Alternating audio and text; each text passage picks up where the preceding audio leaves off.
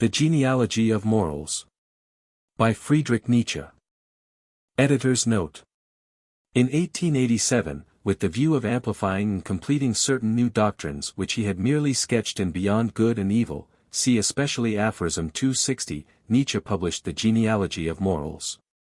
This work is perhaps the least aphoristic, in form, of all Nietzsche's productions. For analytical power, more especially in those parts where Nietzsche examines the ascetic ideal, the Genealogy of Morals is unequaled by any other of his works. And, in the light which it throws upon the attitude of the ecclesiast to the man of resentment and misfortune, it is one of the most valuable contributions to sacerdotal psychology. How do you find this book? Any thoughts about the book or the author? Any suggestion for improvement? Please take a moment to share your thoughts in a comment. If you like it, share it with your friends who might enjoy it as well. Subscribe to keep in touch. Visit CompleteAudiobooks.com for more quality content. Preface 1. We are unknown, we knowers, ourselves to ourselves. This has its own good reason. We have never searched for ourselves, how should it then come to pass, that we should ever find ourselves? Rightly has it been said, where your treasure is, there will your heart be also. Our treasure is there, where stand the hives of our knowledge. It is to those hives that we are always striving. As born creatures of flight, and as the honey-gatherers of the spirit, we care really in our hearts only for one thing, to bring something home to the hive. As far as the rest of life with its so-called experiences is concerned, which of us has even sufficient serious interest? Or sufficient time? In our dealings with such points of life, we are, I fear, never properly to the point. To be precise, our heart is not there, and certainly not our ear. Rather like one who, delighting in a divine distraction, or sunken in the seas of his own soul, in whose ear the clock has just thundered with all its force its 12 strokes of noon, suddenly wakes up, and asks himself, what has in point of fact just struck? So do we at times rub afterwards, as it were, our puzzled ears, and ask in complete astonishment and complete embarrassment, through what have we in point of fact just lived, further, who are we in point of fact? And count, after they have struck, as I have explained, all the 12 throbbing beats of the clock of our experience, of our life, of our being, and count wrong in the endeavor. Of necessity we remain strangers to ourselves, we understand ourselves not, in ourselves we are bound to be mistaken, for of us holds good to all eternity the motto. Each one is the farthest away from himself, as far as ourselves are concerned we are not knowers. 2. My thoughts concerning the genealogy of our moral prejudices, for they constitute the issue in this polemic, have their first, bald, and provisional expression in that collection of aphorisms entitled Human, All Too Human, a book for free minds. The writing of which was begun in Sorrento, during a winter which allowed me to gaze over the broad and dangerous territory through which my mind had up to that time wandered.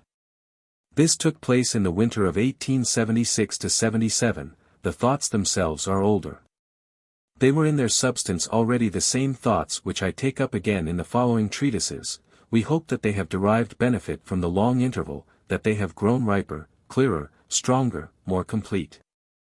The fact, however, that I still cling to them even now, that in the meanwhile they have always held faster by each other, have, in fact, grown out of their original shape and into each other. All this strengthens in my mind the joyous confidence that they must have been originally neither separate disconnected capricious nor sporadic phenomena, but have sprung from a common root, from a fundamental fiat of knowledge, whose empire reached to the soul's depth, and that ever grew more definite in its voice, and more definite in its demands. That is the only state of affairs that is proper in the case of a philosopher. We have no right to be disconnected, we must neither err disconnectedly nor strike the truth disconnectedly. Rather with the necessity with which a tree bears its fruit, so do our thoughts, our values, our yes and no's and ifs and whethers, grow connected and interrelated, mutual witnesses of one will, one health, one kingdom. One sun, as to whether they are to your taste, these fruits of ours. But what matters that to the trees? What matters that to us the philosophers? 3. Owing to a scrupulosity peculiar to myself, which I confess reluctantly, it concerns indeed morality, a scrupulosity, which manifests itself in my life at such an early period, with so much spontaneity. With so chronic a persistence and so keen an opposition to environment, epoch, precedent. An ancestry that I should have been almost entitled to style it my a priori. My curiosity and my suspicion felt themselves betimes bound to halt at the question, of what in point of actual fact was the origin of our good and of our evil. Indeed, at the boyish age of 13 the problem of the origin of evil already haunted me. At an age when games and God divide one's heart, I devoted to that problem my first childish attempt at the literary game. My first philosophic essay, and as regards my infantile solution of the problem, well, I gave quite properly the honor to God, and made him the father of evil. Did my own a priori demand that precise solution from me? That new, immoral, or at least immoral a priori, and that categorical imperative which was its voice, but oh! How hostile to the Kantian article, and how pregnant with problems. To which since then I have given more and more attention, and indeed what is more than attention. Fortunately I soon learned to separate theological from moral prejudices, and I gave up looking for a supernatural origin of evil. A certain amount of historical and philological education, to say nothing of an innate faculty of psychological discrimination par excellence, succeeded in transforming almost immediately my original problem into the following one: under what conditions did man invent for himself those judgments of values, good and evil? And what intrinsic value do they possess in themselves? Have they up to the present hindered or advanced human well-being? Are they a symptom of the distress, impoverishment, and degeneration of human life? Or, conversely, is it in them that is manifested the fullness, the strength, and the will of life, its courage, its self-confidence, its future? On this point I found and hazarded in my mind the most diverse answers. I established distinctions in periods, peoples, and castes. I became a specialist in my problem, and from my answers grew new questions, new investigations, new conjectures, new probabilities. Until at last I had a land of my own and a soil of my own, a whole secret world growing and flowering, like hidden gardens of whose existence no one could have an inkling. Oh, how happy are we finders of knowledge! Provided that we know how to keep silent sufficiently long. 4.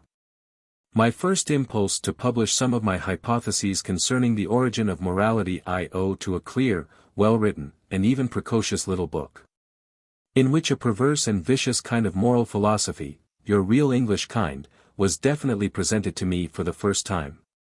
And this attracted me, with that magnetic attraction, inherent in that which is diametrically opposed and antithetical to one's own ideas.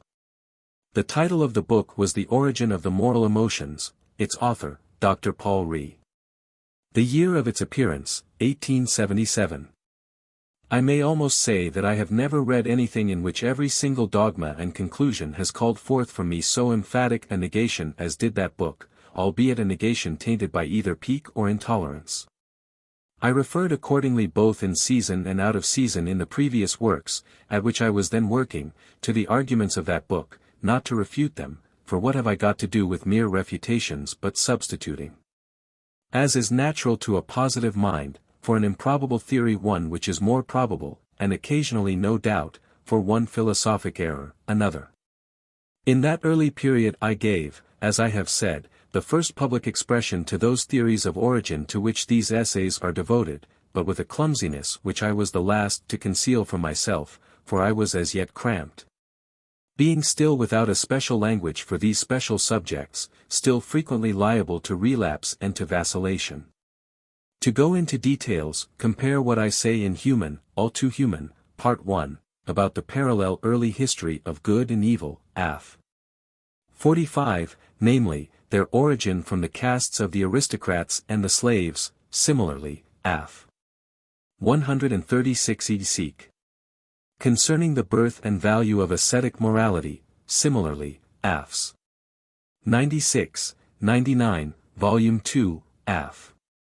89, concerning the morality of custom, that far older and more original kind of morality which is toto silla different from the altruistic ethics, in which Dr. Ree, like all the English moral philosophers, sees the ethical thing in itself. Finally, Aff. 92, similarly, Aff. 26 in Human, All Too Human, Part 2, and Aff. 112, The Dawn of Day, concerning the origin of justice as a balance between persons of approximately equal power, equilibrium as the hypothesis of all contract, consequently of all law. Similarly, concerning the origin of punishment, Human, All Too Human, Part 2, Affs. 22, 23, in regard to which the deterrent object is neither essential nor original, as Dr.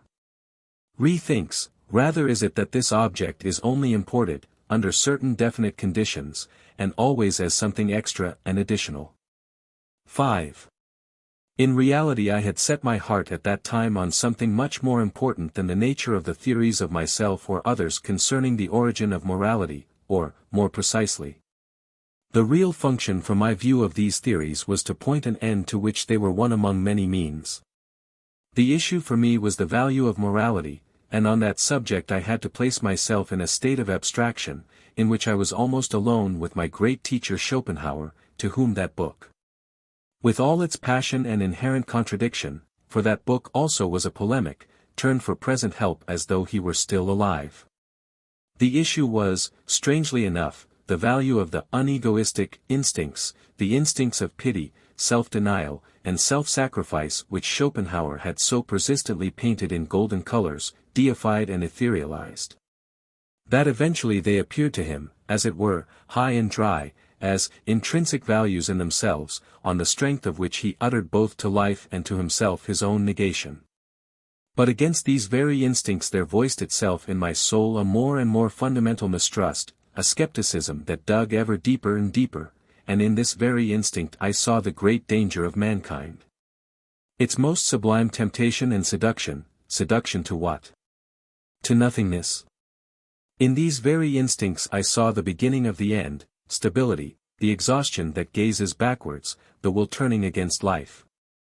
The last illness announcing itself with its own mincing melancholy, I realized that the morality of pity which spread wider and wider, and whose grip infected even philosophers with its disease, was the most sinister symptom of our modern European civilization. I realized that it was the route along which that civilization slid on its way to a new Buddhism, a European Buddhism, nihilism. This exaggerated estimation in which modern philosophers have held pity, is quite a new phenomenon. Up to that time philosophers were absolutely unanimous as to the worthlessness of pity. I need only mention Plato, Spinoza, La Rochefoucauld, and Kant, for minds as mutually different as is possible, but united on one point, their contempt of pity. 6. This problem of the value of pity and of the pity morality, I am an opponent of the modern infamous emasculation of our emotions, seems at the first blush a mere isolated problem, a note of interrogation for itself. He, however, who once halts at this problem, and learns how to put questions, will experience what I experienced. A new and immense vista unfolds itself before him, a sense of potentiality seizes him like a vertigo, every species of doubt, mistrust, and fear springs up, the belief in morality, nay, in all morality, totters, finally a new demand voices itself. Let us speak out this new demand: we need a critique of moral values. The value of these values is for the first time to be called into question, and for this purpose a knowledge is necessary of the conditions and circumstances out of which these values grew, and under which they experienced their evolution and their distortion, morality as a result, as a symptom, as a mask, as tartuffism, as disease, as a misunderstanding.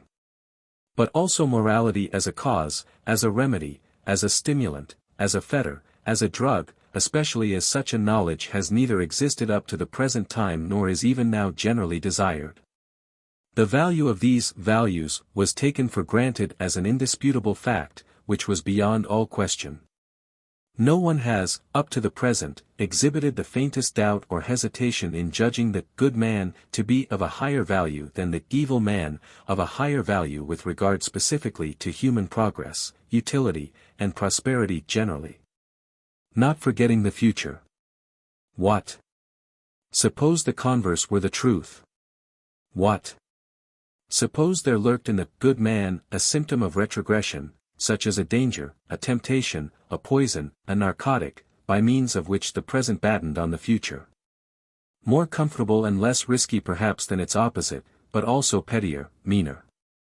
So that morality would really be saddled with the guilt, if the maximum potentiality of the power and splendor of the human species were never to be attained. So that really morality would be the danger of dangers. 7. Enough, that after this vista had disclosed itself to me, I myself had reason to search for learned, bold, and industrious colleagues. I am doing it even to this very day.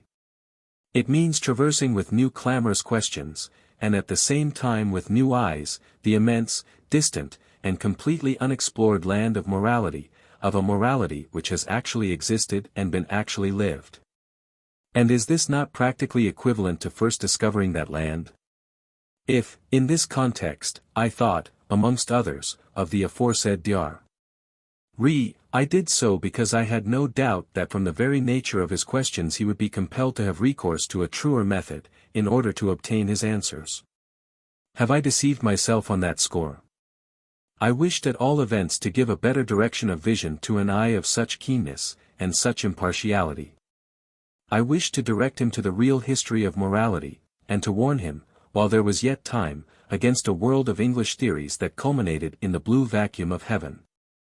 Other colors, of course, rise immediately to one's mind as being 100 times more potent than blue for a genealogy of morals, for instance, gray, by which I mean authentic facts capable of definite proof and having actually existed, or, to put it shortly, the whole of that long hieroglyphic script, which is so hard to decipher, about the past history of human morals. This script was unknown to Dr.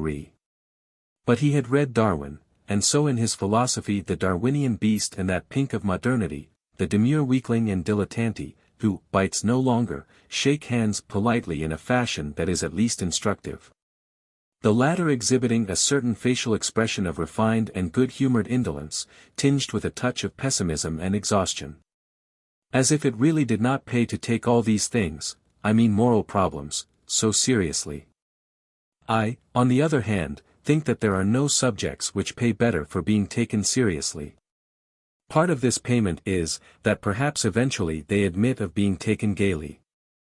This gaiety indeed, or, to use my own language, this joyful wisdom, is a payment.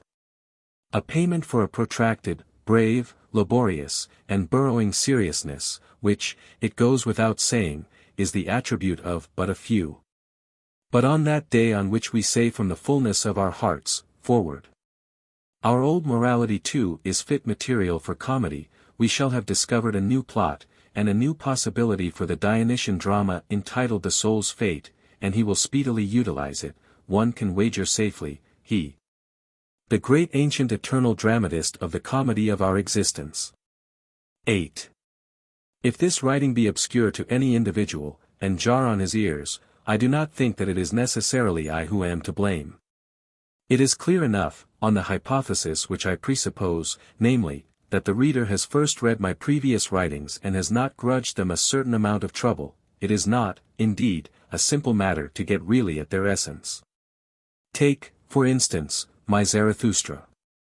I allow no one to pass muster as knowing that book, unless every single word therein has at some time wrought in him a profound wound, and at some time exercised on him a profound enchantment. Then and not till then can he enjoy the privilege of participating reverently in the halcyon element, from which that work is born, in its sunny brilliance, its distance, its spaciousness, its certainty. In other cases the aphoristic form produces difficulty, but this is only because this form is treated too casually.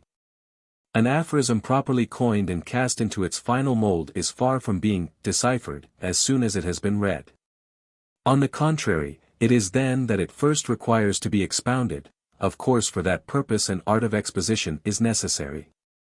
The third essay in this book provides an example of what is offered, of what in such cases I call exposition. An aphorism is prefixed to that essay, the essay itself is its commentary. Certainly one quality which nowadays has been best forgotten, and that is why it will take some time yet for my writings to become readable, is essential in order to practice reading as an art, a quality for the exercise of which it is necessary to be a cow, and under no circumstances a modern man. Rumination. Sils Maria, Upper Engadine. July 1887. First essay. Good and evil, good and bad. 1. Those English psychologists, who up to the present are the only philosophers who are to be thanked for any endeavor to get as far as a history of the origin of morality, these men, I say, offer us in their own personalities no paltry problem. They even have, if I am to be quite frank about it, in their capacity of living riddles, an advantage over their books. They themselves are interesting.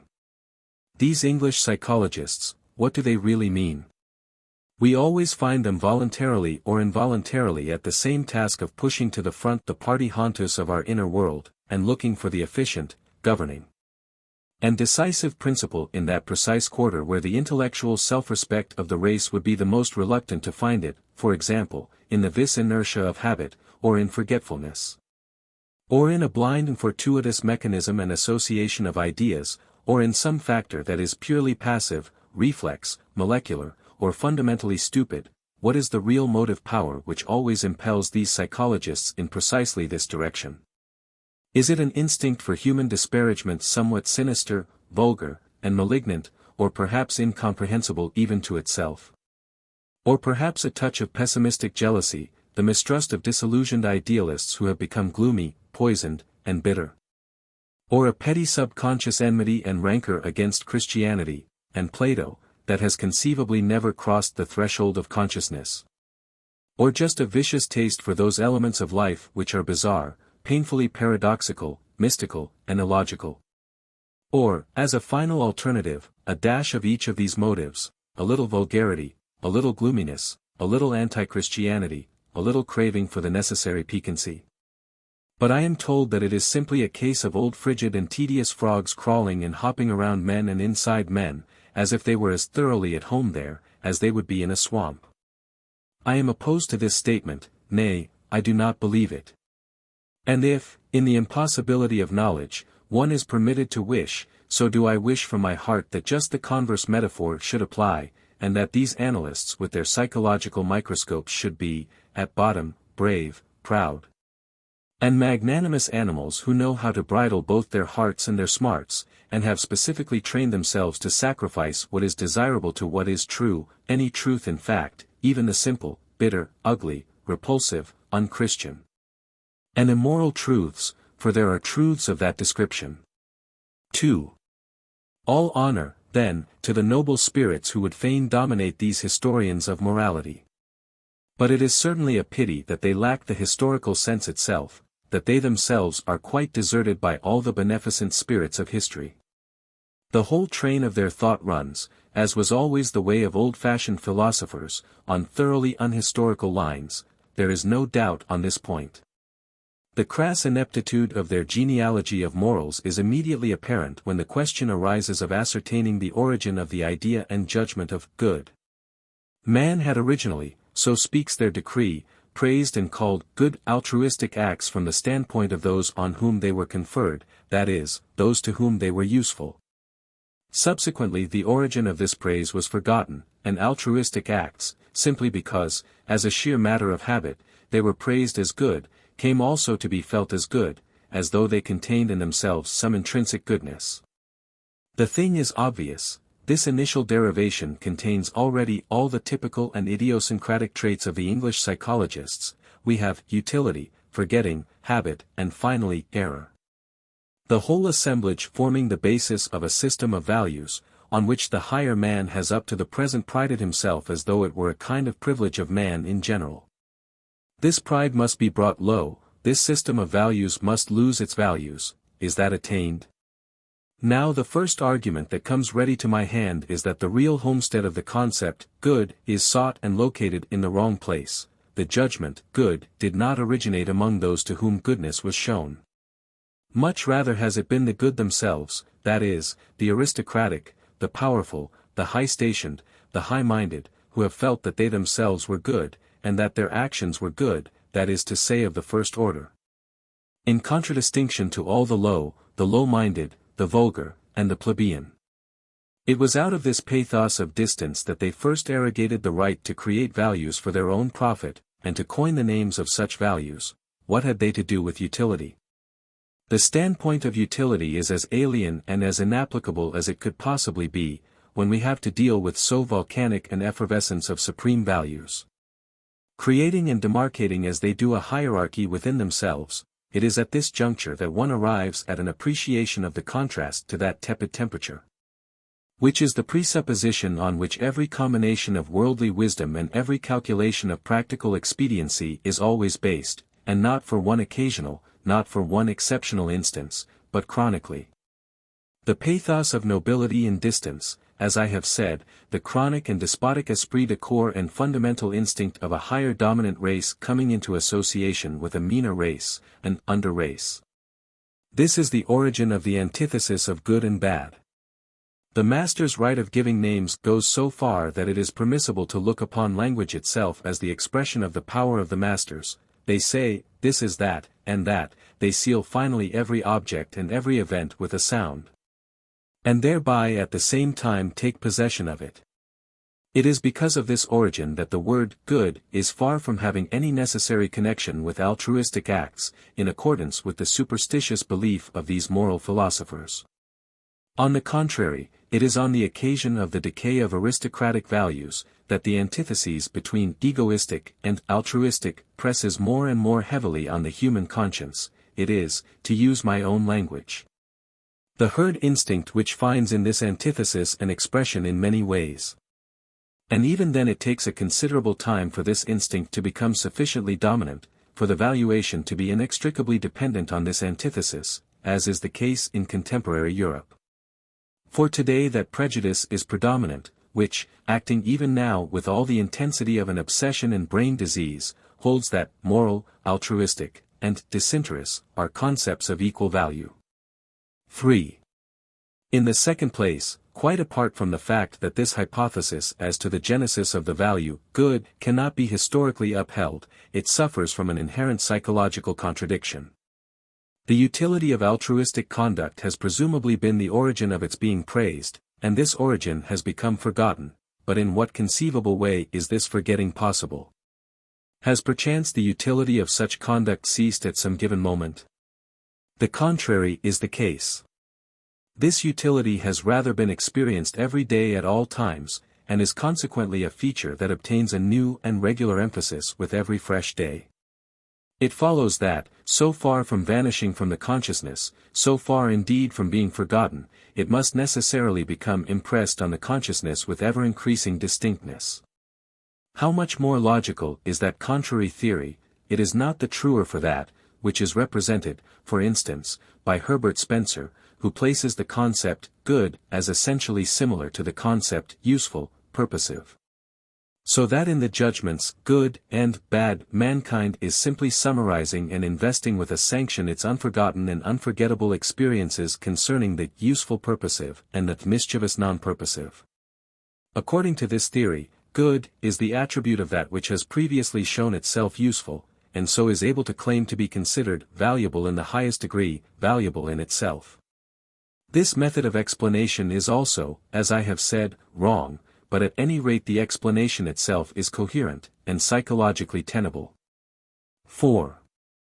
The guidepost which first put me on the right track was this question: what is the true etymological significance of the various symbols for the idea, good, which have been coined in the various languages?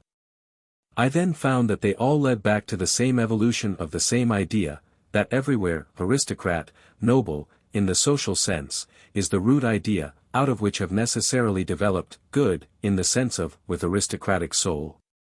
Noble, in the sense of with a soul of high caliber, with a privileged soul, a development which invariably runs parallel with that other evolution by which vulgar, plebeian, low, are made to change finally into bad.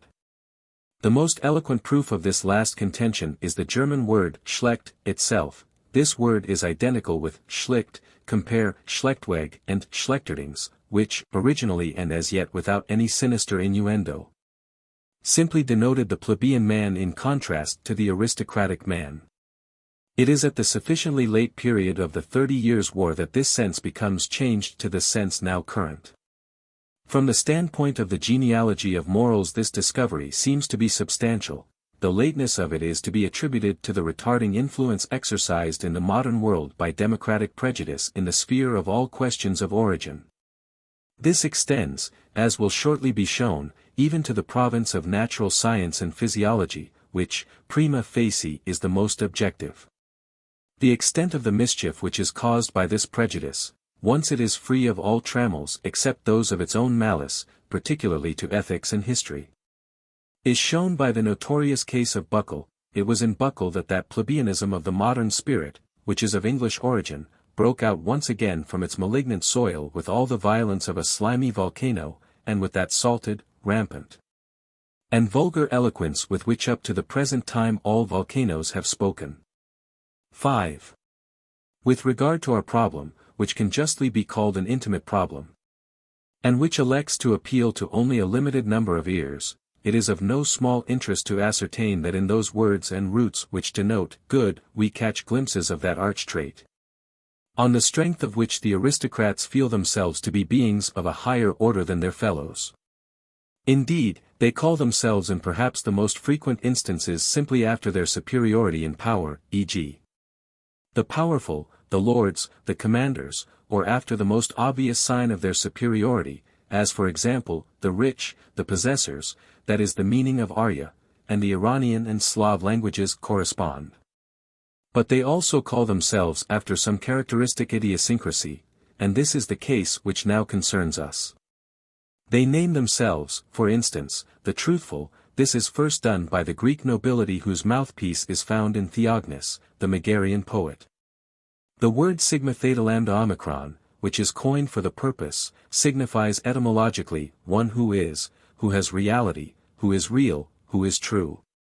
And then with a subjective twist, the true, as the truthful. At this stage in the evolution of the idea, it becomes the motto and party cry of the nobility, and quite completes the transition to the meaning noble, so as to place outside the pale the lying, vulgar man, as Theognis conceives and portrays him, till finally the word after the decay of the nobility is left to delineate psychological noblesse, and becomes as it were ripe and mellow.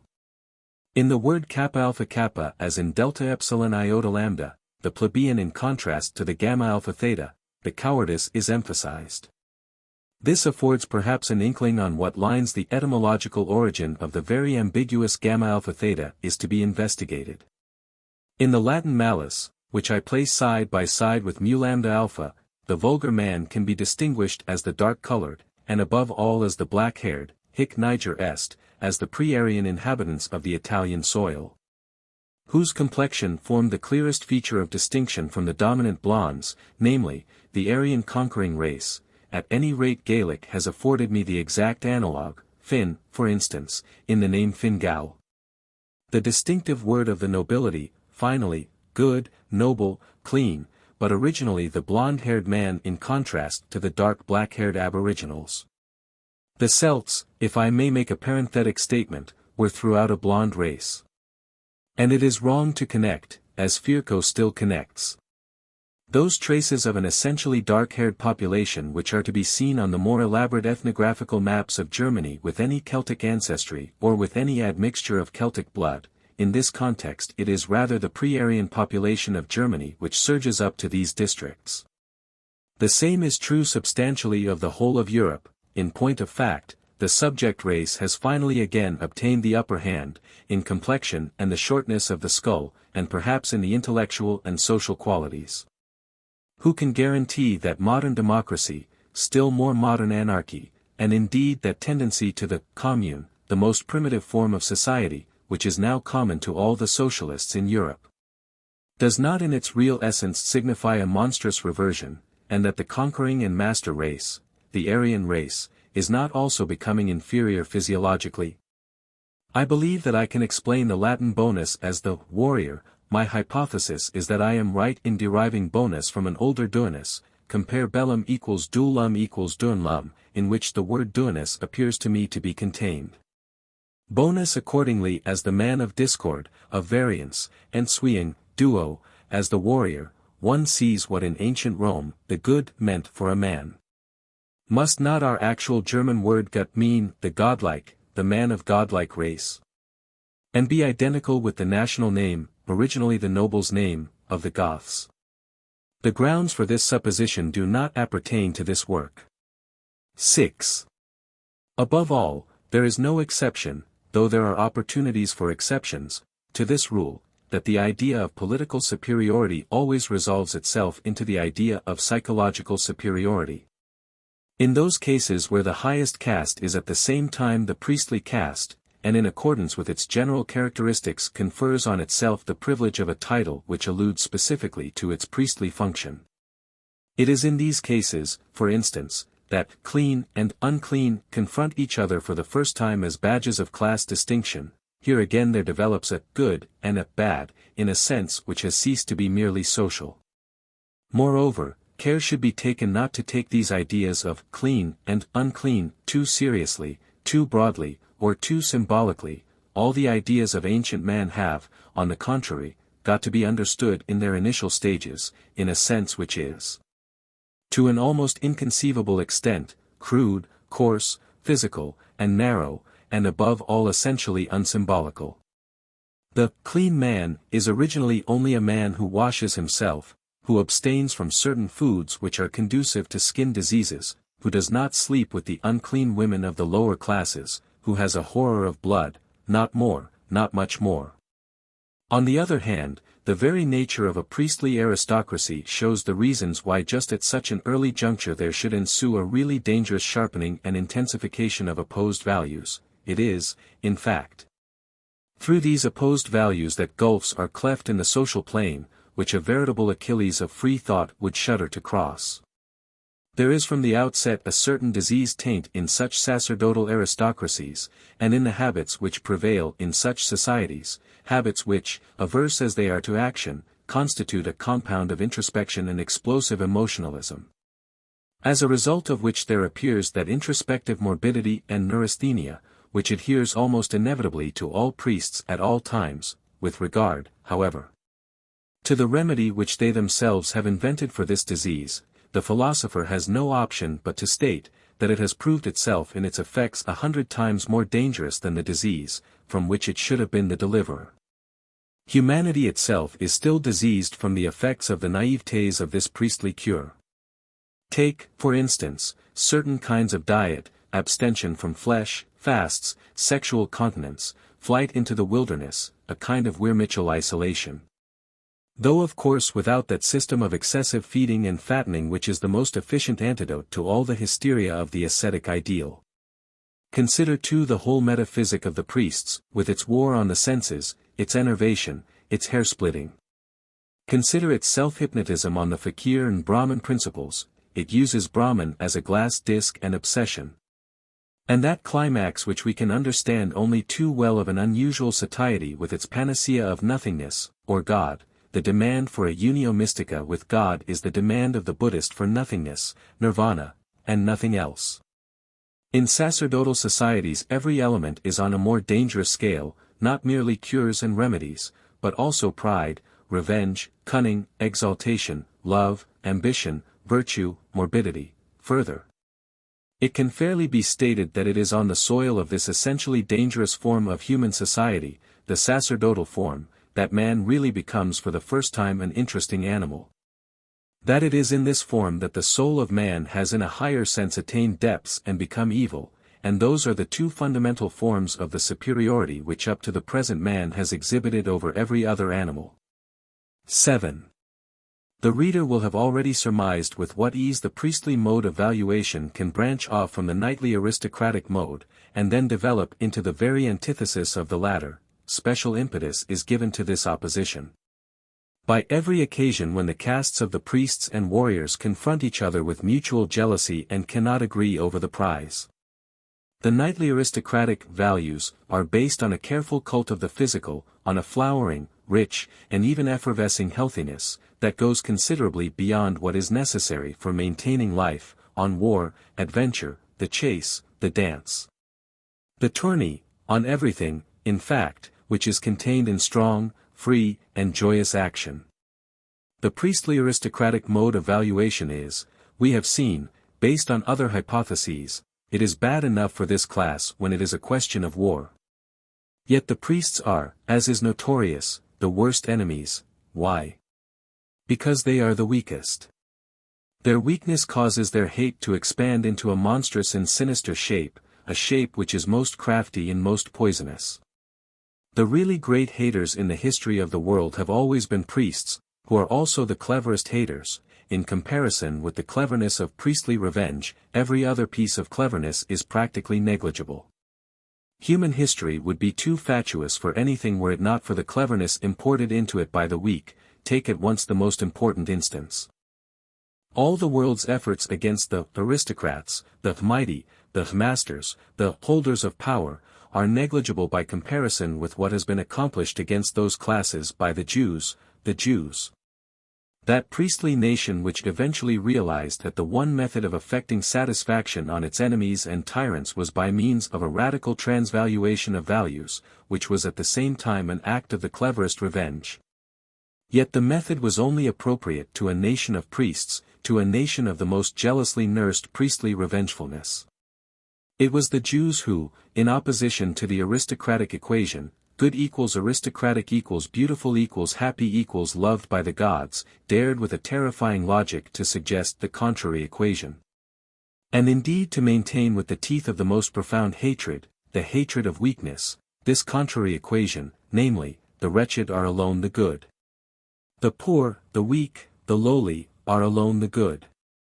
The suffering, the needy, the sick, the loathsome, are the only ones who are pious, the only ones who are blessed, for them alone is salvation.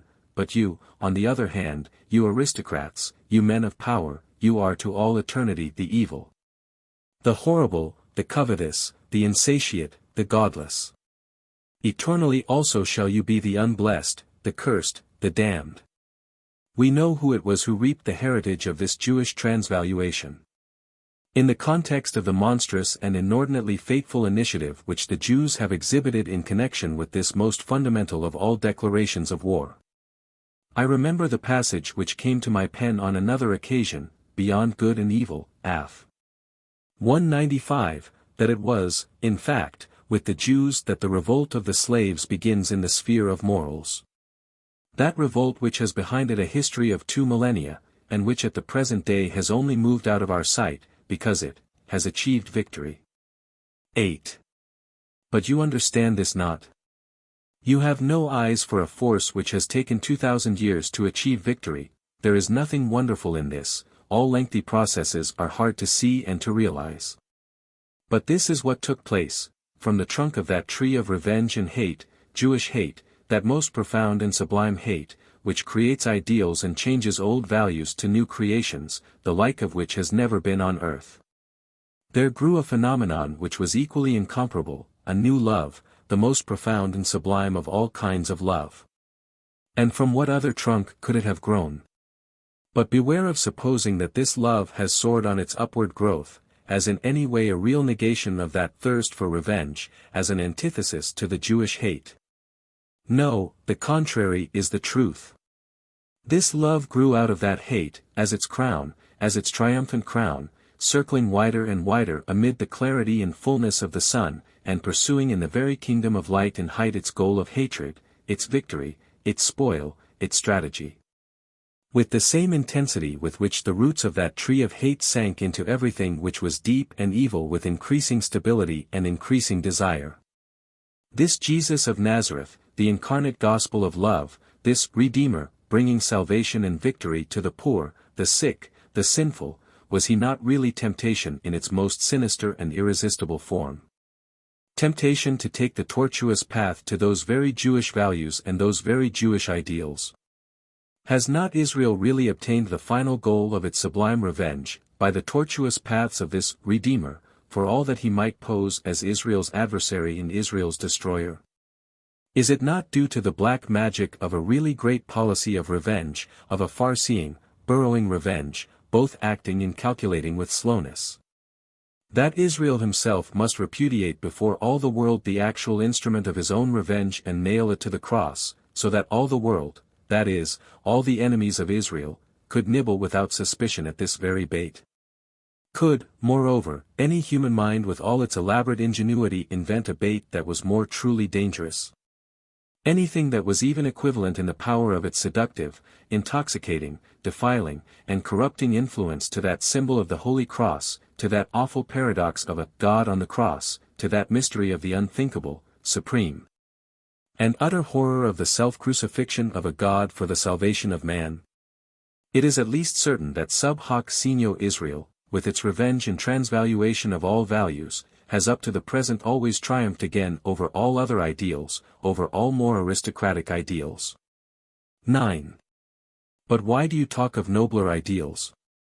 Let us submit to the facts, that the people have triumphed, or the slaves, or the populace, or the herd, or whatever name you care to give them. If this has happened through the Jews, so be it. In that case no nation ever had a greater mission in the world's history. The masters have been done away with, the morality of the vulgar man has triumphed. This triumph may also be called a blood poisoning. It has mutually fused the races, I do not dispute it, but there is no doubt but that this intoxication has succeeded. The redemption of the human race, that is, from the masters, is progressing swimmingly. Everything is obviously becoming Judaized, or Christianized, or vulgarist. What is there in the words? It seems impossible to stop the course of this poisoning through the whole body politic of mankind, but its tempo and pace may from the present time be slower, more delicate, quieter, more discreet. There is time enough. In view of this context, has the Church nowadays any necessary purpose? Has it, in fact, a right to live? Or could man get on without it? Quaerator. It seems that it fetters and retards this tendency, instead of accelerating it. Well, even that might be its utility. The Church certainly is a crude and boorish institution, that is repugnant to an intelligence with any pretense at delicacy, to a really modern taste. Should it not at any rate learn to be somewhat more subtle? It alienates nowadays, more than it allures. Which of us would, forsooth, be a free thinker if there were no Church? It is the Church which repels us. Not its poison. Apart from the Church we like the poison. This is the epilogue of a free thinker to my discourse, of an honorable animal, as he has given abundant proof, and a democrat to boot. He had up to that time listened to me, and could not endure my silence, but for me, indeed, with regard to this topic there is much on which to be silent. 10. The revolt of the slaves in morals begins in the very principle of resentment becoming creative and giving birth to values, a resentment experienced by creatures who, deprived as they are of the proper outlet of action, are forced to find their compensation in an imaginary revenge. While every aristocratic morality springs from a triumphant affirmation of its own demands, the slave morality says no from the very outset to what is outside itself, different from itself, and not itself, and this no is its creative deed. This volte-face of the valuing standpoint, this inevitable gravitation to the objective instead of back to the subjective, is typical of resentment. The slave morality requires as the condition of its existence an external and objective world. To employ physiological terminology, it requires objective stimuli to be capable of action at all. Its action is fundamentally a reaction. The contrary is the case when we come to the aristocrat system of values. It acts and grows spontaneously, it merely seeks its antithesis in order to pronounce a more grateful and exultant yes to its own self. Its negative conception, low, vulgar, bad, is merely a pale late-born foil in comparison with its positive and fundamental conception, saturated as it is with life and passion, of we aristocrats, we good ones, we beautiful ones, we happy ones. When the aristocratic morality goes astray and commits sacrilege on reality, this is limited to that particular sphere with which it is not sufficiently acquainted, a sphere, in fact, from the real knowledge of which it disdainfully defends itself.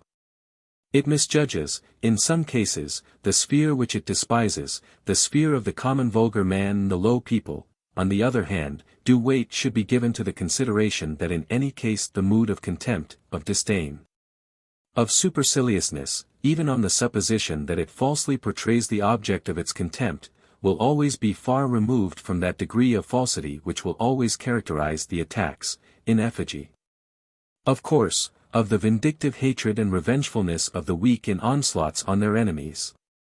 In point of fact, there is in contempt too strong an admixture of nonchalance, of casualness, of boredom, of impatience, even of personal exultation, for it to be capable of distorting its victim into a real caricature or a real monstrosity. Attention again should be paid to the almost benevolent nuances which, for instance, the Greek nobility imports into all the words by which it distinguishes the common people from itself. Note how continuously a kind of pity, care, and consideration imparts its honeyed flavor, until at last almost all the words which are applied to the vulgar man survive finally as expressions for unhappy, worthy of pity, compare delta epsilon iota lambda omicron. Delta epsilon lambda alpha iota omicron, pi omicron nu hetero, mu omicron chi theta hetero. The latter two names really denoting the vulgar man as labor slave and beast of burden, and how, conversely, bad, low, unhappy, have never ceased to ring in the Greek ear with a tone in which unhappy is the predominant note. This is a heritage of the old noble aristocratic morality, which remains true to itself even in contempt. Let philologists remember the sense in which iota zeta upsilon rho, nu omicron lambda beta omicron, tau lambda mu omega nu, delta upsilon sigma tau upsilon chi epsilon nu, psi upsilon mu phi omicron rho used to be employed. The well-born simply felt themselves the happy. They did not have to manufacture their happiness artificially through looking at their enemies, or in cases to talk and lie themselves into happiness, as is the custom with all resentful men. And similarly, complete men as they were, exuberant with strength, and consequently necessarily energetic. They were too wise to dissociate happiness from action. Activity becomes in their minds necessarily counted as happiness, that is the etymology of epsilon pi rho tau tau epsilon iota nu, all in sharp contrast to the happiness of the weak and the oppressed. With their festering venom and malignity, among whom happiness appears essentially as a narcotic, a deadening, a quietude, a peace, a Sabbath, an enervation of the mind and relaxation of the limbs, in short, a purely passive phenomenon. While the aristocratic man lived in confidence and openness with himself, gamma epsilon nu alpha omicron, noble-born, emphasizes the nuance, sincere, and perhaps also naïf. The resentful man, on the other hand, is neither sincere nor naïf, nor honest and candid with himself. His soul squints, his mind loves hidden crannies, tortuous paths, and back doors. Everything secret appeals to him as his world, his safety, his balm. He is past master in silence, in not forgetting, in waiting, in provisional self-depreciation and self-abasement. A race of such resentful men will of necessity eventually prove more prudent than any aristocratic race. It will honor prudence on quite a distinct scale, as, in fact, a paramount condition of existence. While prudence among aristocratic men is apt to be tinged with a delicate flavor of luxury and refinement, so among them it plays nothing like so integral a part as that complete certainty of function of the governing unconscious instincts, or as indeed a certain lack of prudence, such as a vehement and valiant charge, whether against danger or the enemy, or as those ecstatic bursts of rage, love, reverence, gratitude, by which at all times noble souls have recognized each other. When the resentment of the aristocratic man manifests itself, it fulfills and exhausts itself in an immediate reaction, and consequently instills no venom. On the other hand, it never manifests itself at all in countless instances, when in the case of the feeble and weak it would be inevitable. An inability to take seriously for any length of time their enemies, their disasters, their misdeeds, that is the sign of the full strong natures who possess a superfluity of molding plastic force that heals completely and produces forgetfulness. A good example of this in the modern world is Mirabeau, who had no memory for any insults and meannesses which were practiced on him, and who was only incapable of forgiving because he forgot. Such a man indeed shakes off with a shrug many a worm which would have buried itself in another. It is only in characters like these that we see the possibility, supposing, of course, that there is such a possibility in the world, of the real love of one's enemies. What respect for his enemies is found, forsooth, in an aristocratic man, and such a reverence is already a bridge to love. He insists on having his enemy to himself as his distinction.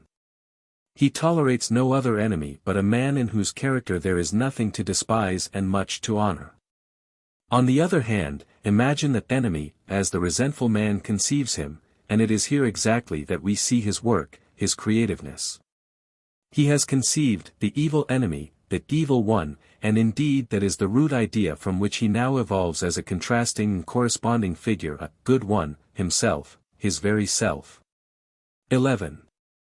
The method of this man is quite contrary to that of the aristocratic man, who conceives the root idea good spontaneously and straight away, that is to say, out of himself, and from that material then creates for himself a concept of bad. This bad, of aristocratic origin, and that evil, out of the cauldron of unsatisfied hatred, the former an imitation, an extra, an additional nuance. The latter, on the other hand, the original, the beginning, the essential act in the conception of a slave morality. These two words, bad and evil, how great a difference do they mark! In spite of the fact that they have an identical contrary in the idea good. But the idea good is not the same, much rather let the question be asked, who is really evil according to the meaning of the morality of resentment? In all sternness let it be answered thus, just the good man of the other morality, just the aristocrat, the powerful one, the one who rules, but who is distorted by the venomous eye of resentfulness, into a new color, a new signification, a new appearance. This particular point we would be the last to deny, the man who learnt to know those good ones only as enemies. Learnt at the same time not to know them only as evil enemies, and the same men who inter pares were kept so rigorously in bounds through convention, respect, custom, and gratitude. Though much more through mutual vigilance and jealousy inter pares, these men who in their relations with each other find so many new ways of manifesting consideration, self-control, delicacy, loyalty, pride, and friendship. These men are in reference to what is outside their circle, where the foreign element, a foreign country, begins, not much better than beasts of prey, which have been let loose. They enjoy their freedom from all social control. They feel that in the wilderness they can give vent with impunity to that tension which is produced by enclosure and imprisonment in the peace of society. They revert to the innocence of the beast of prey conscience, like jubilant monsters, who perhaps come from a ghastly bout of murder, arson, rape, and torture, with bravado and a moral equanimity. As though merely some wild student's prank had been played, perfectly convinced that the poets have now an ample theme to sing and celebrate. It is impossible not to recognize at the core of all these aristocratic races the beast of prey, the magnificent blonde brute, avidly rampant for spoil and victory. This hidden core needed an outlet from time to time. The beast must get loose again, must return into the wilderness. The Roman, Arabic, German, and Japanese nobility, the Homeric heroes, the Scandinavian Vikings, are all alike in this need. It is the aristocratic races who have left the idea barbarian on all the tracks in which they have marched. Nay, a consciousness of this very barbarianism, and even a pride in it, manifests itself even in their highest civilization, for example, when Pericles says to his Athenians in that celebrated funeral oration, "Our audacity has forced a way over every land and sea, rearing everywhere imperishable memorials of itself for good and for evil." This audacity of aristocratic races, mad, absurd, and spasmodic as may be its expression. The incalculable and fantastic nature of their enterprises, Pericles sets in special relief and glory the rho alpha theta upsilon mu alpha of the Athenians, their nonchalance and contempt for safety, body, life, and comfort. Their awful joy and intense delight in all destruction, in all the ecstasies of victory and cruelty, all these features become crystallized, for those who suffered thereby in the picture of the barbarian, of the evil enemy. Perhaps of the Goth and of the Vandal. The profound, icy mistrust which the German provokes, as soon as he arrives at power, even at the present time, is always still an aftermath of that inextinguishable horror with which for whole centuries Europe has regarded the wrath of the blonde Teuton beast, although between the old Germans and ourselves there exists scarcely a psychological, let alone a physical, relationship. I have once called attention to the embarrassment of Hesiod, when he conceived the series of social ages, and endeavored to express them in gold, silver, and bronze. He could only dispose of the contradiction, with which he was confronted, by the Homeric world, an age magnificent indeed, but at the same time so awful and so violent, by making two ages out of one, which he henceforth placed one behind each other. First, the age of the heroes and demigods, as that world had remained in the memories of the aristocratic families, who found therein their own ancestors. Secondly, the Bronze Age, as that corresponding age appeared to the descendants of the oppressed, spoiled, ill-treated, exiled, enslaved. Namely, as an age of bronze, as I have said, hard, cold, terrible, without feelings and without conscience, crushing everything, and bespattering everything with blood. Granted the truth of the theory now believed to be true, that the very essence of all civilization is to train out of man, the beast of prey, a tame and civilized animal, a domesticated animal. It follows indubitably that we must regard as the real tools of civilization all those instincts of reaction and resentment, by the help of which the aristocratic races, together with their ideals, were finally degraded and overpowered. Though that has not yet come to be synonymous with saying that the bearers of those tools also represented the civilization. It is rather the contrary that is not only probable, nay, it is palpable today. These bearers of vindictive instincts that have to be bottled up, these descendants of all European and non-European slavery, especially of the pre-Aryan population, these people, I say, represent the decline of humanity. These tools of civilization are a disgrace to humanity, and constitute in reality more of an argument against civilization, more of a reason why civilization should be suspected. One may be perfectly justified in being always afraid of the blonde beast that lies at the core of all aristocratic races, and in being on one's guard, but who would not 100 times prefer to be afraid, when one at the same time admires, than to be immune from fear, at the cost of being perpetually obsessed with the loathsome spectacle of the distorted, the dwarfed, the stunted, the envenomed? And is that not our fate? What produces today our repulsion towards man, for we suffer from man, there is no doubt about it. It is not fear, it is rather that we have nothing more to fear from men. It is that the worm man is in the foreground and pullulates, it is that the tame man, the wretched mediocre and unedifying creature, has learnt to consider himself a goal and a pinnacle, an inner meaning, an historic principle, a higher man. Yes, it is that he has a certain right so to consider himself, in so far as he feels that in contrast to that excess of deformity, disease, exhaustion, and effeteness whose odor is beginning to pollute present-day Europe, he at any rate has achieved a relative success, he at any rate still says yes to life. 12. I cannot refrain at this juncture from uttering a sigh and one last hope. What is it precisely which I find intolerable? That which I alone cannot get rid of, which makes me choke and faint. Bad air. Bad air. That something misbegotten comes near me, that I must inhale the odor of the entrails of a misbegotten soul, that accepted, what can one not endure in the way of need, privation, bad weather, sickness, toil, solitude? In point of fact, one manages to get over everything, born as one is to a burrowing and battling existence. One always returns once again to the light, one always lives again one's golden hour of victory, and then one stands as one was born, unbreakable, tense, ready for something more difficult, for something more distant. Like a bow stretched but the tauter by every strain. But from time to time do ye grant me, assuming that, beyond good and evil, there are goddesses who can grant me but one glimpse only, of something perfect, fully realized, happy, mighty, triumphant. Of something that still gives cause for fear. A glimpse of a man that justifies the existence of man, a glimpse of an incarnate human happiness that realizes and redeems, for the sake of which one may hold fast to the belief in man. For the position is this: in the dwarfing and leveling of the European man lurks our greatest peril, for it is this outlook which fatigues. We see today nothing which wishes to be greater, we surmise that the process is always still backwards.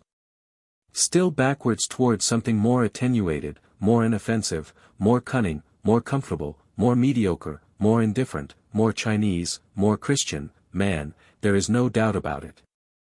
Grows always better. The destiny of Europe lies even in this, that in losing the fear of man, we have also lost the hope in man, the will to be man.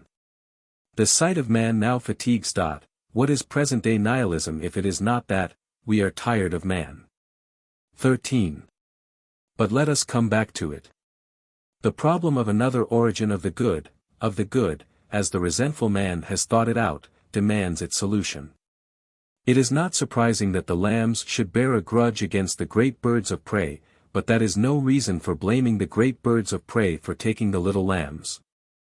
And when the lambs say among themselves, these birds of prey are evil, and he who is as far removed from being a bird of prey, who is rather its opposite, a lamb, is he not good? Then there is nothing to cavil at in the setting up of this ideal, though it may also be that the birds of prey will regard it a little sneeringly, and perchance say to themselves, we bear no grudge against them, these good lambs. We even like them, nothing is tastier than a tender lamb. To require of strength that it should not express itself as strength, that it should not be a wish to overpower, a wish to overthrow, a wish to become master, a thirst for enemies and antagonisms and triumphs, is just as absurd as to require of weakness that it should express itself as strength. A quantum of force is just such a quantum of movement, will, action, rather it is nothing else than just those very phenomena of moving, willing, acting. And can only appear otherwise in the misleading errors of language, and the fundamental fallacies of reason which have become petrified therein, which understands, and understands wrongly, all working as conditioned by a worker, by a subject. And just exactly as the people separate the lightning from its flash, and interpret the latter as a thing done, as the working of a subject which is called lightning, so also does the popular morality separate strength from the expression of strength, as though behind the strong man there existed some indifferent neutral substratum, which enjoyed a caprice and option as to whether or not it should express strength. But there is no such substratum, there is no being behind doing, working, becoming. The doer is a mere appanage to the action. The action is everything. In point of fact, the people duplicate the doing, when they make the lightning lighten, that is a doing, they make the same phenomenon first a cause, and then, secondly, the effect of that cause. The scientists fail to improve matters when they say, force moves, force causes, and so on. Our whole science is still, in spite of all its coldness, of all its freedom from passion, a dupe of the tricks of language, and has never succeeded in getting rid of that superstitious changeling, the subject, the atom. To give another instance, is such a changeling, just as the Kantian thing in itself. What wonder, if the suppressed and stealthily simmering passions of revenge and hatred exploit for their own advantage this belief, and indeed hold no belief with a more steadfast enthusiasm than this, that the strong has the option of being weak, and the bird of prey of being a lamb. Thereby do they win for themselves the right of attributing to the birds of prey the responsibility for being birds of prey, when the oppressed, downtrodden, and overpowered say to themselves with the vindictive guile of weakness, let us be otherwise than the evil, namely, good. And good is every one who does not oppress, who hurts no one, who does not attack, who does not pay back, who hands over revenge to God, who holds himself, as we do, in hiding, who goes out of the way of evil, and demands, in short, little from life, like ourselves the patient, the meek, the just. Yet all this, in its cold and unprejudiced interpretation, means nothing more than, once for all, the weak are weak. It is good to do nothing for which we are not strong enough. But this dismal state of affairs, this prudence of the lowest order, which even insects possess, which in a great danger are fain to sham death so as to avoid doing too much, has, thanks to the counterfeiting and self-deception of weakness, come to masquerade in the pomp of an ascetic, mute, and expectant virtue, just as though the very weakness of the weak, that is, forsooth, its being, its working, its whole unique inevitable inseparable reality, were a voluntary result. Something wished, chosen, a deed, an act of merit. This kind of man finds the belief in a neutral, free-choosing subject necessary from an instinct of self-preservation, of self-assertion, in which every lie is feigned to sanctify itself. The subject, or, to use popular language, the soul, has perhaps proved itself the best dogma in the world simply because it rendered possible to the horde of mortal, weak, and oppressed individuals of every kind that most sublime specimen of self-deception, the interpretation of weakness as freedom, of being this, or being that, as merit. 14. Will anyone look a little into, right into, the mystery of how ideals are manufactured in this world? Who has the courage to do it? Come. Here we have a vista opened into these grimy workshops. Wait just a moment, dear Mr. Inquisitive and foolhardy, your eye must first grow accustomed to this false changing light, yes. Enough. Now speak. What is happening below down yonder? Speak out that what you see, man of the most dangerous curiosity, for now I am the listener. I see nothing, I hear the more. It is a cautious, spiteful, gentle whispering and muttering together in all the corners and crannies. It seems to me that they are lying, a sugary softness adheres to every sound. Weakness is turned to merit, there is no doubt about it, it is just as you say. Further. And the impotence which requites not, is turned to goodness, craven baseness to meekness, submission to those whom one hates, to obedience, namely, obedience to one of whom they say that he ordered this submission, they call him God. The inoffensive character of the weak, the very cowardice in which he is rich, his standing at the door, his forced necessity of waiting, gain here fine names, such as patience, which is also called virtue. Not being able to avenge one's self, is called not wishing to avenge one's self, perhaps even forgiveness, for they know not what they do, we alone know what they do. They also talk of the love of their enemies and sweat thereby. Further. They are miserable, there is no doubt about it, all these whisperers and counterfeiters in the corners, although they try to get warm by crouching close to each other. But they tell me that their misery is a favor and distinction given to them by God, just as one beats the dogs one likes best. That perhaps this misery is also a preparation, a probation, a training, that perhaps it is still more something which will one day be compensated and paid back with a tremendous interest in gold, nay in happiness. This they call blessedness. Further. They are now giving me to understand, that not only are they better men than the mighty, the lords of the earth, whose spittle they have got to lick, not out of fear, not at all out of fear. But because God ordains that one should honor all authority, not only are they better men, but that they also have a better time, at any rate, will one day have a better time. But enough. Enough. I can endure it no longer. Bad air. Bad air. These workshops where ideals are manufactured, verily they reek with the crassest lies. Nay. Just 1 minute. You are saying nothing about the masterpieces of these virtuosos of black magic, who can produce whiteness, milk, and innocence out of any black you like. Have you not noticed what a pitch of refinement is attained by their chef d'oeuvre?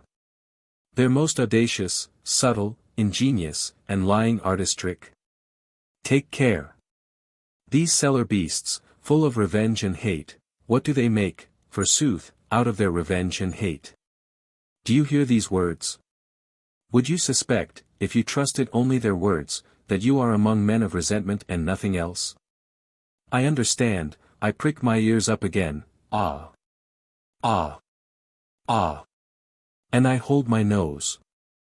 Now do I hear for the first time that which they have said so often, we good, we are the righteous, what they demand they call not revenge but the triumph of righteousness. What they hate is not their enemy, no, they hate unrighteousness, godlessness, what they believe in and hope is not the hope of revenge, the intoxication of sweet revenge, sweeter than honey, did Homer call it. But the victory of God, of the righteous God over the godless, what is left for them to love in this world is not their brothers in hate, but their brothers in love, as they say, all the good and righteous on the earth. And how do they name that which serves them as a solace against all the troubles of life? their phantasmagoria of their anticipated future blessedness. How? Do I hear right? They call it, the Last Judgment, the advent of their kingdom, the kingdom of God, but in the meanwhile they live, in faith, in love, in hope. Enough.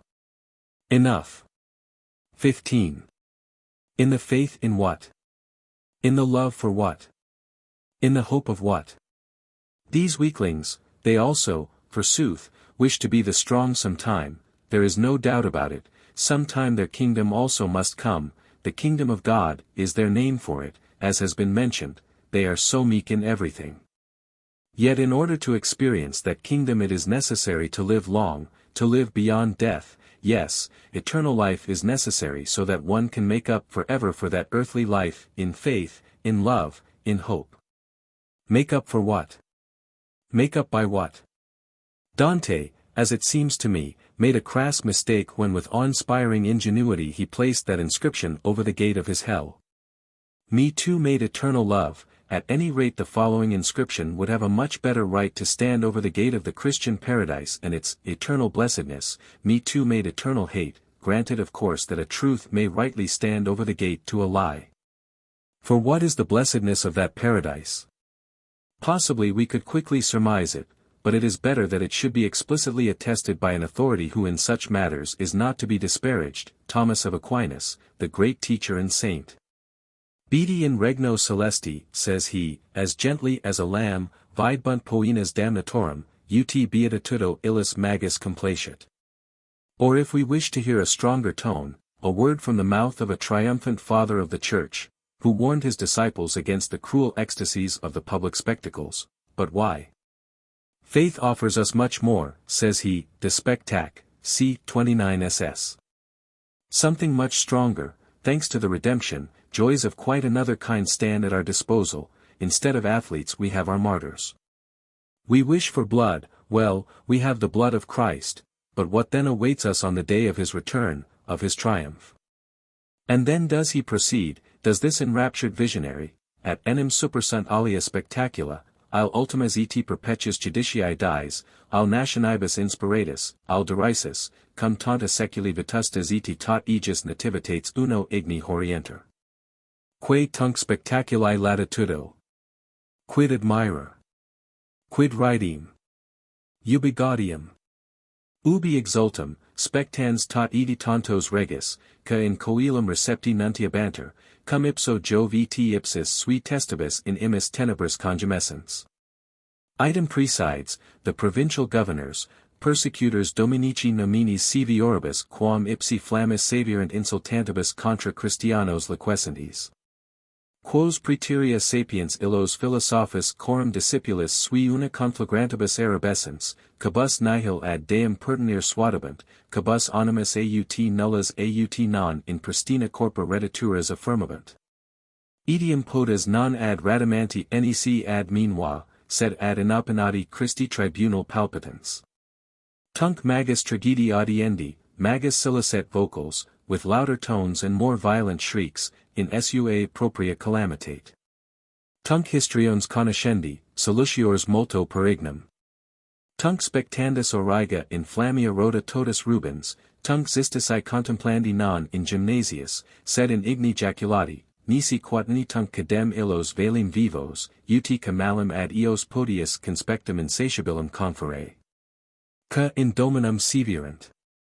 Hic est ille, dicam fabri aut questuarii filius, as is shown by the whole of the following, and in particular by this well-known description of the mother of Jesus from the Talmud. Tertullian is henceforth referring to the Jews.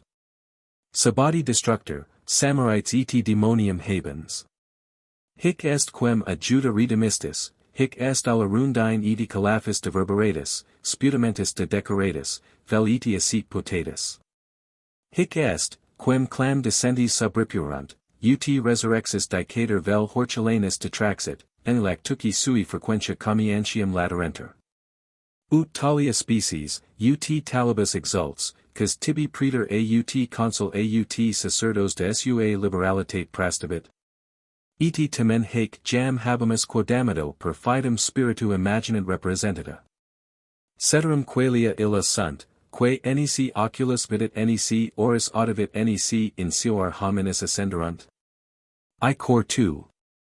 9. Credo circo et utrate cavia, first and fourth row, or, according to others, the comic and the tragic stage, eti omni studio gratiora. Per fidem, so stands it written. 16. Let us come to a conclusion. The two opposing values, good and bad, good and evil, have fought a dreadful, thousand-year fight in the world, and though indubitably the second value has been for a long time in the preponderance, there are not wanting places where the fortune of the fight is still undecisive. It can almost be said that in the meanwhile the fight reaches a higher and higher level, and that in the meanwhile it has become more and more intense, and always more and more psychological. So that nowadays there is perhaps no more decisive mark of the higher nature, of the more psychological nature, than to be in that sense self-contradictory, and to be actually still a battleground for those two opposites. The symbol of this fight, written in a writing which has remained worthy of perusal throughout the course of history up to the present time, is called Rome against Judea, Judea against Rome. Hitherto there has been no greater event than that fight, the putting of that question, that deadly antagonism. Rome found in the Jew the incarnation of the unnatural, as though it were its diametrically opposed monstrosity, and in Rome the Jew was held to be convicted of hatred of the whole human race, and rightly so. In so far as it is right to link the well-being and the future of the human race to the unconditional mastery of the aristocratic values, of the Roman values. What, conversely, did the Jews feel against Rome? One can surmise it from 1,000 symptoms, but it is sufficient to carry one's mind back to the Johannian Apocalypse, that most obscene of all the written outbursts, which has revenge on its conscience. One should also appraise at its full value the profound logic of the Christian instinct, when over this very book of hate it wrote the name of the disciple of love. That selfsame disciple to whom it attributed that impassioned and ecstatic gospel, therein lurks a portion of truth, however much literary forging may have been necessary for this purpose. The Romans were the strong and aristocratic. A nation stronger and more aristocratic has never existed in the world, has never even been dreamed of. Every relic of them, every inscription enraptures, granted that one can divine what it is that writes the inscription. The Jews, conversely, were that priestly nation of resentment par excellence, possessed by a unique genius for popular morals. Just compare with the Jews the nations with analogous gifts, such as the Chinese or the Germans, so as to realize afterwards what is first-rate, and what is fifth-rate. Which of them has been provisionally victorious, Rome or Judea? But there is not a shadow of doubt. Just consider to whom in Rome itself nowadays you bow down, as though before the quintessence of all the highest values, and not only in Rome, but almost over half the world, everywhere where man has been tamed or is about to be tamed, to 3 Jews. As we know, and 1 Jewess, to Jesus of Nazareth, to Peter the fisher, to Paul the tent-maker, and to the mother of the aforesaid Jesus, named Mary. This is very remarkable. Rome is undoubtedly defeated. At any rate there took place in the Renaissance a brilliantly sinister revival of the classical ideal, of the aristocratic valuation of all things. Rome herself, like a man waking up from a trance, stirred beneath the burden of the new Judaized Rome that had been built over her, which presented the appearance of an ecumenical synagogue and was called the Church, but immediately Judea triumphed again. Thanks to that fundamentally popular, German and English, movement of revenge, which is called the Reformation, and taking also into account its inevitable corollary, the restoration of the Church, the restoration also of the ancient graveyard piece of classical Rome. Judea proved yet once more victorious over the classical ideal in the French Revolution, and in a sense which was even more crucial and even more profound, the last political aristocracy that existed in Europe. That of the French 17th and 18th centuries, broke into pieces beneath the instincts of a resentful populace. Never had the world heard a greater jubilation, a more uproarious enthusiasm, indeed. There took place in the midst of it the most monstrous and unexpected phenomenon. The ancient ideal itself swept before the eyes and conscience of humanity with all its life and with unheard-of splendor, and in opposition to resentment's lying war-cry of the prerogative of the most, in opposition to the will to lowliness. Abasement and equalization, the will to a retrogression and twilight of humanity, there rang out once again, stronger, simpler, more penetrating than ever, the terrible and enchanting counterworkery of the prerogative of the few. Like a final signpost to other ways, there appeared Napoleon, the most unique and violent anachronism that ever existed, and in him the incarnate problem of the aristocratic ideal in itself. Consider well what a problem it is, Napoleon. That synthesis of monster and superman. 17. Was it therewith over? Was that greatest of all antitheses of ideals thereby relegated ad acta for all time? Or only postponed for a long time? May there not take place at some time or other a much more awful, much more carefully prepared flaring up of the old conflagration? Further, should not one wish that consummation with all one's strength, will it oneself? Demand it oneself? He who at this juncture begins, like my readers, to reflect, to think further, will have difficulty in coming quickly to a conclusion, ground enough for me to come myself to a conclusion. Taking it for granted that for some time past what I mean has been sufficiently clear. What I exactly mean by that dangerous motto which is inscribed on the body of my last book, beyond good and evil, at any rate that is not the same as beyond good and bad. Note. I avail myself of the opportunity offered by this treatise to express, openly and formally, a wish which up to the present has only been expressed in occasional conversations with scholars, namely, that some faculty of philosophy should, by means of a series of prize essays, gain the glory of having promoted the further study of the history of morals. Perhaps this book may serve to give forcible impetus in such a direction. With regard to a possibility of this character, the following question deserves consideration. It merits quite as much the attention of philologists and historians as of actual professional philosophers. What indication of the history of the evolution of the moral ideas is afforded by philology, and especially by etymological investigation? On the other hand, it is of course equally necessary to induce physiologists and doctors to be interested in these problems. Of the value of the valuations which have prevailed up to the present in this connection, the professional philosophers may be trusted to act as the spokesmen and intermediaries in these particular instances. After, of course, they have quite succeeded in transforming the relationship between philosophy and physiology and medicine, which is originally one of coldness and suspicion, into the most friendly and fruitful reciprocity. In point of fact, all tables of values, all the thou shalts known to history and ethnology, need primarily a physiological, at any rate in preference to a psychological, elucidation and interpretation. All equally require a critique from medical science. The question, what is the value of this or that table of values, and morality, will be asked from the most varied standpoints. For instance, the question of valuable for what can never be analyzed with sufficient nicety. That, for instance, which would evidently have value with regard to promoting in a race the greatest possible powers of endurance, or with regard to increasing its adaptability to a specific climate, or with regard to the preservation of the greatest number, would have nothing like the same value, if it were a question of evolving a stronger species. In gauging values, the good of the majority and the good of the minority are opposed standpoints. We leave it to the naivete of English biologists to regard the former standpoint as intrinsically superior. All the sciences have now to pave the way for the future task of the philosopher, this task being understood to mean, that he must solve the problem of value, that he has to fix the hierarchy of values. Second essay. Guilt, bad conscience, and the like. 1. The breeding of an animal that can promise. Is not this just that very paradox of a task which nature has set itself in regard to man?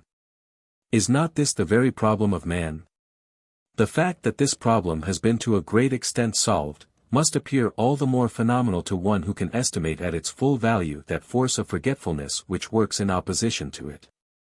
Forgetfulness is no mere vis inertia, as the superficial believe, rather is it a power of obstruction, active and, in the strictest sense of the word, positive, a power responsible for the fact that what we have lived, experienced, taken into ourselves, no more enters into consciousness during the process of digestion. It might be called psychic absorption, than all the whole manifold process by which our physical nutrition, the so-called incorporation, is carried on. The temporary shutting of the doors and windows of consciousness, the relief from the clamant alarums and excursions, with which our subconscious world of servant organs works in mutual cooperation and antagonism.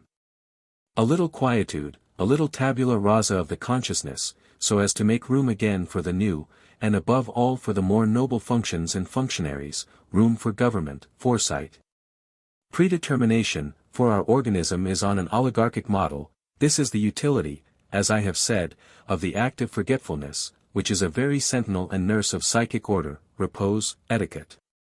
And this shows at once why it is that there can exist no happiness, no gladness, no hope, no pride, no real present, without forgetfulness. The man in whom this preventative apparatus is damaged and discarded, is to be compared to a dyspeptic, and it is something more than a comparison. He can get rid of nothing. But this very animal who finds it necessary to be forgetful, in whom, in fact, forgetfulness represents a force and a form of robust health, has reared for himself an opposition power, a memory, with whose help forgetfulness is, in certain instances, kept in check, in the cases, namely, where promises have to be made. So that it is by no means a mere passive inability to get rid of a once indented impression, not merely the indigestion occasioned by a once pledged word, which one cannot dispose of, but an active refusal to get rid of it. A continuing and a wish to continue what has once been willed, an actual memory of the will. So that between the original, I will, I shall do, and the actual discharge of the will, its act, we can easily interpose a world of new strange phenomena, circumstances, veritable volitions, without the snapping of this long chain of the will. But what is the underlying hypothesis of all this? How thoroughly, in order to be able to regulate the future in this way, must man have first learnt to distinguish between necessitated and accidental phenomena, to think causally, to see the distant as present and to anticipate it. To fix with certainty what is the end, and what is the means to that end. Above all, to reckon, to have power to calculate, how thoroughly must man have first become calculable, disciplined, necessitated even for himself and his own conception of himself, that, like a man entering into a promise, he could guarantee himself as a future. 2. This is simply the long history of the origin of responsibility. That task of breeding an animal which can make promises, includes, as we have already grasped, as its condition and preliminary, the more immediate task of first making man to a certain extent, necessitated, uniform, like among his like, regular, and consequently calculable. The immense work of what I have called, Morality of Custom, 1, cp. Dawn of Day, Afs. 9, 14, and 16, the actual work of man on himself during the longest period of the human race, his whole prehistoric work, finds its meaning, its great justification, in spite of all its innate hardness, despotism, stupidity, and idiocy, in this fact: man, with the help of the morality of customs and of social straitwaistcoats, was made genuinely calculable. If, however, we place ourselves at the end of this colossal process, at the point where the tree finally matures its fruits, when society and its morality of custom finally bring to light that to which it was only the means, then do we find as the ripest fruit on its tree the sovereign individual, that resembles only himself, that has got loose from the morality of custom. The autonomous, supermoral individual, for autonomous and moral are mutually exclusive terms, in short, the man of the personal, long, and independent will, competent to promise. And we find in him a proud consciousness, vibrating in every fiber, of what has been at last achieved and become vivified in him, a genuine consciousness of power and freedom, a feeling of human perfection in general. And this man who has grown to freedom, who is really competent to promise, this lord of the free will, this sovereign, how is it possible for him not to know how great is his superiority over everything incapable of binding itself by promises, or of being its own security? How great is the trust, the awe, the reverence that he awakes? He deserves, all three, not to know that with this mastery over himself he is necessarily also given the mastery over circumstances, over nature, over all creatures with shorter wills, less reliable characters. The freed man, the owner of a long unbreakable will, finds in this possession his standard of value, looking out from himself upon the others, he honors or he despises, and just as necessarily as he honors his peers. The strong and the reliable, those who can bind themselves by promises, that is, everyone who promises like a sovereign, with difficulty, rarely and slowly, who is sparing with his trusts but confers honor by the very fact of trusting. Who gives his word as something that can be relied on, because he knows himself strong enough to keep it even in the teeth of disasters, even in the teeth of fate.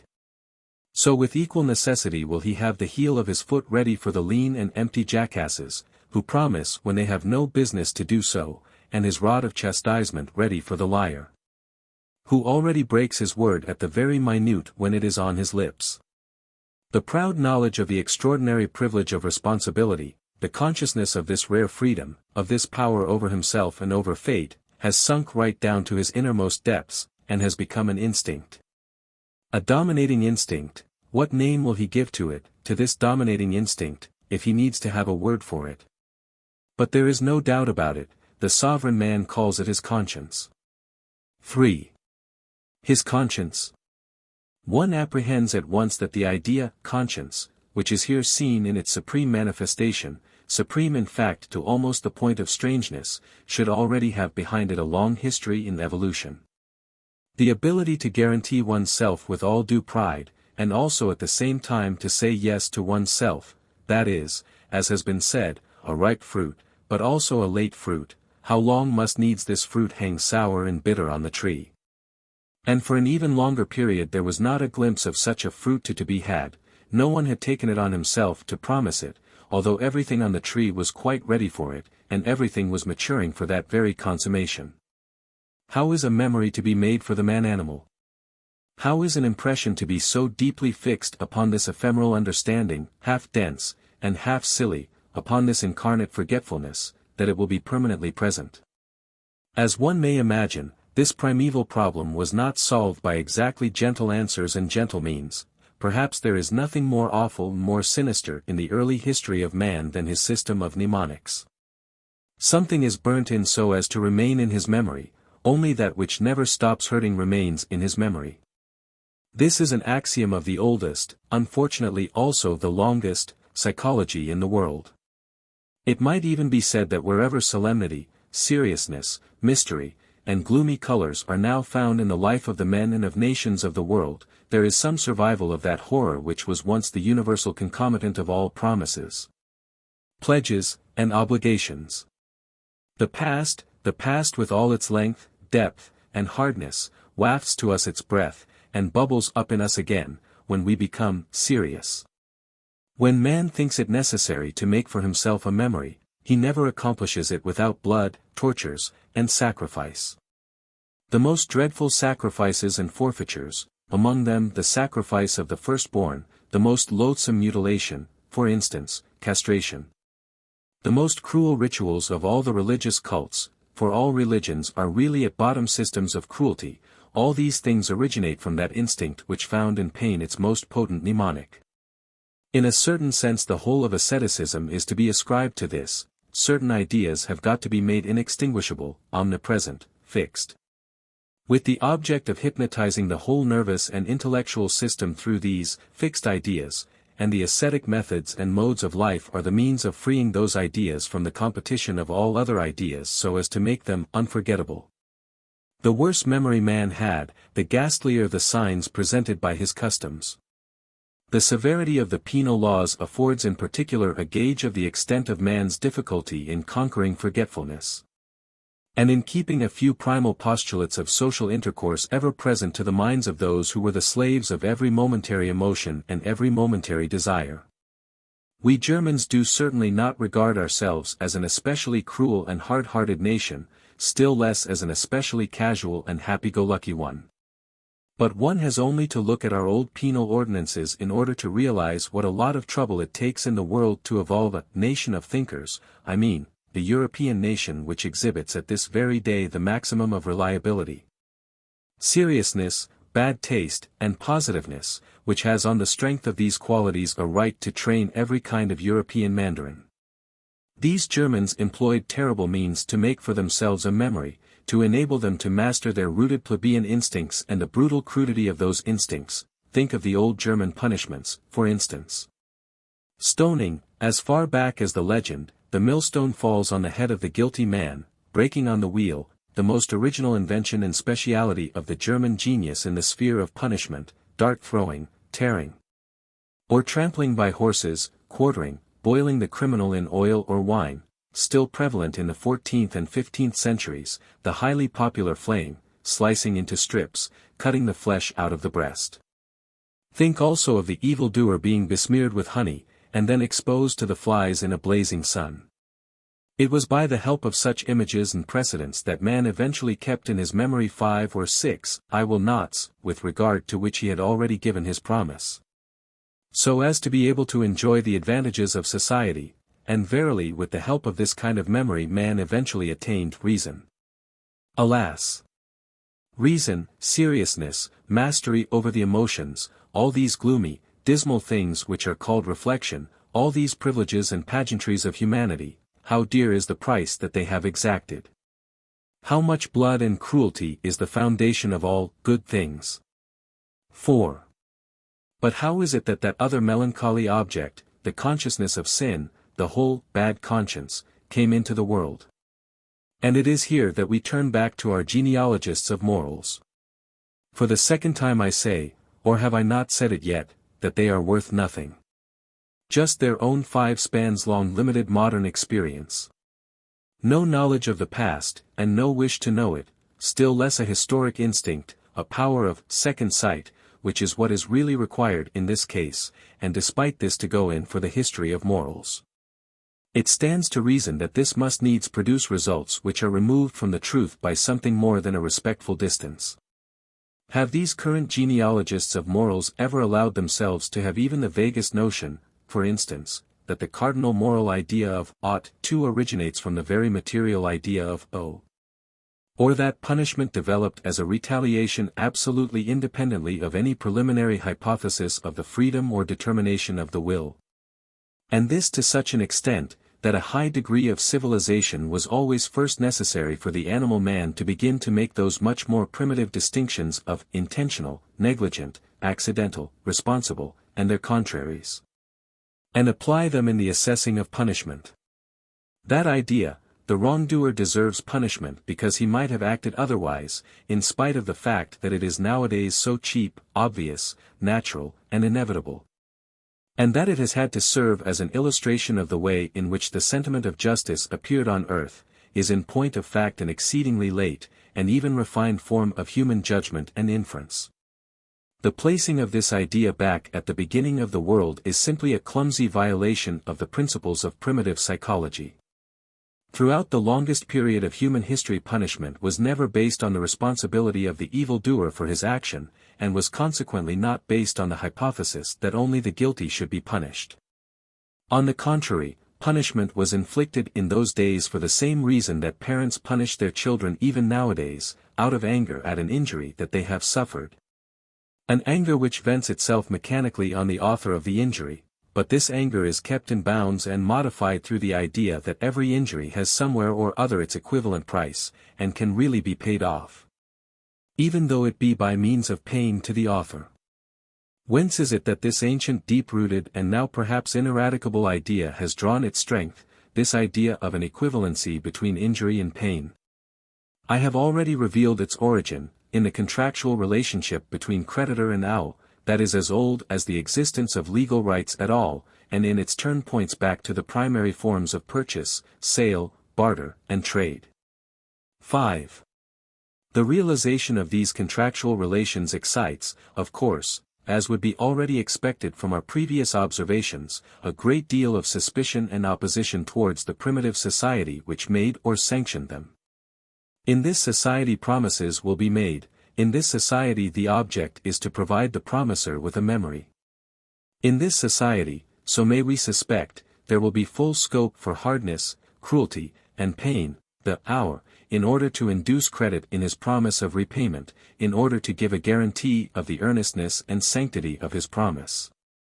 In order to drill into his own conscience the duty, the solemn duty, of repayment, will, by virtue of a contract with his creditor to meet the contingency of his not paying, pledge something that he still possesses. Something that he still has in his power, for instance, his life or his wife, or his freedom or his body, or under certain religious conditions even his salvation, his soul's welfare, even his peace in the grave. So in Egypt, where the corpse of the hour found even in the grave no rest from the creditor, of course, from the Egyptian standpoint, this peace was a matter of particular importance. But especially has the creditor the power of inflicting on the body of the hour all kinds of pain and torture, the power, for instance, of cutting off from it an amount that appeared proportionate to the greatness of the debt. This point of view resulted in the universal prevalence at an early date of precise schemes of valuation, frequently horrible in the minuteness and meticulosity of their application. Legally sanctioned schemes of valuation for individual limbs and parts of the body. I consider it as already a progress, as a proof of a freer, less petty, and more Roman conception of law, when the Roman Code of the 12 Tables decreed that it was immaterial how much or how little the creditors in such a contingency cut off. Si plus minus securant, ne fraude esto. Let us make the logic of the whole of this equalization process clear. It is strange enough. The equivalence consists in this: instead of an advantage directly compensatory of his injury, that is, instead of an equalization in money, lands, or some kind of chattel, the creditor is granted by way of repayment and compensation a certain sensation of satisfaction, the satisfaction of being able to vent, without any trouble, his power on one who is powerless. The delight de faire le mal pour le plaisir de le faire, the joy in sheer violence, and this joy will be relished in proportion to the lowness and humbleness of the creditor in the social scale. And is quite apt to have the effect of the most delicious dainty, and even seem the foretaste of a higher social position. Thanks to the punishment of the owl, the creditor participates in the rights of the masters. At last he too, for once in a way, attains the edifying consciousness of being able to despise and ill-treat a creature, as an inferior, or at any rate of seeing him being despised and ill-treated, in case the actual power of punishment. The administration of punishment has already become transferred to the authorities. The compensation consequently consists in a claim on cruelty and a right to draw thereon. 6. It is then in this sphere of the law of contract that we find the cradle of the whole moral world of the ideas of guilt, conscience, duty, the sacredness of duty, their commencement, like the commencement of all great things in the world, is thoroughly and continuously saturated with blood. And should we not add that this world has never really lost a certain savor of blood and torture, not even in old Kant, the categorical imperative reeks of cruelty. It was in this sphere likewise that there first became formed that sinister and perhaps now indissoluble association of the ideas of guilt and suffering. To put the question yet again, why can suffering be a compensation for owing? Because the infliction of suffering produces the highest degree of happiness. Because the injured party will get in exchange for his loss, including his vexation at his loss, an extraordinary counterpleasure, the infliction of suffering, a real feast, something that, as I have said, was all the more appreciated the greater the paradox created by the rank and social status of the creditor. These observations are purely conjectural. For, apart from the painful nature of the task, it is hard to plumb such profound depths. The clumsy introduction of the idea of revenge as a connecting link simply hides and obscures the view instead of rendering it clearer. Revenge itself simply leads back again to the identical problem: how can the infliction of suffering be a satisfaction? In my opinion, it is repugnant to the delicacy, and still more to the hypocrisy of tame domestic animals, that is, modern men. That is, ourselves. To realize with all their energy the extent to which cruelty constituted the great joy and delight of ancient man, was an ingredient which seasoned nearly all his pleasures.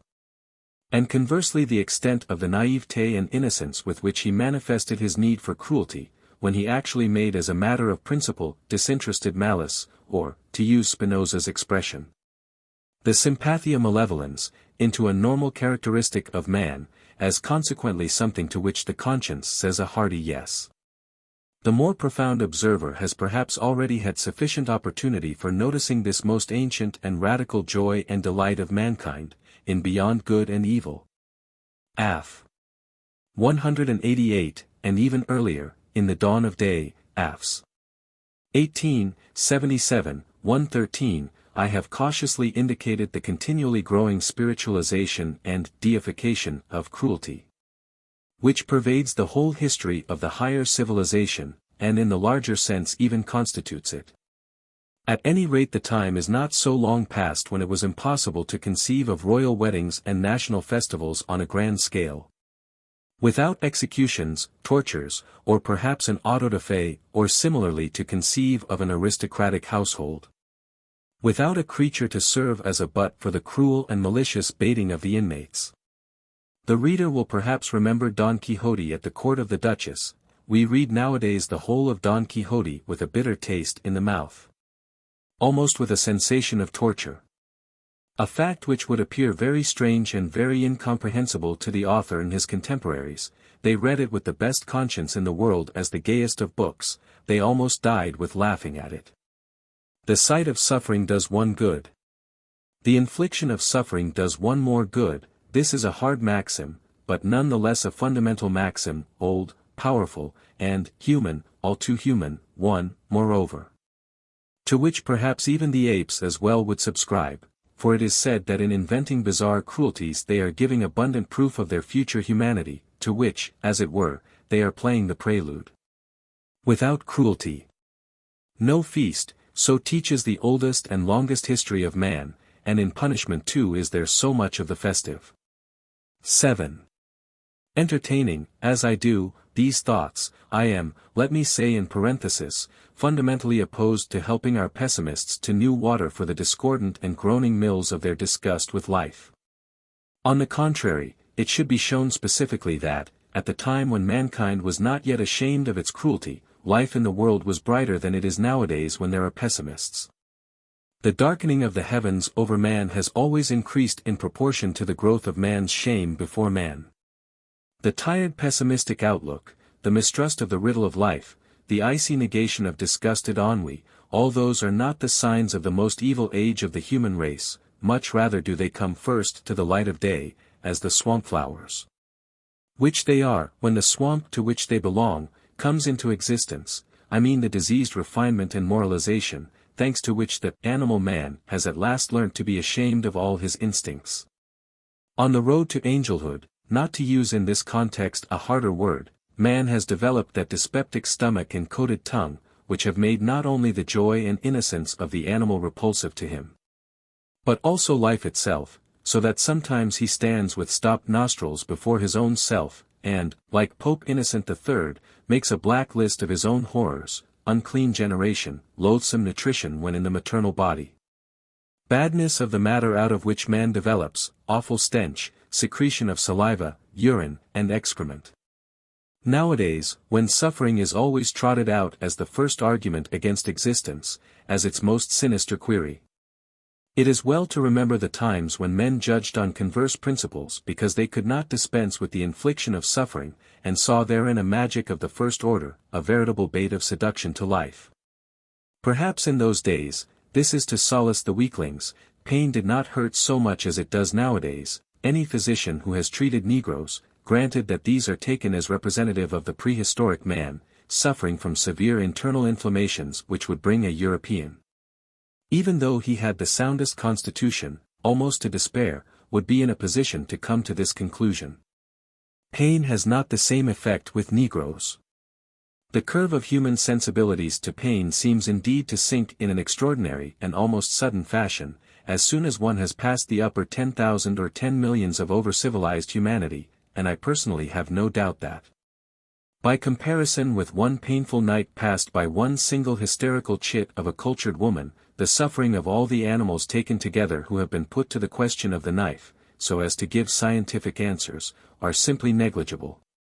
We may perhaps be allowed to admit the possibility of the craving for cruelty not necessarily having become really extinct. It only requires, in view of the fact that pain hurts more nowadays, a certain sublimation in subtilization. It must especially be translated to the imaginative and psychic plane, and be adorned with such smug euphemisms that even the most fastidious and hypocritical conscience could never grow suspicious of their real nature. Tragic pity is one of these euphemisms, another is les nostalgies de la croix. What really raises one's indignation against suffering is not suffering intrinsically, but the senselessness of suffering. Such a senselessness, however, existed neither in Christianity, which interpreted suffering into a whole mysterious salvation apparatus, nor in the beliefs of the naive ancient man, who only knew how to find a meaning in suffering from the standpoint of the spectator, or the inflictor of the suffering. In order to get the secret, undiscovered, and unwitnessed suffering out of the world, it was almost compulsory to invent gods and a hierarchy of intermediate beings, in short, something which wanders even among secret places, sees even in the dark, and makes a point of never missing an interesting and painful spectacle. It was with the help of such inventions that life got to learn the tour de force, which has become part of its stock in trade, the tour de force of self-justification, of the justification of evil. Nowadays this would perhaps require other auxiliary devices, for instance, life as a riddle, life as a problem of knowledge. Every evil is justified in the sight of which a god finds edification, so rang the logic of primitive sentiment, and, indeed, was it only of primitive? The gods conceived as friends of spectacles of cruelty. Oh, how far does this primeval conception extend even nowadays into our European civilization? One would perhaps like in this context to consult Luther and Calvin. It is at any rate certain that even the Greeks knew no more piquant seasoning for the happiness of their gods than the joys of cruelty. What, do you think, was the mood with which Homer makes his gods look down upon the fates of men? What final meaning have at bottom the Trojan War and similar tragic horrors? It is impossible to entertain any doubt on the point. They were intended as festival games for the gods, and, in so far as the poet is of a more godlike breed than other men, as festival games also for the poets. It was in just this spirit and no other, that at a later date the moral philosophers of Greece conceived the eyes of God as still looking down on the moral struggle, the heroism, and the self-torture of the virtuous. The Heracles of duty was on a stage, and was conscious of the fact. Virtue without witnesses was something quite unthinkable for this nation of actors. Must not that philosophic invention, so audacious and so fatal, which was then absolutely new to Europe, the invention of free will, of the absolute spontaneity of man in good and evil, simply have been made for the specific purpose of justifying the idea, that the interest of the gods in humanity and human virtue was inexhaustible? There would never on the stage of this free will world be a dearth of really new, really novel and exciting situations, plots, catastrophes. A world thought out on completely deterministic lines would be easily guessed by the gods, and would consequently soon bore them, sufficient reason for these friends of the gods, the philosophers, not to ascribe to their gods such a deterministic world. The whole of ancient humanity is full of delicate consideration for the spectator, being as it is a world of thorough publicity and theatricality, which could not conceive of happiness without spectacles and festivals. And, as has already been said, even in great punishment there is so much which is festive. 8. The feeling of ought, of personal obligation, to take up again the train of our inquiry, has had, as we saw, its origin in the oldest and most original personal relationship that there is, the relationship between buyer and seller, creditor and hour. Here it was that individual confronted individual, and that individual matched himself against individual. There has not yet been found a grade of civilization so low, as not to manifest some trace of this relationship. Making prices, assessing values, thinking out equivalents, exchanging, all this preoccupied the primal thoughts of man to such an extent that in a certain sense it constituted thinking itself. It was here that was trained the oldest form of sagacity. It was here in this sphere that we can perhaps trace the first commencement of man's pride, of his feeling of superiority over other animals. Perhaps our word, mensch, manas, still expresses just something of this self-pride. Man denoted himself as the being who measures values, who values and measures, as the assessing animal par excellence. Sale and purchase, together with their psychological concomitants, are older than the origins of any form of social organization and union. It is rather from the most rudimentary form of individual right that the budding consciousness of exchange, commerce, debt, right, obligation, compensation was first transferred to the rudest and most elementary of the social complexes, in their relation to similar complexes, the habit of comparing force with force, together with that of measuring, of calculating. His eye was now focused to this perspective. And with that ponderous consistency characteristic of ancient thought, which, though set in motion with difficulty, yet proceeds inflexibly along the line on which it has started, man soon arrived at the great generalization. Everything has its price, all can be paid for, the oldest and most naive moral canon of justice, the beginning of all kindness, of all equity, of all goodwill, of all objectivity, in the world. Justice in this initial phase is the goodwill among people of about equal power to come to terms with each other, to come to an understanding again by means of a settlement, and with regard to the less powerful, to compel them to agree among themselves to a settlement. 9. Measured always by the standard of antiquity, this antiquity, moreover, is present or again possible at all periods. The community stands to its members in that important and radical relationship of creditor to his ours. Man lives in a community, man enjoys the advantages of a community, and what advantages? We occasionally underestimate them nowadays. Man lives protected, spared, in peace and trust, secure from certain injuries and enmities, to which the man outside the community, the peaceless man, is exposed. A German understands the original meaning of Elend, secure because he has entered into pledges and obligations to the community in respect of these very injuries and enmities. What happens when this is not the case?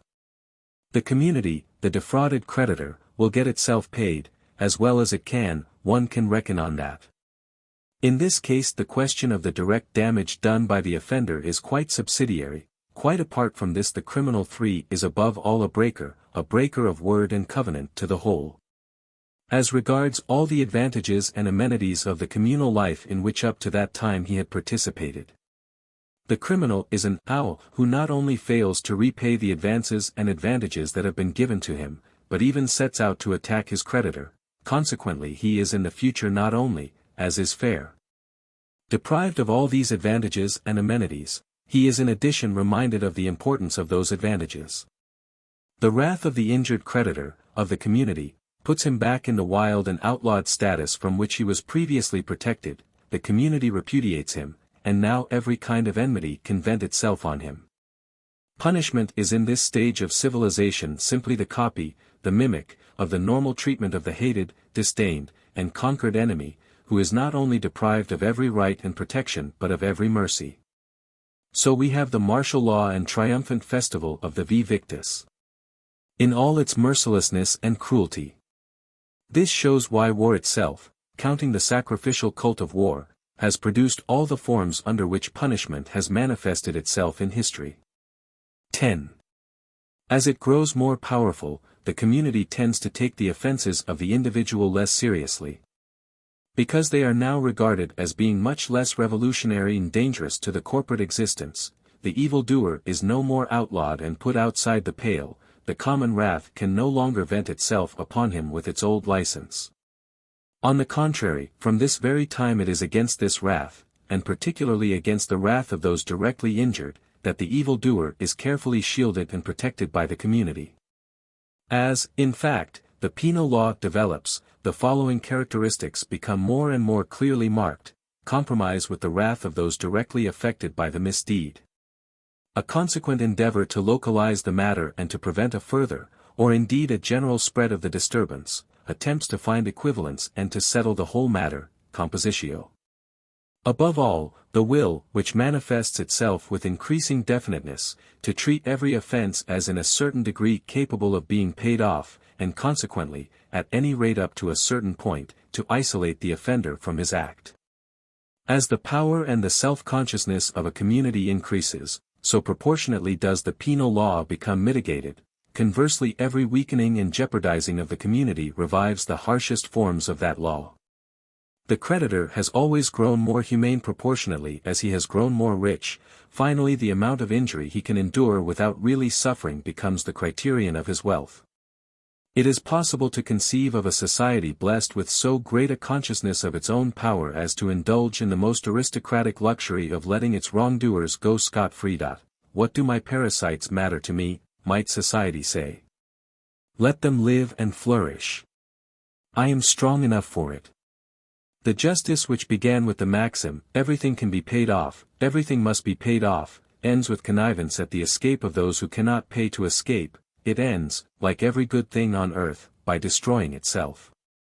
The self-destruction of justice. We know the pretty name it calls itself, grace. It remains, as is obvious, the privilege of the strongest, better still, their super-law. 11. A deprecatory word here against the attempts, that have lately been made, to find the origin of justice on quite another basis, namely, on that of resentment. Let me whisper a word in the ear of the psychologists. If they would fain study revenge itself at close quarters, this plant blooms its prettiest at present among anarchists and anti-Semites, a hidden flower, as it has ever been, like the violet. Though, forsooth, with another perfume.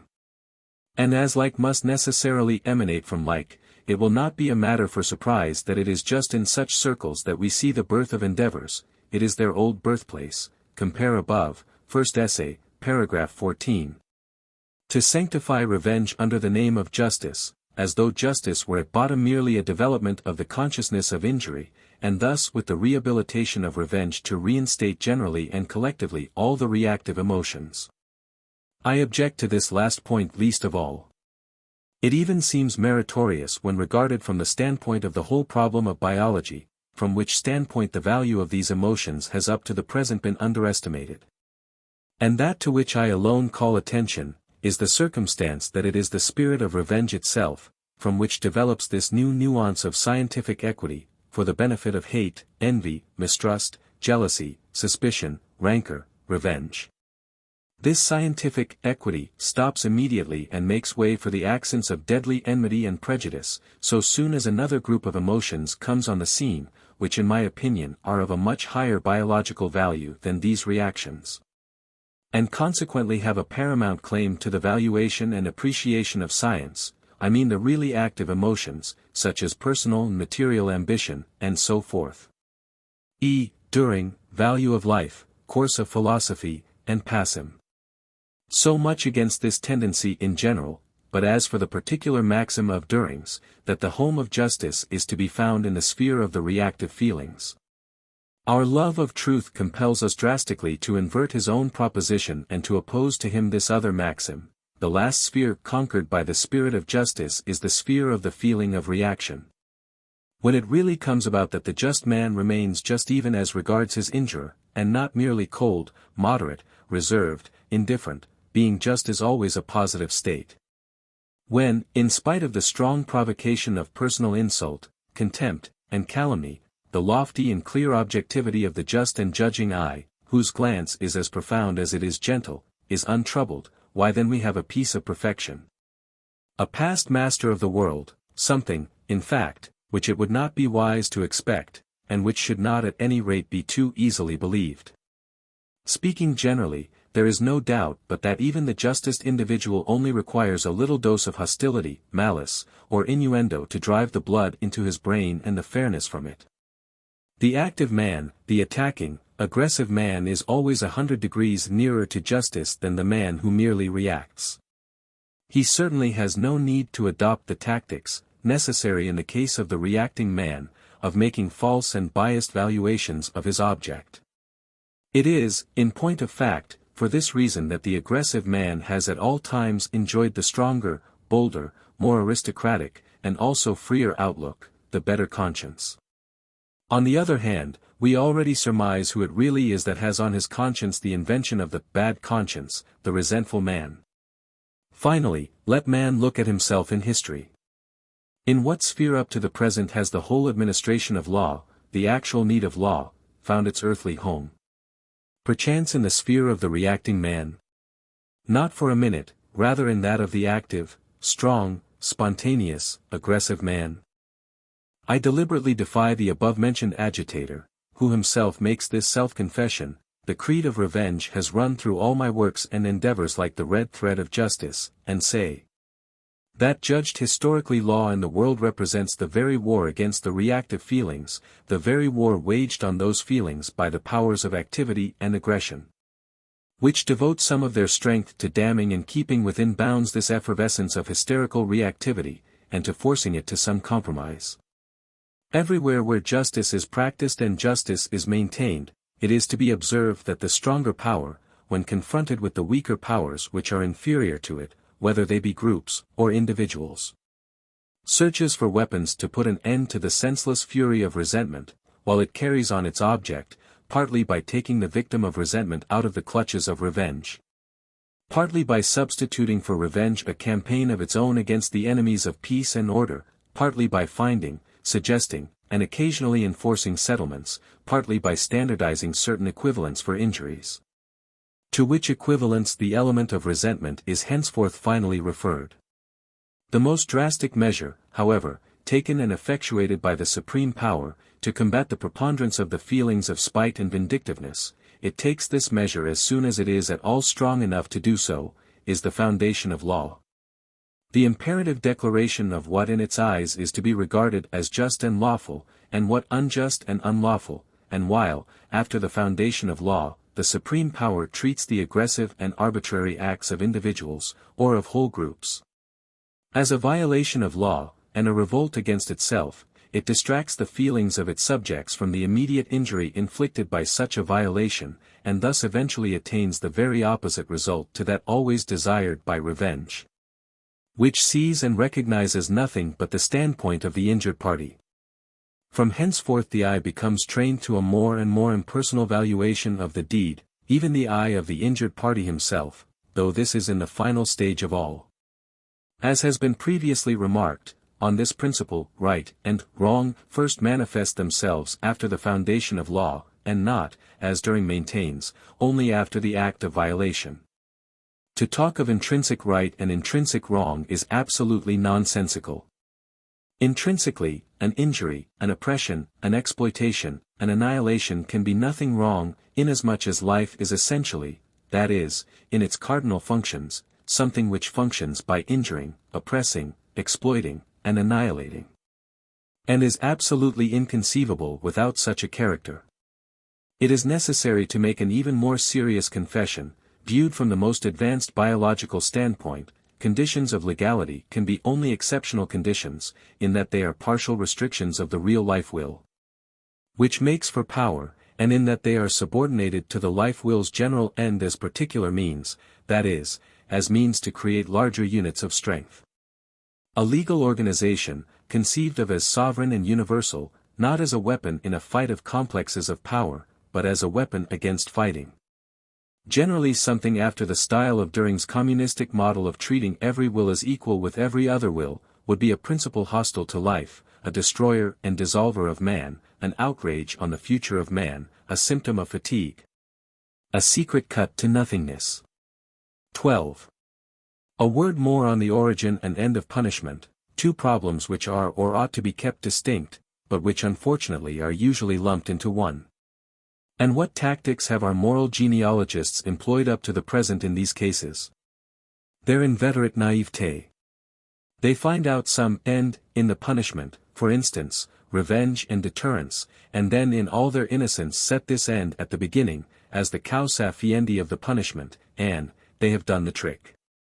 But the patching up of a history of the origin of law is the last use to which the end in law for ought to be put. Perhaps there is no more pregnant principle for any kind of history than the following, which, difficult though it is to master, should none the less be mastered in every detail. The origin of the existence of a thing and its final utility, its practical application and incorporation in a system of ends, are toto scylla opposed to each other. Everything, anything, which exists and which prevails anywhere, will always be put to new purposes by a force superior to itself, will be commandeered afresh, will be turned and transformed to new uses. All happening in the organic world consists of overpowering and dominating, and again all overpowering and domination is a new interpretation and adjustment. which must necessarily obscure or absolutely extinguish the subsisting meaning and end. The most perfect comprehension of the utility of any physiological organ, or also of a legal institution, social custom, political habit, form in art or in religious worship, does not for a minute imply any simultaneous comprehension of its origin. This may seem uncomfortable and unpalatable to the older men. For it has been the immemorial belief that understanding the final cause or the utility of a thing, a form, an institution, means also understanding the reason for its origin. To give an example of this logic, the eye was made to see. The hand was made to grasp. So even punishment was conceived as invented with a view to punishing. But all ends and all utilities are only signs that a will to power has mastered a less powerful force, has impressed thereon out of its own self the meaning of a function.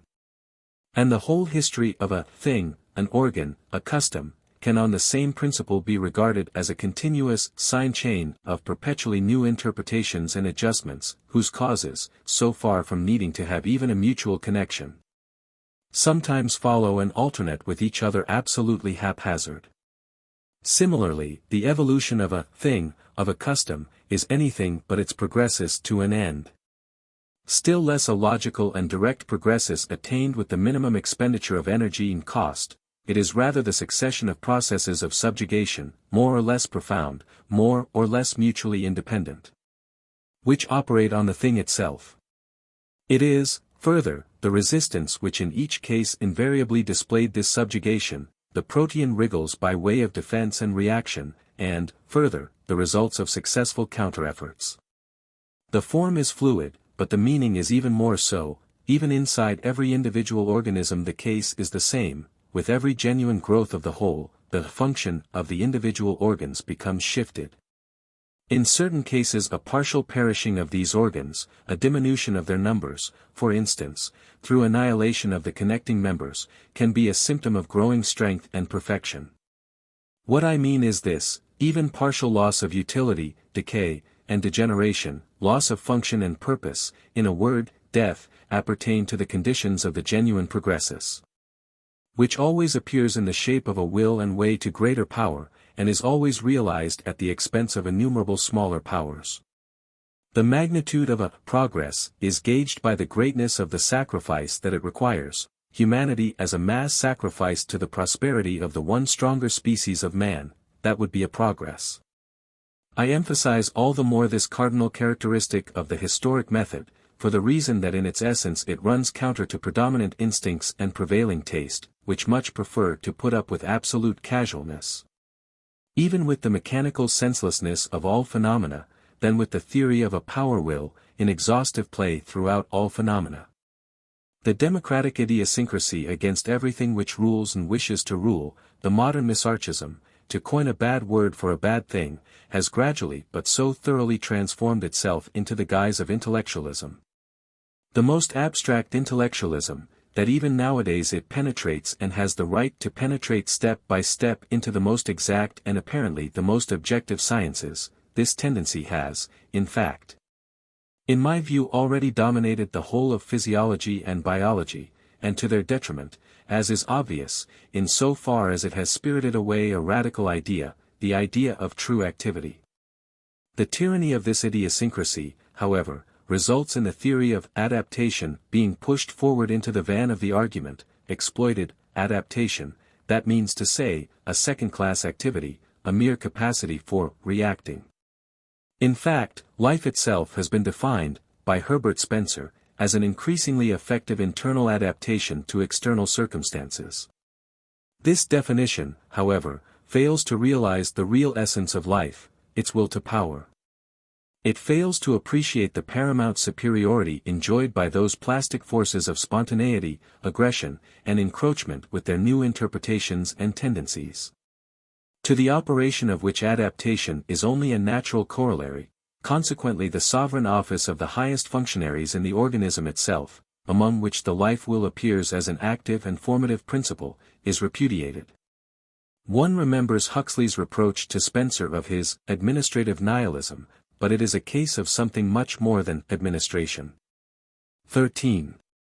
To return to our subject, namely punishment, we must make consequently a double distinction: first, the relatively permanent element, the custom, the act, the drama, a certain rigid sequence of methods of procedure. On the other hand, the fluid element, the meaning, the end, the expectation which is attached to the operation of such procedure. At this point we immediately assume, per analog IM, in accordance with the theory of the historic method, which we have elaborated above, that the procedure itself is something older and earlier than its utilization in punishment. That this utilization was introduced and interpreted into the procedure, which had existed for a long time, but whose employment had another meaning, in short. That the case is different from that hitherto supposed by our naive genealogists of morals and of law, who thought that the procedure was invented for the purpose of punishment. In the same way that the hand had been previously thought to have been invented for the purpose of grasping. With regard to the other element in punishment, its fluid element, its meaning, the idea of punishment in a very late stage of civilization, for instance, contemporary Europe, is not content with manifesting merely one meaning, but manifests a whole synthesis of meanings. The past general history of punishment, the history of its employment for the most diverse ends, crystallizes eventually into a kind of unity, which is difficult to analyze into its parts, and which, it is necessary to emphasize, absolutely defies definition. It is nowadays impossible to say definitely the precise reason for punishment. All ideas, in which a whole process is promiscuously comprehended, elude definition. It is only that which has no history, which can be defined. At an earlier stage, on the contrary, that synthesis of meanings appears much less rigid and much more elastic. We can realize how in each individual case the elements of the synthesis change their value and their position, so that now one element and now another stands out and predominates over the others, nay. In certain cases one element, perhaps the end of deterrence, seems to eliminate all the rest. At any rate, so as to give some idea of the uncertain, supplementary, and accidental nature of the meaning of punishment and of the manner in which one identical procedure can be employed and adapted for the most diametrically opposed objects. I will at this point give a scheme that has suggested itself to me, a scheme itself based on comparatively small and accidental material. Punishment, as rendering the criminal harmless and incapable of further injury. Punishment, as compensation for the injury sustained by the injured party, in any form whatsoever, including the form of sentimental compensation. Punishment, as an isolation of that which disturbs the equilibrium, so as to prevent the further spreading of the disturbance. Punishment as a means of inspiring fear of those who determine and execute the punishment. Punishment as a kind of compensation for advantages which the wrongdoer has up to that time enjoyed, for example, when he is utilized as a slave in the mines. Punishment, as the elimination of an element of decay, sometimes of a whole branch, as according to the Chinese laws, consequently as a means to the purification of the race, or the preservation of a social type. Punishment as a festival, as the violent oppression and humiliation of an enemy that has at last been subdued. Punishment as a mnemonic, whether for him who suffers the punishment, the so-called correction, or for the witnesses of its administration.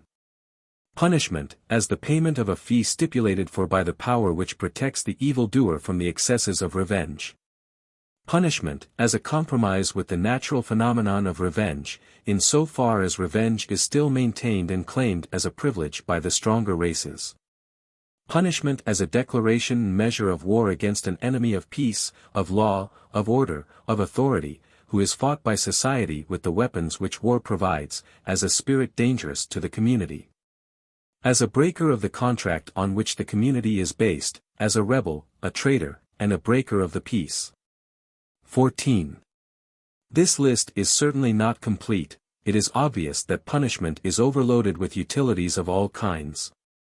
This makes it all the more permissible to eliminate one supposed utility, which passes, at any rate in the popular mind, for its most essential utility. And which is just what even now provides the strongest support for that faith in punishment which is nowadays for many reasons tottering. Punishment is supposed to have the value of exciting in the guilty the consciousness of guilt. In punishment is sought the proper instrumentum of that psychic reaction which becomes known as a bad conscience, remorse.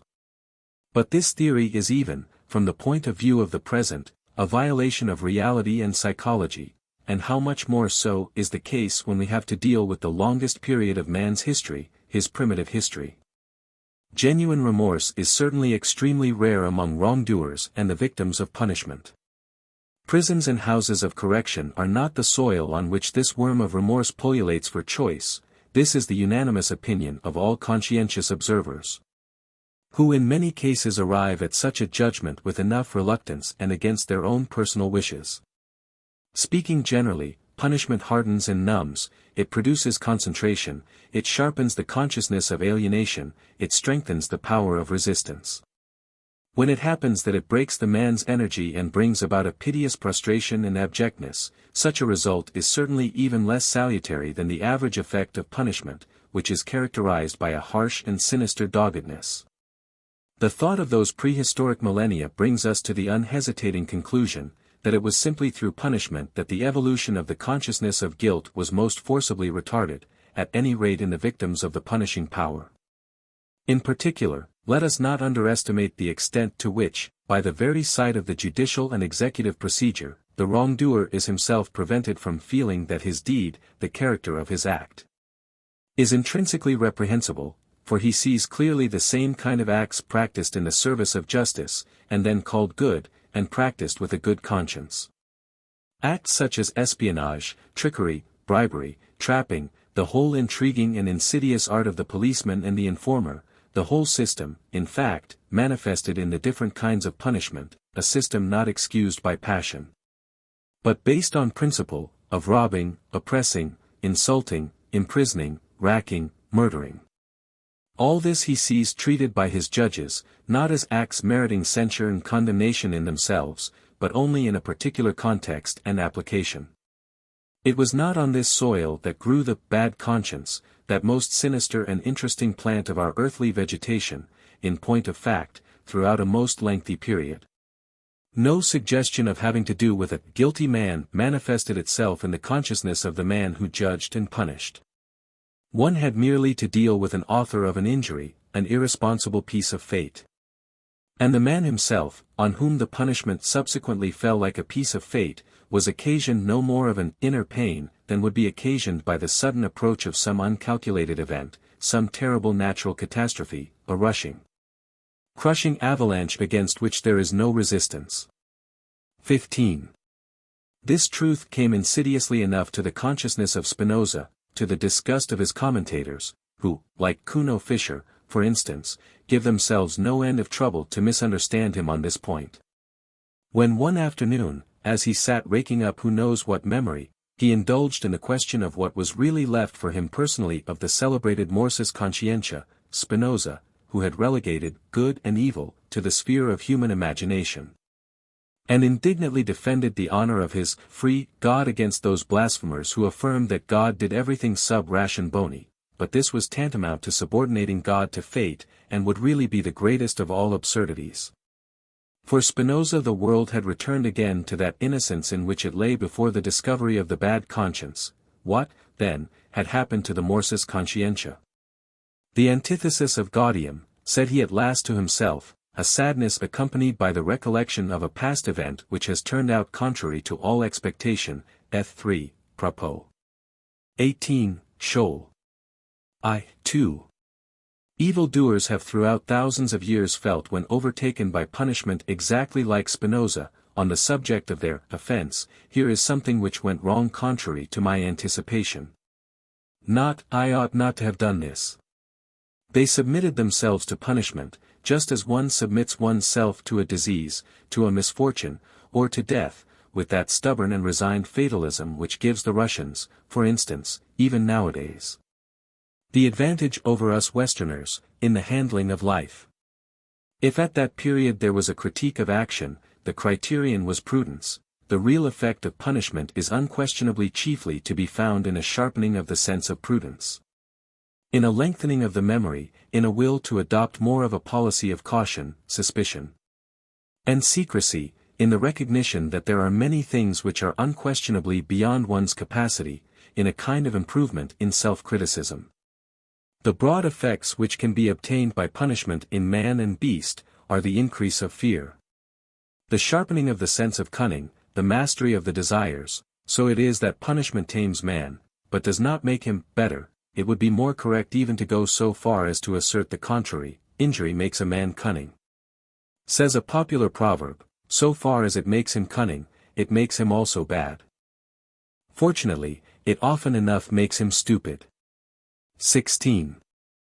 At this juncture I cannot avoid trying to give a tentative and provisional expression to my own hypothesis concerning the origin of the bad conscience. It is difficult to make it fully appreciated, and it requires continuous meditation, attention, and digestion. I regard the bad conscience as the serious illness which man was bound to contract under the stress of the most radical change which he has ever experienced, that change when he found himself finally imprisoned within the pale of society and of peace. Just like the plight of the water animals, when they were compelled either to become land animals or to perish, so was the plight of these half-animals, perfectly adapted as they were to the savage life of war, prowling, and adventure. Suddenly all their instincts were rendered worthless and switched off. Henceforward they had to walk on their feet, carry themselves, whereas heretofore they had been carried by the water. A terrible heaviness oppressed them. They found themselves clumsy in obeying the simplest directions. Confronted with this new and unknown world, they had no longer their old guides, the regulative instincts that had led them unconsciously to safety. They were reduced. Were those unhappy creatures, to thinking, inferring, calculating, putting together causes and results, reduced to that poorest and most erratic organ of theirs, their consciousness. I do not believe there was ever in the world such a feeling of misery, such a leaden discomfort. Further, those old instincts had not immediately ceased their demands. Only it was difficult and rarely possible to gratify them. Speaking broadly, they were compelled to satisfy themselves by new and, as it were, hole-and-corner methods. All instincts which do not find a vent without, turn inwards. This is what I mean by the growing internalization of man. Consequently we have the first growth in man, of what subsequently was called his soul. The whole inner world, originally as thin as if it had been stretched between two layers of skin, burst apart and expanded proportionately, and obtained depth, breadth, and height, when man's external outlet became obstructed. These terrible bulwarks, with which the social organization protected itself against the old instincts of freedom, punishments belong preeminently to these bulwarks, brought it about that all those instincts of wild, free, prowling man became turned backwards against man himself. Enmity, cruelty, the delight in persecution, in surprises, change, destruction, the turning all these instincts against their own possessors, this is the origin of the bad conscience.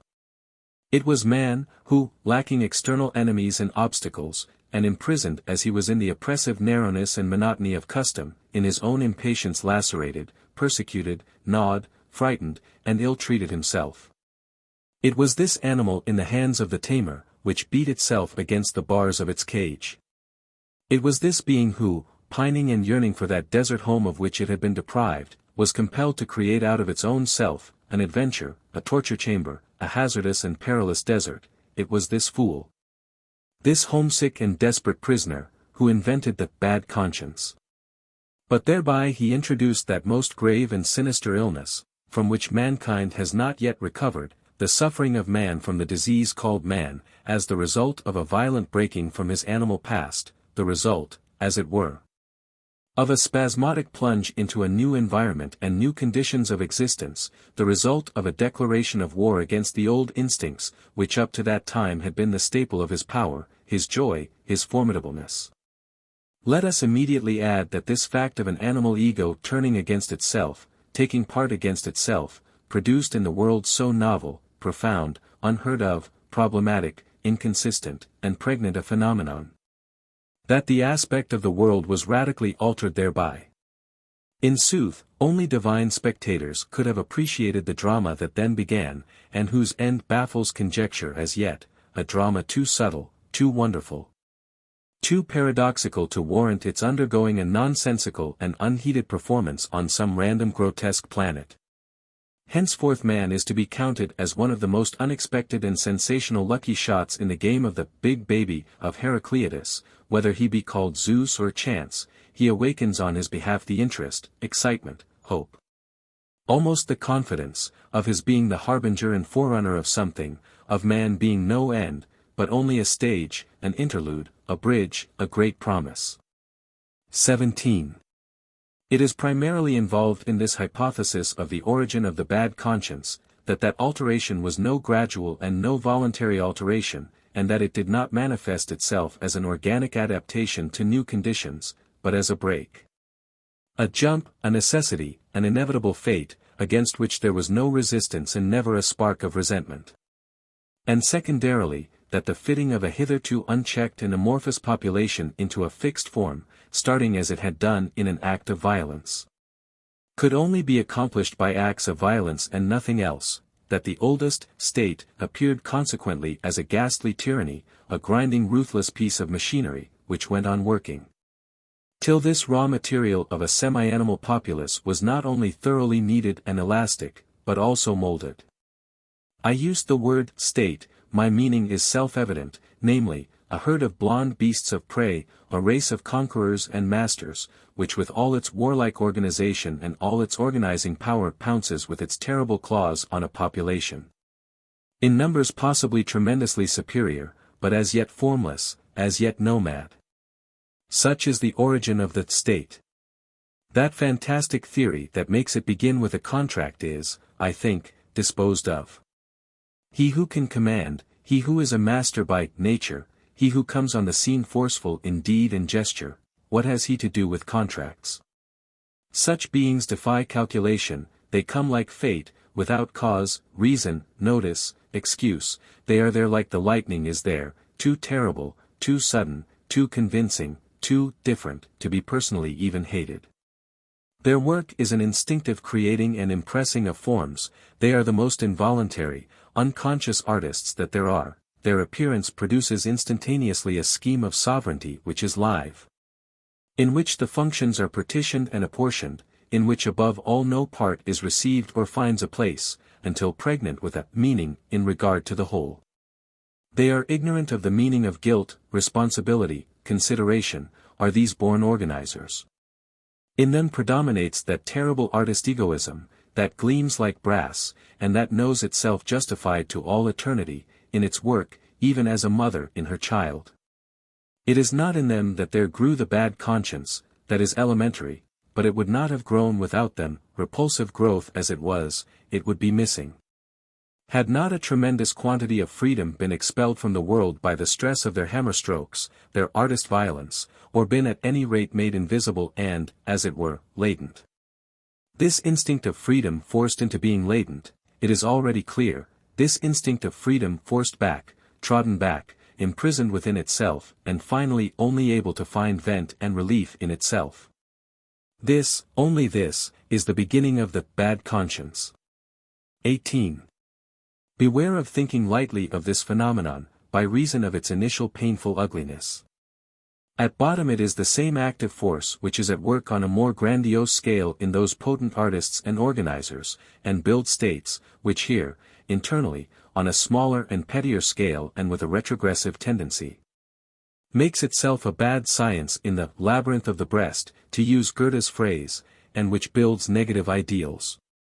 It is, I repeat, that identical instinct of freedom, to use my own language, the will to power only the material, on which this force with all its constructive and tyrannous nature is let loose, is here man himself. His whole old animal self, and not as in the case of that more grandiose and sensational phenomenon, the other man, other men. This secret self-tyranny, this cruelty of the artist, this delight in giving a form to oneself as a piece of difficult, refractory, and suffering material, in burning in a will, a critique, a contradiction, a contempt, a negation. This sinister and ghastly labor of love on the part of a soul, whose will is cloven in two within itself, which makes itself suffer from delight in the infliction of suffering. This wholly active bad conscience has finally, as one already anticipates, true fountainhead as it is of idealism and imagination, produced an abundance of novel and amazing beauty and affirmation. And perhaps has really been the first to give birth to beauty at all.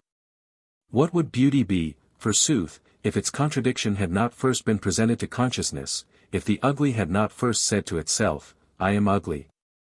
At any rate, after this hint the problem of how far idealism and beauty can be traced in such opposite ideas as selflessness, self-denial, self-sacrifice, becomes less problematical.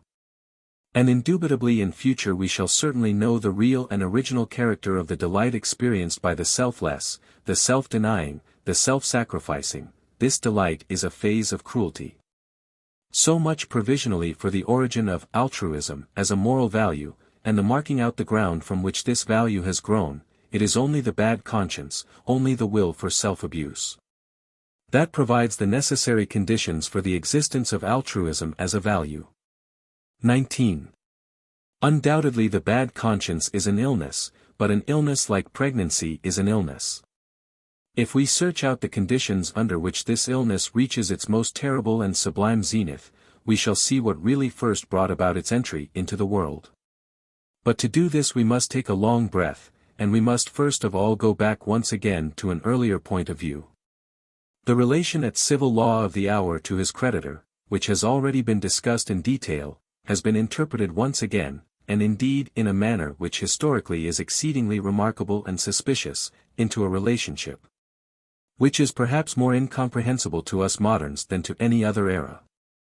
That is, into the relationship of the existing generation to its ancestors.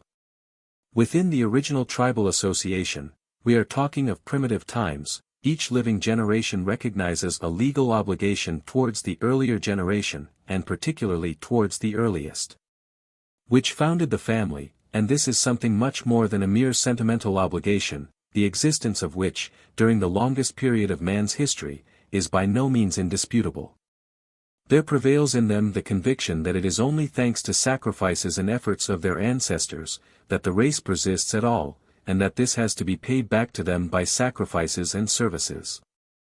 Thus is recognized the owing of a debt, which accumulates continually by reason of these ancestors never ceasing in their subsequent life as potent spirits to secure by their power new privileges and advantages to the race. Gratis, perchance. But there is no gratis for that raw and mean-souled age. What return can be made? Sacrifice, at first, nourishment, in its crudest sense, festivals, temples, tributes of veneration, above all, obedience, since all customs are, qua works of the ancestors, equally their precepts and commands, are the ancestors ever given enough? This suspicion remains and grows, from time to time it extorts a great wholesale ransom, something monstrous in the way of repayment of the creditor, the notorious sacrifice of the firstborn, for example, blood, human blood in any case. The fear of ancestors and their power, the consciousness of owing debts to them, necessarily increases, according to this kind of logic, in the exact proportion that the race itself increases, that the race itself becomes more victorious, more independent, more honored, more feared. This, and not the contrary, is the fact. Each step towards race decay, all disastrous events, all symptoms of degeneration, of approaching disintegration, always diminish the fear of the founder's spirit, and whittle away the idea of his sagacity, providence, and potent presence. Conceive this crude kind of logic carried to its climax, it follows that the ancestors of the most powerful races must, through the growing fear that they exercise on the imaginations, grow themselves into monstrous dimensions, and become relegated to the gloom of a divine mystery that transcends imagination. The ancestor becomes at last necessarily transfigured into a god. Perhaps this is the very origin of the gods, that is, an origin from fear. And those who feel bound to add, but from piety also, will have difficulty in maintaining this theory, with regard to the primeval and longest period of the human race. And of course this is even more the case as regards the middle period, the formative period of the aristocratic races which have given back with interest to their founders, the ancestors, heroes, gods. All those qualities which in the meanwhile have appeared in themselves, that is, the aristocratic qualities. We will later on glance again at the ennobling and promotion of the gods, which of course is totally distinct from their sanctification. Let us now provisionally follow to its end the course of the whole of this development of the consciousness of owing. 20. According to the teaching of history, the consciousness of owing debts to the deity by no means came to an end with the decay of the clan organization of society.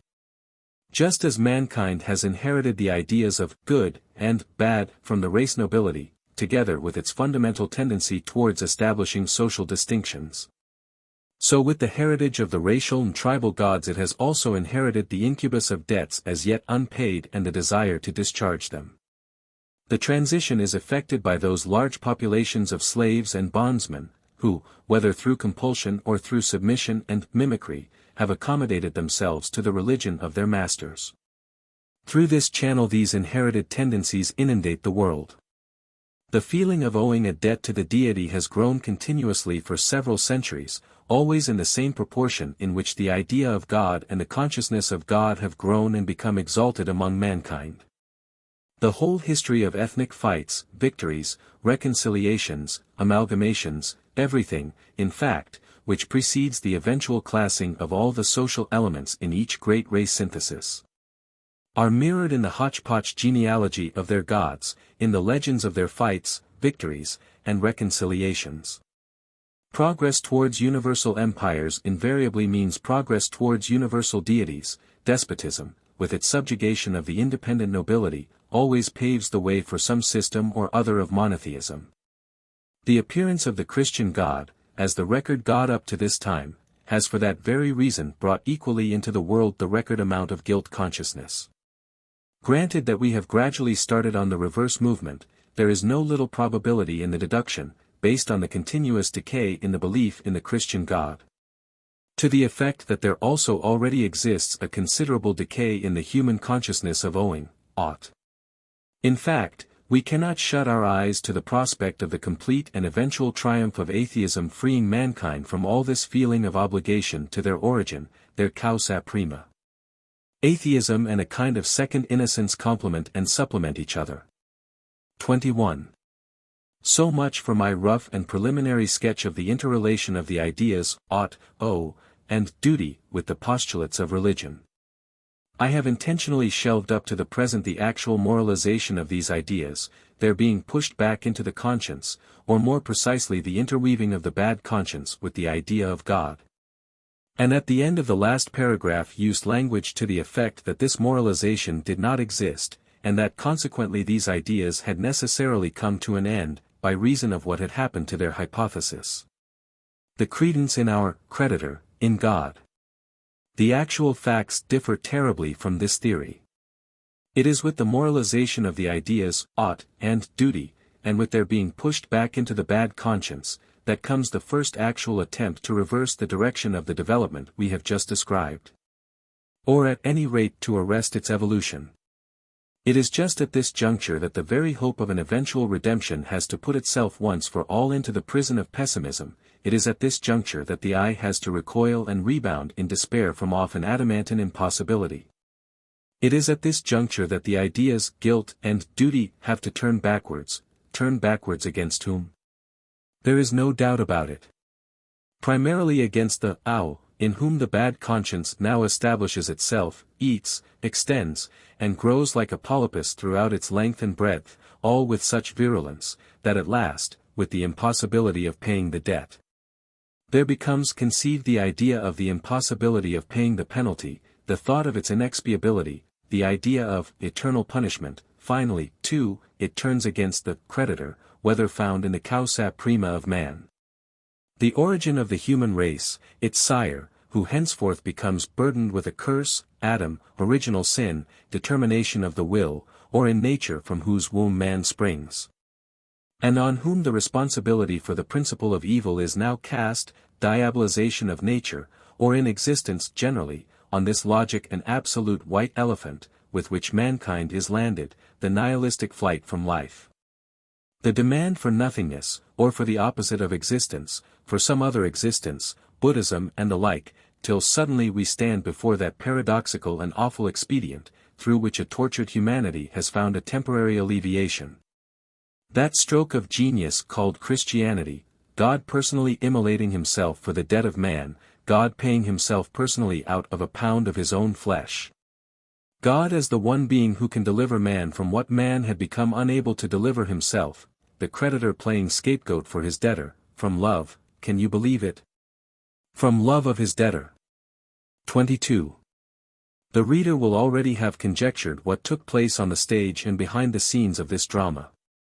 That will for self-torture, that inverted cruelty of the animal man, who, turned subjective and scared into introspection, encaged as he was in the state, as part of his taming process, invented the bad conscience so as to hurt himself. After the natural outlet for this will to hurt, became blocked, in other words, this man of the bad conscience exploited the religious hypothesis so as to carry his martyrdom to the ghastliest pitch of agonized intensity. Owing something to God, this thought becomes his instrument of torture. He apprehends in God the most extreme antitheses that he can find to his own characteristic and ineradicable animal instincts. He himself gives a new interpretation to these animal instincts as being against what he owes to God, as enmity, rebellion, and revolt against the Lord, the Father, the Sire, the beginning of the world. He places himself between the horns of the dilemma, God, and devil. Every negation which he is inclined to utter to himself, to the nature, naturalness, and reality of his being, he whips into an ejaculation of yes, uttering it as something existing, living, efficient, as being God, as the holiness of God, the judgment of God, as the hangmanship of God, as transcendence, as eternity, as unending torment, as hell, as infinity of punishment and guilt. This is a kind of madness of the will in the sphere of psychological cruelty which is absolutely unparalleled, man's will to find himself guilty and blameworthy to the point of inexpiability, his will to think of himself as punished, without the punishment ever being able to balance the guilt, his will to infect and to poison the fundamental basis of the universe with the problem of punishment and guilt. In order to cut off once and for all any escape out of this labyrinth of fixed ideas, his will for rearing an ideal, that of the holy God, face to face with which he can have tangible proof of his own unworthiness. Alas for this mad melancholy beast man! What fantasies invaded, what paroxysms of perversity, hysterical senselessness, and mental bestiality break out immediately, at the very slightest check on its being the beast of action. All this is excessively interesting, but at the same time tainted with a black, gloomy, enervating melancholy, so that a forcible veto must be invoked against looking too long into these abysses. Here is disease, undoubtedly, the most ghastly disease that has as yet played havoc among men, and he who can still hear, but man turns now deaf ears to such sounds, how in this night of torment and nonsense there has rung out the cry of love. The cry of the most passionate ecstasy, of redemption in love. He turns away gripped by an invincible horror. In man there is so much that is ghastly, too long has the world been a madhouse. 23. Let this suffice once for all concerning the origin of the holy God. The fact that in itself the conception of gods is not bound to lead necessarily to this degradation of the imagination, a temporary representation of whose vagaries we felt bound give. The fact that there exist nobler methods of utilizing the invention of gods than in this self-crucifixion and self-degradation of man, in which the last 2,000 years of Europe have been past masters. These facts can fortunately be still perceived from every glance that we cast at the Grecian gods, these mirrors of noble and grandiose men, in which the animal in man felt itself deified, and did not devour itself in subjective frenzy. These Greeks long utilized their gods as simple buffers against the bad conscience, so that they could continue to enjoy their freedom of soul. This, of course, is diametrically opposed to Christianity's theory of its God. They went very far on this principle, did these splendid and lion-hearted children, and there is no lesser authority than that of the Homeric Zeus for making them realize occasionally that they are taking life too casually. Wonderful, says he on one occasion, it has to do with the case of Aegisthus, a very bad case indeed.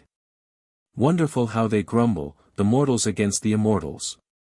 Only from us, they presume, comes evil, but in their folly fashion they, spite of fate, the doom of their own disaster. Yet the reader will note and observe that this Olympian spectator and judge is far from being angry with them and thinking evil of them on this score. How foolish they are, so thinks he of the misdeeds of mortals, and folly, imprudence, a little brain disturbance, and nothing more, are what the Greeks, even of the strongest, bravest period, have admitted to be the ground of much that is evil and fatal. Folly, not sin, do you understand? But even this brain disturbance was a problem. Come, how is it even possible? How could it have really got in brains like ours, the brains of men of aristocratic ancestry, of men of fortune, of men of good natural endowments, of men of the best society, of men of nobility and virtue? This was the question that for century on century the aristocratic Greek put to himself when confronted with every, to him incomprehensible, outrage and sacrilege with which one of his peers had polluted himself. It must be that a god had infatuated him, he would say at last, nodding his head. This solution is typical of the Greeks. Accordingly the gods in those times subserved the functions of justifying man to a certain extent even in evil. In those days they took upon themselves not the punishment, but, what is more noble, the guilt. 24. I conclude with 3 queries, as you will see. Is an ideal actually set up here, or is one pulled down? I am perhaps asked. But have ye sufficiently asked yourselves how dear a payment has the setting up of every ideal in the world exacted? To achieve that consummation how much truth must always be traduced and misunderstood, how many lies must be sanctified, how much conscience has got to be disturbed, how many pounds of God have got to be sacrificed every time. To enable a sanctuary to be set up, a sanctuary has got to be destroyed, that is a law. Show me an instance where it has not been fulfilled. We modern men, we inherit the immemorial tradition of vivisecting the conscience, and practicing cruelty to our animal selves. That is the sphere of our most protracted training, perhaps of our artistic prowess, at any rate of our dilettantism and our perverted taste. Man has for too long regarded his natural proclivities with an evil eye, so that eventually they have become in his system affiliated to a bad conscience. A converse endeavor would be intrinsically feasible, but who is strong enough to attempt it? Namely, to affiliate to the bad conscience all those unnatural proclivities, all those transcendental aspirations, contrary to sense, instinct, nature, and animalism, in short, all past and present ideals, which are all ideals opposed to life, and traducing the world. To whom is one to turn nowadays with such hopes and pretensions? It is just the good men that we should thus bring about our ears, and in addition, as stands to reason, the indolent, the hedgers, the vain, the hysterical, the tired. What is more offensive or more thoroughly calculated to alienate, than giving any hint of the exalted severity with which we treat ourselves? And again how conciliatory, how full of love does all the world show itself towards us so soon as we do as all the world docks, and let ourselves go like all the world. For such a consummation we need spirits of different caliber than seems really feasible in this age, spirits rendered potent through wars and victories, to whom conquest, adventure, danger, even pain, have become a need. For such a consummation we need habituation to sharp, rare air, to winter wanderings, to literal and metaphorical ice and mountains. We even need a kind of sublime malice, a supreme and most self-conscious insolence of knowledge, which is the uppunnage of great health. We need, to summarize the awful truth, just this great health. Is this even feasible today? But some day, in a stronger age than this rotting and introspective present, must he in sooth come to us, even the Redeemer of great love and scorn, the creative Spirit. Rebounding by the impetus of his own force back again away from every transcendental plane and dimension, he whose solitude is misunderstood, sick, of the people, as though it were a flight from reality. While actually it is only his diving, burrowing, and penetrating into reality, so that when he comes again to the light he can at once bring about by these means the redemption of this reality. Its redemption from the curse which the old ideal has laid upon it. This man of the future, who in this wise will redeem us from the old ideal, as he will from that ideal's necessary corollary of great nausea, will to nothingness, and nihilism. This tocsin of noon and of the great verdict, which renders the will again free, who gives back to the world its goal and to man his hope, this Antichrist and Antinihilist, this conqueror of God and of nothingness, he must one day come. 25. But what am I talking of? Enough. Enough? At this juncture I have only one proper course, silence. otherwise trespass on a domain open alone to one who is younger than I, one stronger, more future than I, open alone to Zarathustra, Zarathustra the godless. Third essay. What is the meaning of ascetic ideals? Careless, mocking, forceful, so does wisdom wish us, she is a woman, and never loves any one but a warrior. Thus spake Zarathustra. 1. What is the meaning of ascetic ideals? In artists, nothing, or too much, in philosophers and scholars, a kind of flair, an instinct for the conditions most favorable to advanced intellectualism. In women, at best an additional seductive fascination, a little morbidezza on a fine piece of flesh, the angelhood of a fat, pretty animal. In physiological failures and whiners, in the majority of mortals, an attempt to pose as too good for this world, a holy form of debauchery, their chief weapon in the battle with lingering pain and ennui. In priests, the actual priestly faith, their best engine of power, and also the supreme authority for power. In saints, finally a pretext for hibernation, their novissima gloriae cupido, their peace in nothingness, God, their form of madness. But in the very fact that the ascetic ideal has meant so much to man, lies expressed the fundamental feature of man's will, his horror vacui. He needs a goal, and he will sooner will nothingness than not will at all. Am I not understood? Have I not been understood? Certainly not, sir. Well, let us begin at the beginning. 2. What is the meaning of ascetic ideals? Or, to take an individual case in regard to which I have often been consulted, what is the meaning, for example, of an artist like Richard Wagner paying homage to chastity in his old age? He had always done so, of course, in a certain sense, but it was not till quite the end, that he did so in an ascetic sense. What is the meaning of this change of attitude, this radical revolution in his attitude, for that was what it was? Wagner veered thereby straight round into his own opposite. What is the meaning of an artist veering round into his own opposite? At this point, granted that we do not mind stopping a little over this question, we immediately call to mind the best, strongest, gayest, and boldest period, that there perhaps ever was in Wagner's life. That was the period when he was genuinely and deeply occupied with the idea of Luther's wedding. Who knows what chance is responsible for our now having the Meistersingers instead of this wedding music? And how much in the latter is perhaps just an echo of the former? But there is no doubt but that the theme would have dealt with the praise of chastity. And certainly it would also have dealt with the praise of sensuality, and even so, it would seem quite in order, and even so, it would have been equally Wagnerian. For there is no necessary antithesis between chastity and sensuality. Every good marriage, every authentic heartfelt love transcends this antithesis. Wagner would, it seems to me, have done well to have brought this pleasing reality home once again to his Germans, by means of a bold and graceful Luther comedy, for there were and are among the Germans many revilers of sensuality. And perhaps Luther's greatest merit lies just in the fact of his having had the courage of his sensuality. It used to be called, prettily enough, evangelistic freedom.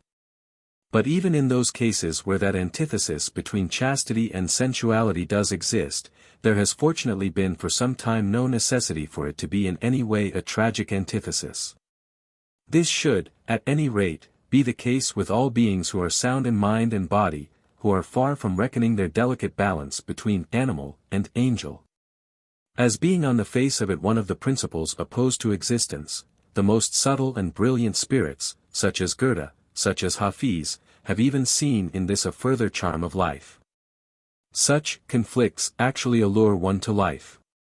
On the other hand, it is only too clear that when once these ruined swine are reduced to worshipping chastity, and there are such swine, they only see and worship in it the antithesis to themselves, the antithesis to ruined swine. Oh, what a tragic grunting and eagerness! You can just think of it. They worship that painful and superfluous contrast, which Richard Wagner in his latter days undoubtedly wished to set to music, and to place on the stage. For what purpose, forsooth, as we may reasonably ask? What did the swine matter to him? What do they matter to us? 3. At this point it is impossible to beg the further question of what he really had to do with that manly, so unmanly, country bumpkin, that poor devil and natural, Parsifal, whom he eventually made a Catholic by such fraudulent devices. What? Was this Parsifal really meant seriously? One might be tempted to suppose the contrary, even to wish it, that the Wagnerian Parsifal was meant joyously, like a concluding play of a trilogy or satiric drama, in which Wagner the tragedian wished to take farewell of us, of himself. Above all of tragedy, and to do so in a manner that should be quite fitting and worthy, that is, with an excess of the most extreme and flippant parody of the tragic itself. Of the ghastly earthly seriousness and earthly woe of old, a parody of that most crude phase in the unnaturalness of the ascetic ideal, that had at length been overcome. That, as I have said, would have been quite worthy of a great tragedian, who like every artist first attains the supreme pinnacle of his greatness when he can look down into himself and his art, when he can laugh at himself. Is Wagner's Parsifal his secret laugh of superiority over himself, the triumph of that supreme artistic freedom and artistic transcendency which he has at length attained? We might, I repeat, wish it were so, for what can Parsifal, taken seriously, amount to? Is it really necessary to see in it, according to an expression once used against me, the product of an insane hate of knowledge, mind, and flesh? A curse on flesh and spirit in one breath of hate. An apostasy and reversion to the morbid Christian and obscurantist ideals. And finally a self-negation and self-elimination on the part of an artist, who till then had devoted all the strength of his will to the contrary, namely, the highest artistic expression of soul and body. And not only of his art. Of his life as well. Just remember with what enthusiasm Wagner followed in the footsteps of Feuerbach. Feuerbach's motto of healthy sensuality rang in the ears of Wagner during the 30s and 40s of the century, as it did in the ears of many Germans. They dubbed themselves young Germans, like the word of redemption. Did he eventually change his mind on the subject? For it seems at any rate that he eventually wished to change his teaching on that subject. And not only is that the case with the Parsifal trumpets on the stage, in the melancholy, cramped, and embarrassed lucubrations of his later years, there are 100 places in which there are manifestations of a secret wish and will, a despondent, uncertain, unavowed will to preach actual retrogression, conversion, Christianity, medievalism, and to say to his disciples, all is vanity. Seek salvation elsewhere. Even the blood of the Redeemer is once invoked. 4. Let me speak out my mind in a case like this, which has many painful elements, and it is a typical case. It is certainly best to separate an artist from his work so completely that he cannot be taken as seriously as his work. He is after all merely the presupposition of his work, the womb, the soil, in certain cases the dung and manure, on which and out of which it grows, and consequently, in most cases, something that must be forgotten if the work itself is to be enjoyed. The insight into the origin of a work is a matter for psychologists and vivisectors, but never either in the present or the future for the aesthetes, the artists. The author and creator of Parsifal was as little spared the necessity of sinking and living himself into the terrible depths and foundations of medieval soul contrasts, the necessity of a malignant abstraction from all intellectual elevation, severity, and discipline, the necessity of a kind of mental perversity, if the reader will pardon me such a word, as little as a pregnant woman is spared the horrors and marvels of pregnancy, which, as I have said, must be forgotten if the child is to be enjoyed. We must guard ourselves against the confusion, into which an artist himself would fall only too easily, to employ the English terminology, out of psychological contiguity. As though the artist himself actually were the object which he is able to represent, imagine, and express. In point of fact, the position is that even if he conceived he were such an object, he would certainly not represent, conceive, express it. Homer would not have created an Achilles, nor Goethe a Faust, if Homer had been an Achilles or if Goethe had been a Faust. A complete and perfect artist is to all eternity separated from the real, from the actual.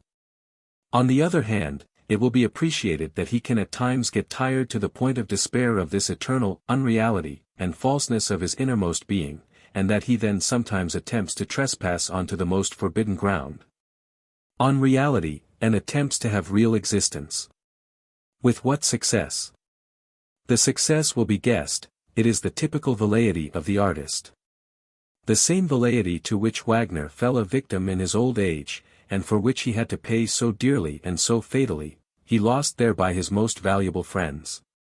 But after all, quite apart from this velleity, who would not wish emphatically for Wagner's own sake that he had taken farewell of us and of his art in a different manner, not with a Parsifal, but in more victorious, more self-confident, more Wagnerian style, a style less misleading, a style less ambiguous with regard to his whole meaning, less Schopenhauerian, less nihilistic. 5.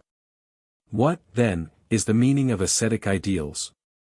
In the case of an artist we are getting to understand their meaning, nothing at all, or so much that it is as good as nothing at all. Indeed, what is the use of them? Our artists have for a long time past not taken up a sufficiently independent attitude, either in the world or against it, to warrant their valuations and the changes in these valuations exciting interest. At all times they have played the valet of some morality, philosophy, or religion, quite apart from the fact that unfortunately they have often enough been the inordinately supple courtiers of their clients and patrons, and the inquisitive toadies of the powers that are existing, or even of the new powers to come. To put it at the lowest, they always need a rampart, a support, an already constituted authority.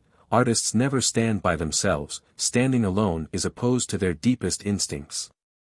So, for example, did Richard Wagner take, when the time had come, the philosopher Schopenhauer for his covering man in front, for his rampart. Who would consider it even thinkable, that he would have had the courage for an ascetic ideal, without the support afforded him by the philosophy of Schopenhauer, without the authority of Schopenhauer, which dominated Europe in the 70s? This is without consideration of the question whether an artist without the milk five of an orthodoxy would have been possible at all.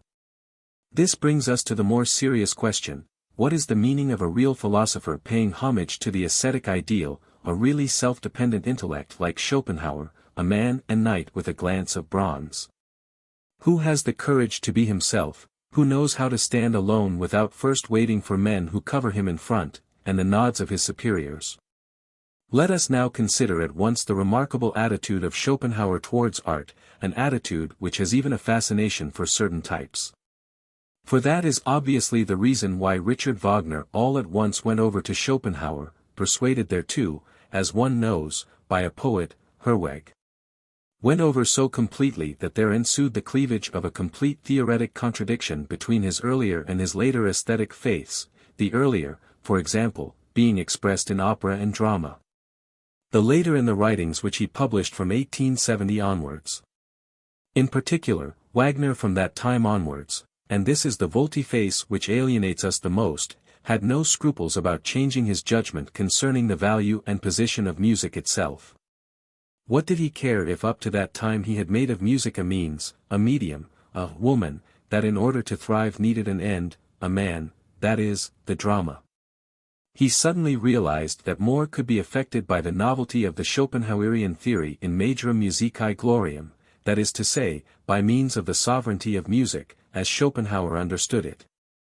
Music abstracted from and opposed to all the other arts, music as the independent art in itself, not like the other arts, affording reflections of the phenomenal world, but rather the language of the will itself, speaking straight out of the abyss as its most personal, original, and direct manifestation.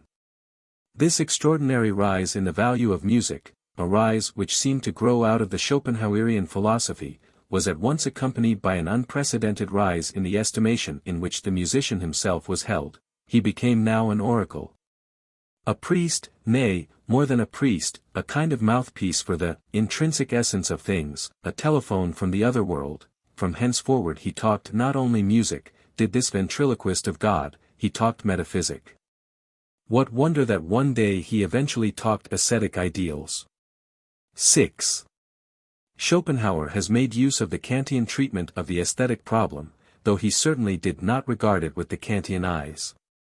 Kant thought that he showed honor to art when he favored and placed in the foreground those of the predicates of the beautiful, which constitute the honor of knowledge, impersonality and universality. This is not the place to discuss whether this was not a complete mistake. All that I wish to emphasize is that Kant, just like other philosophers, instead of envisaging the aesthetic problem from the standpoint of the experiences of the artist, the creator, has only considered art and beauty from the standpoint of the spectator, and has thereby imperceptibly imported the spectator himself into the idea of the beautiful. But if only the philosophers of the beautiful had sufficient knowledge of this spectator. Knowledge of him as a great fact of personality, as a great experience, as a wealth of strong and most individual events, desires, surprises, and raptures in the sphere of beauty. But, as I feared, the contrary was always the case. And so we get from our philosophers, from the very beginning, definitions on which the lack of a subtler personal experience squats like a fat worm of crass error, as it does on Kant's famous definition of the beautiful. That is beautiful, says Kant, which pleases without interesting. Without interesting. Compare this definition with this other one, made by a real spectator and artist, by Stendhal, who once called the beautiful une promesse de bonheur. Here, at any rate, the one point which Kant makes prominent in the aesthetic position is repudiated and eliminated, le désintéressement. Who is right, Kant or Stendhal? When, forsooth, our aesthetes never get tired of throwing into the scales in Kant's favor the fact that under the magic of beauty men can look at even naked female statues, without interest. We can certainly laugh a little at their expense. In regard to this ticklish point, the experiences of artists are more interesting, and at any rate Pygmalion was not necessarily an unaesthetic man. Let us think all the better of the innocence of our aesthetes, reflected as it is in such arguments. Let us, for instance, count to Kant's honor the country parson naivete of his doctrine concerning the peculiar character of the sense of touch. And here we come back to Schopenhauer, who stood in much closer neighborhood to the arts than did Kant, and yet never escaped outside the pale of the Kantian definition. How was that? The circumstance is marvelous enough. He interprets the expression, without interest, in the most personal fashion, out of an experience which must in his case have been part and parcel of his regular routine. On few subjects does Schopenhauer speak with such certainty as on the working of aesthetic contemplation. He says of it that it simply counteracts sexual interest, like lupulin and camphor. He never gets tired of glorifying this escape from the life will as the great advantage and utility of the aesthetic state. In fact, one is tempted to ask if his fundamental conception of will and idea, the thought that there can only exist freedom from the will by means of idea, did not originate in a generalization from this sexual experience. In all questions concerning the Schopenhauerian philosophy, one should, by the by, never lose sight of the consideration that it is the conception of a youth of 26. So that it participates not only in what is peculiar to Schopenhauer's life, but in what is peculiar to that special period of his life. Let us listen, for instance, to one of the most expressive among the countless passages which he has written in honor of the aesthetic state, World as Will and Idea, I. 231. Let us listen to the tone, the suffering, the happiness, the gratitude, with which such words are uttered. This is the painless state which Epicurus praised as the highest good and as the state of the gods. We are during that moment freed from the vile pressure of the will, we celebrate the Sabbath of the will's hard labor, the wheel of Ixion stands still. What vehemence of language! What images of anguish and protracted revulsion! How almost pathological is that temporal antithesis between that moment and everything else, the wheel of Ixion, the hard labor of the will, the vile pressure of the will. But granted that Schopenhauer was 100 times right for himself personally, how does that help our insight into the nature of the beautiful? Schopenhauer has described one effect of the beautiful, the calming of the will, but is this effect really normal? As has been mentioned, Stendhal, an equally sensual but more happily constituted nature than Schopenhauer, gives prominence to another effect of the beautiful. The beautiful promises happiness. To him it is just the excitement of the will, the interest, by the beauty that seems the essential fact. And does not Schopenhauer ultimately lay himself open to the objection, that he is quite wrong in regarding himself as a Kantian on this point, that he has absolutely failed to understand in a Kantian sense the Kantian definition of the beautiful? That the beautiful pleased him as well by means of an interest, by means, in fact, of the strongest and most personal interest of all, that, of the victim of torture who escapes from his torture. And to come back again to our first question, what is the meaning of a philosopher paying homage to ascetic ideals? We get now, at any rate, a first hint: he wishes to escape from a torture. 7. Let us beware of making dismal faces at the word torture. There is certainly in this case enough to deduct, enough to discount, there is even something to laugh at. For we must certainly not underestimate the fact that Schopenhauer, who in practice treated sexuality as a personal enemy, including its tool, woman, that, instrumentum diaboli, needed enemies to keep him in a good humor. That he loved grim, bitter, blackish-green words, that he raged for the sake of raging, out of passion. That he would have grown ill, would have become a pessimist, for he was not a pessimist, however much he wished to be, without his enemies, without Hegel, woman, sensuality, and the whole will for existence, keeping on. Without them Schopenhauer would not have kept on, that is a safe wager.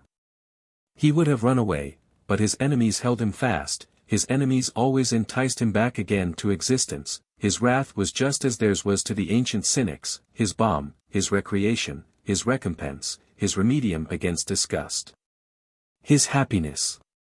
So much with regard to what is most personal in the case of Schopenhauer. On the other hand, there is still much which is typical in him, and only now we come back to our problem.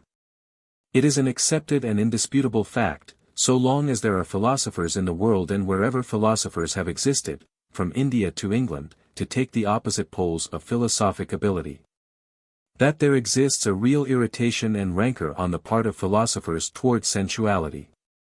Schopenhauer is merely the most eloquent, and if one has the ear for it, also the most fascinating and enchanting outburst.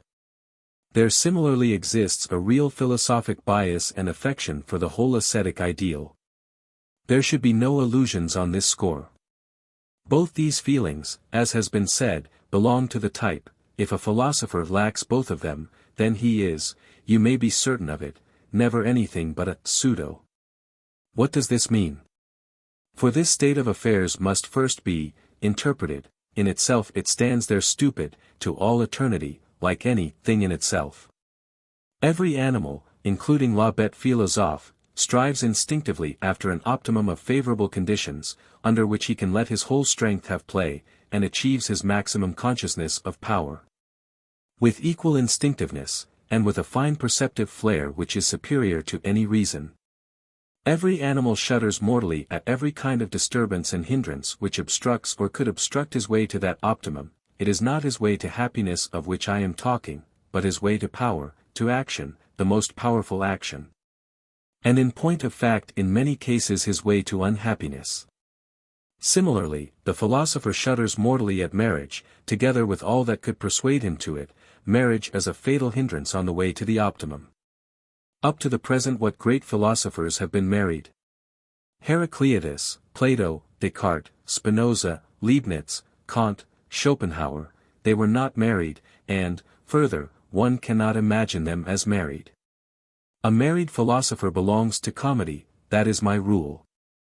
As for that exception of a Socrates, the malicious Socrates married himself, it seems, iron ice, just to prove this very rule. Every philosopher would say, as Buddha said, when the birth of a son was announced to him, Rahula has been born to me, a fetter has been forged for me. Rahula means here, a little demon. There must come an hour of reflection to every free spirit, granted that he has had previously an hour of thoughtlessness, just as one came once to the same Buddha, narrowly cramped, he reflected, is life in the house? It is a place of uncleanness, freedom is found in leaving the house. Because he thought like this, he left the house. So many bridges to independence are shown in the ascetic idea, that the philosopher cannot refrain from exultation and clapping of hands when he hears the history of all those resolute ones, who on one day uttered a nay to all servitude and went into some desert. Even granting that they were only strong asses, and the absolute opposite of strong minds. What, then, does the ascetic ideal mean in a philosopher? This is my answer. It will have been guessed long ago. When he sees this ideal the philosopher smiles because he sees therein an optimum of the conditions of the highest and boldest intellectuality. He does not thereby deny existence, he rather affirms thereby his existence and only his existence, and this perhaps to the point of not being far off the blasphemous wish, perit mundus, fiat philosophia, fiat philosophus, fiam. 8. These philosophers, you see, are by no means uncorrupted witnesses and judges of the value of the ascetic ideal. They think of themselves, what is the saint to them? They think of that which to them personally is most indispensable. Of freedom from compulsion, disturbance, noise, freedom from business, duties, cares, of clear head, of the dance, spring, and flight of thoughts. Of good air, rare, clear, free, dry, as is the air on the heights, in which every animal creature becomes more intellectual and gains wings. They think of peace in every cellar, all the hounds neatly chained, no baying of enmity in uncouth rancor. No remorse of wounded ambition, quiet and submissive internal organs, busy as mills, but unnoticed.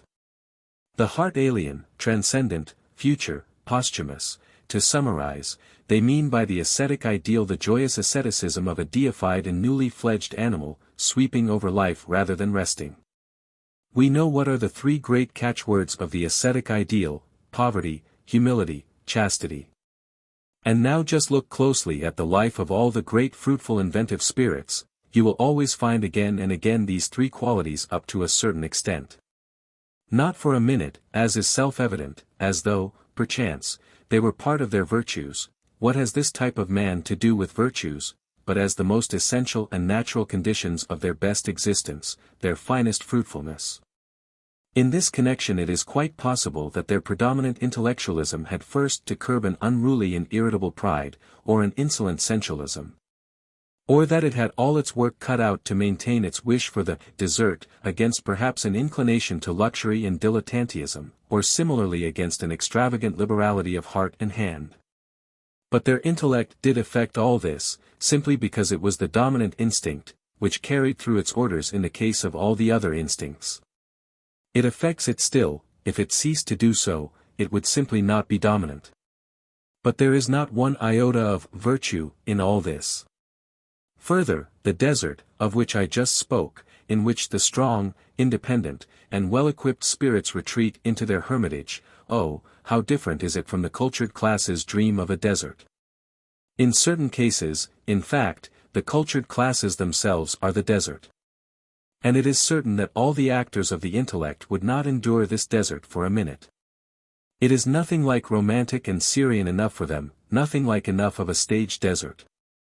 Here as well there are plenty of asses, but at this point the resemblance ceases.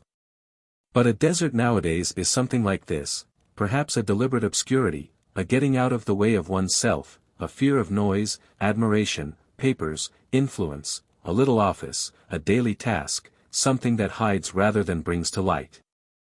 Sometimes associating with harmless, cheerful beasts and fowls, the sight of which refreshes, a mountain for company, but not a dead one, one with eyes, that is, with lakes.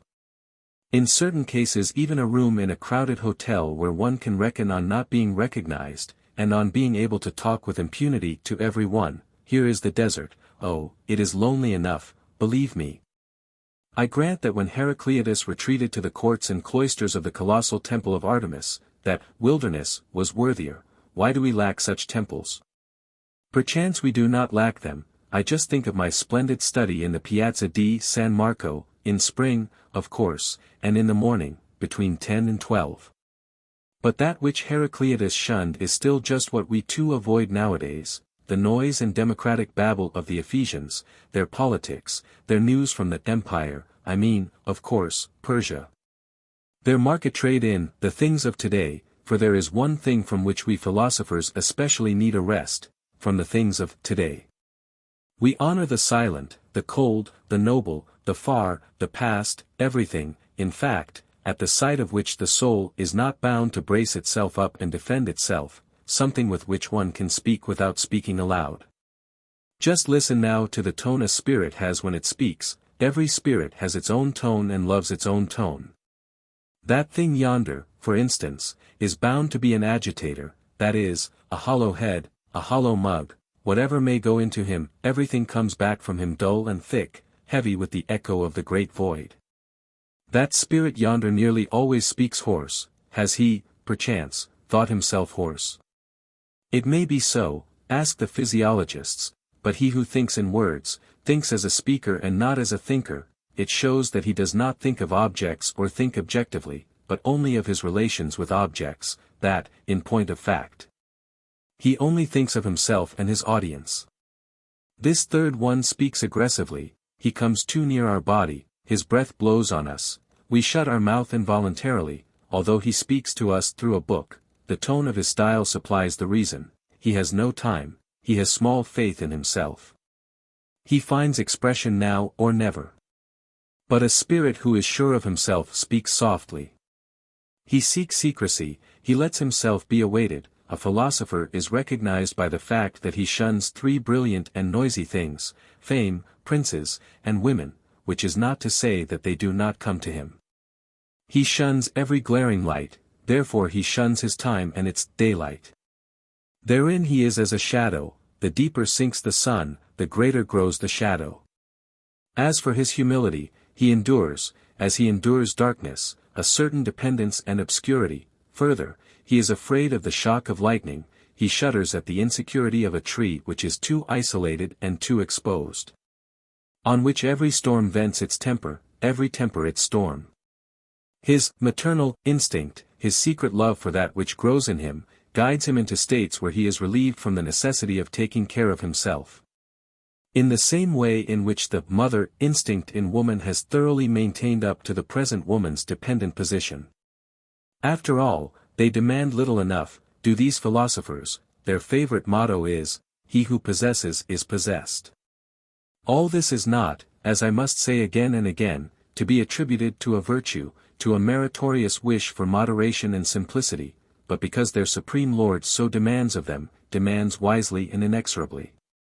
Their Lord who is eager only for one thing, for which alone he musters, and for which alone he hoards everything, time, strength, love, interest. This kind of man likes not to be disturbed by enmity, he likes not to be disturbed by friendship, it is a type which forgets or despises easily.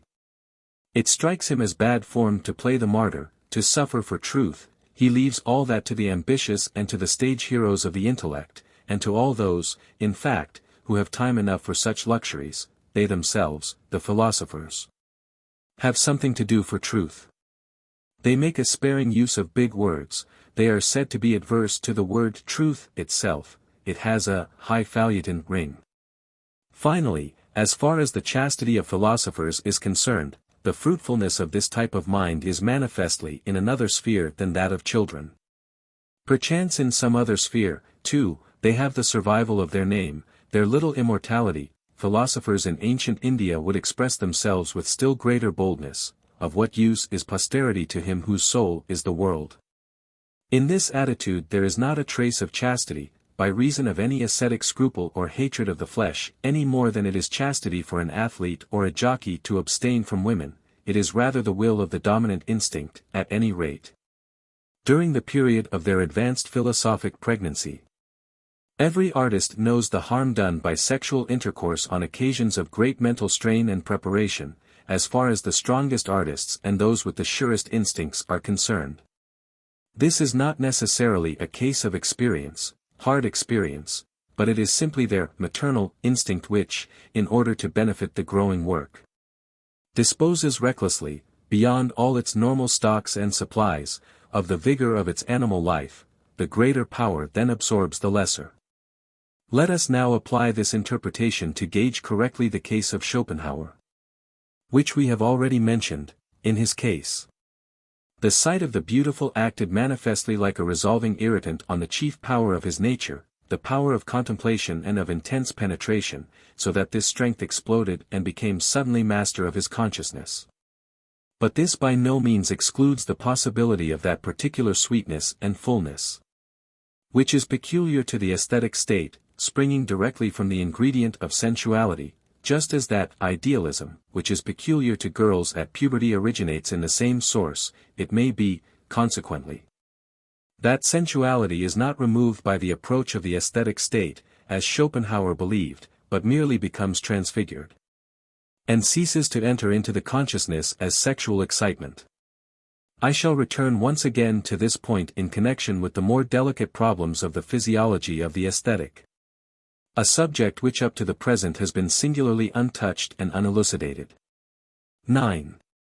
A certain asceticism, a grimly gay wholehearted renunciation, is, as we have seen, one of the most favorable conditions for the highest intellectualism, and, consequently, for the most natural corollaries of such intellectualism. We shall therefore be proof against any surprise at the philosophers in particular always treating the ascetic ideal with a certain amount of predilection. A serious historical investigation shows the bond between the ascetic ideal and philosophy to be still much tighter and still much stronger. It may be said that it was only in the leading strings of this ideal that philosophy really learnt to make its first steps and baby paces, alas how clumsily, alas how crossly. Alas how ready to tumble down and lie on its stomach was this shy little darling of a brat with its bandy legs. The early history of philosophy is like that of all good things. For a long time they had not the courage to be themselves, they kept always looking round to see if no one would come to their help. Further, they were afraid of all who looked at them. Just enumerate in order the particular tendencies and virtues of the philosopher: his tendency to doubt, his tendency to deny, his tendency to wait, to be ephectic, his tendency to analyze, search, explore, dare. His tendency to compare and to equalize, his will to be neutral and objective. His will for everything which is sine ira et studio. Has it yet been realized that for quite a lengthy period these tendencies went counter to the first claims of morality and conscience? To say nothing at all of reason, which even Luther chose to call Frau Kluglin, 6 the sly whore. Has it been yet appreciated that a philosopher, in the event of his arriving at self-consciousness, must needs feel himself an incarnate nitimer in vetitum, and consequently guard himself against his own sensations, against self-consciousness? It is, I repeat, just the same with all good things, on which we now pride ourselves. Even judged by the standard of the ancient Greeks, our whole modern life, in so far as it is not weakness, but power and the consciousness of power, appears pure hybris and godlessness, for the things which are the very reverse of those which we honor today, have had for a long time conscience on their side, and God as their guardian. Hybris is our whole attitude to nature nowadays, our violation of nature with the help of machinery, and all the unscrupulous ingenuity of our scientists and engineers. Hybris is our attitude to God, that is, to some alleged teleological and ethical spider behind the meshes of the great trap of the causal web. Like Charles the Bold in his war with Louis XI, we may say, Je combats l'universel araignée. Hybris is our attitude to ourselves, for we experiment with ourselves in a way that we would not allow with any animal, and with pleasure and curiosity open our soul and our living body. What matters now to us the salvation of the soul? We heal ourselves afterwards. Being ill is instructive, we doubt it not, even more instructive than being well. Inoculators of disease seem to us today even more necessary than any medicine men and saviors. There is no doubt we do violence to ourselves nowadays, we crackers of the soul's kernel, we incarnate riddles, who are ever asking riddles, as though life were naught else than the cracking of a nut. And even thereby must we necessarily become day by day more and more worthy to be asked questions and worthy to ask them, even thereby do we perchance also become worthier to live. All good things were once bad things. From every original sin has grown an original virtue. Marriage, for example, seemed for a long time a sin against the rights of the community.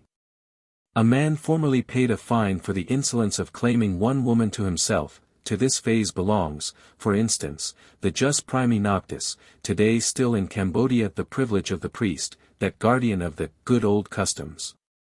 The soft, benevolent, yielding, sympathetic feelings, eventually valued so highly that they almost became intrinsic values, were for a very long time actually despised by their possessors. Gentleness was then a subject for shame. Just as hardness is now, compare Beyond Good and Evil, Aff. 260, the submission to law. Oh, with what qualms of conscience was it that the noble races throughout the world renounced the vendetta and gave the law power over themselves. Law was long a vetetum, a blasphemy, an innovation. It was introduced with force, like a force, to which men only submitted with a sense of personal shame. Every tiny step forward in the world was formerly made at the cost of mental and physical torture. Nowadays the whole of this point of view, that not only stepping forward, nay, stepping at all, movement, change, all needed their countless martyrs, rings in our ears quite strangely. I have put it forward in the dawn of day, Af. 18. Nothing is purchased more dearly, says the same book a little later, than the modicum of human reason and freedom which is now our pride. But that pride is the reason why it is now almost impossible for us to feel in sympathy with those immense periods of the morality of custom, which lie at the beginning of the world's history, constituting as they do the real decisive historical principle which has fixed the character of humanity. Those periods, I repeat, when throughout the world suffering passed for virtue, cruelty for virtue, deceit for virtue, revenge for virtue, repudiation of the reason for virtue. And when, conversely, well-being passed current for danger, the desire for knowledge for danger, pity for danger, peace for danger, being pitted for shame, work for shame, madness for divinity, and change for immorality and incarnate corruption. 10. There is in the same book, Af. 12, an explanation of the burden of unpopularity under which the earliest race of contemplative men had to live, despised almost as widely as they were first feared. Contemplation first appeared on earth in a disguised shape, in an ambiguous form, with an evil heart and often with an uneasy head, there is no doubt about it. The inactive, brooding, unwarlike element in the instincts of contemplative men long invested them with a cloud of suspicion. The only way to combat this was to excite a definite fear. And the old Brahmins, for example, knew to a nicety how to do this. The oldest philosophers were well versed in giving to their very existence an appearance, meaning, firmness, background, by reason whereof men learnt to fear them. Considered more precisely, they did this from an even more fundamental need, the need of inspiring in themselves fear and self-reverence. For they found even in their own souls all the valuations turned against themselves. They had to fight down every kind of suspicion and antagonism against the philosophic element in themselves. Being men of a terrible age, they did this with terrible means, cruelty to themselves, ingenious self-mortification. This was the chief method of these ambitious hermits and intellectual revolutionaries, who were obliged to force down the gods and the traditions of their own soul, so as to enable themselves to believe in their own revolution. I remember the famous story of the king Vikramaitra, who, as the result of 1,000 years of self-martyrdom, reached such a consciousness of power and such a confidence in himself that he undertook to build a new heaven, the sinister symbol of the oldest and newest history of philosophy in the whole world. Everyone who has ever built anywhere a new heaven first found the power thereto in his own hell. Let us compress the facts into a short formula. The philosophic spirit had, in order to be possible to any extent at all, to masquerade and disguise itself as one of the previously fixed types of the contemplative man, to disguise itself as priest, wizard, soothsayer.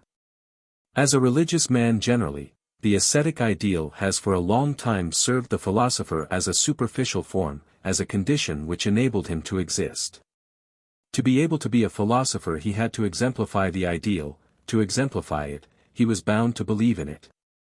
The peculiarly etherealized abstraction of philosophers, with their negation of the world, their enmity to life, their disbelief in the senses, which has been maintained up to the most recent time, and has almost thereby come to be accepted as the ideal philosophic attitude, this abstraction is the result of those enforced conditions under which philosophy came into existence, and continued to exist.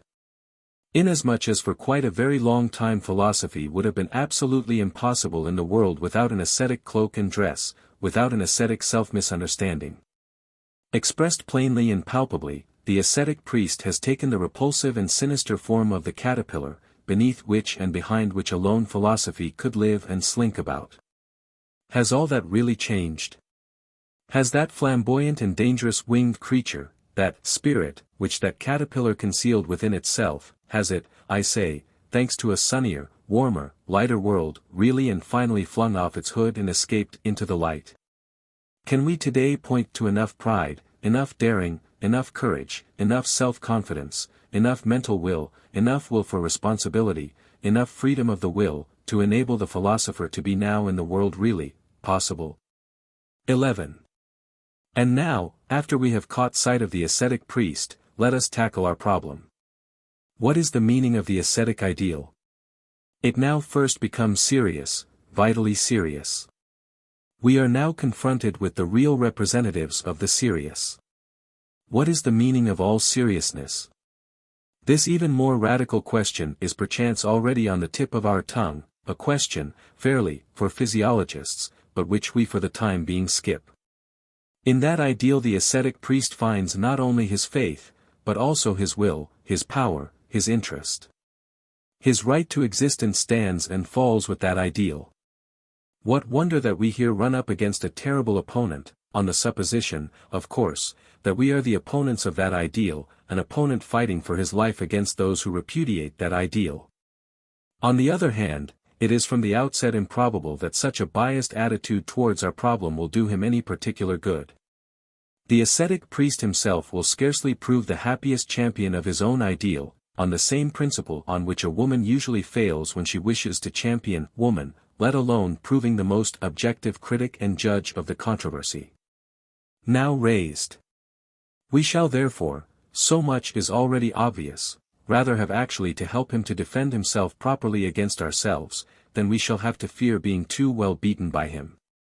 The idea, which is the subject of this dispute, is the value of our life from the standpoint of the ascetic priests, this life, then, together with the whole of which it is a part, nature, the world. The whole sphere of becoming and passing away, is placed by them in relation to an existence of quite another character, which it excludes and to which it is opposed, unless it deny its own self, in this case, the case of an ascetic life. Life is taken as a bridge to another existence. The ascetic treats life as a maze, in which one must walk backwards till one comes to the place where it starts, or he treats it as an error which one may, nay must, refute by action, for he demands that he should be followed. He enforces, where he can, his valuation of existence. What does this mean? Such a monstrous valuation is not an exceptional case, or a curiosity recorded in human history, it is one of the most general and persistent facts that there are. The reading from the vantage of a distant star of the capital letters of our earthly life, would perchance lead to the conclusion that the earth was the especially ascetic planet, a den of discontented, arrogant, and repulsive creatures, who never got rid of a deep disgust of themselves, of the world, of all life, and did themselves as much hurt as possible out of pleasure in hurting, presumably their one and only pleasure. Let us consider how regularly, how universally, how practically at every single period the ascetic priest puts in his appearance. He belongs to no particular race, he thrives everywhere, he grows out of all classes. Not that he perhaps bred this valuation by heredity and propagated it, the contrary is the case. It must be a necessity of the first order which makes this species, hostile, as it is, to life, always grow again and always thrive again. Life itself must certainly have an interest in the continuance of such a type of self-contradiction. For an ascetic life is a self-contradiction, here rules resentment without parallel, the resentment of an insatiate instinct and ambition, that would be master, not over some element in life, but over life itself, over life's deepest, strongest, innermost conditions. Here is an attempt made to utilize power to damn the sources of power, here does the green eye of jealousy turn even against physiological well-being, especially against the expression of such well-being, beauty, joy.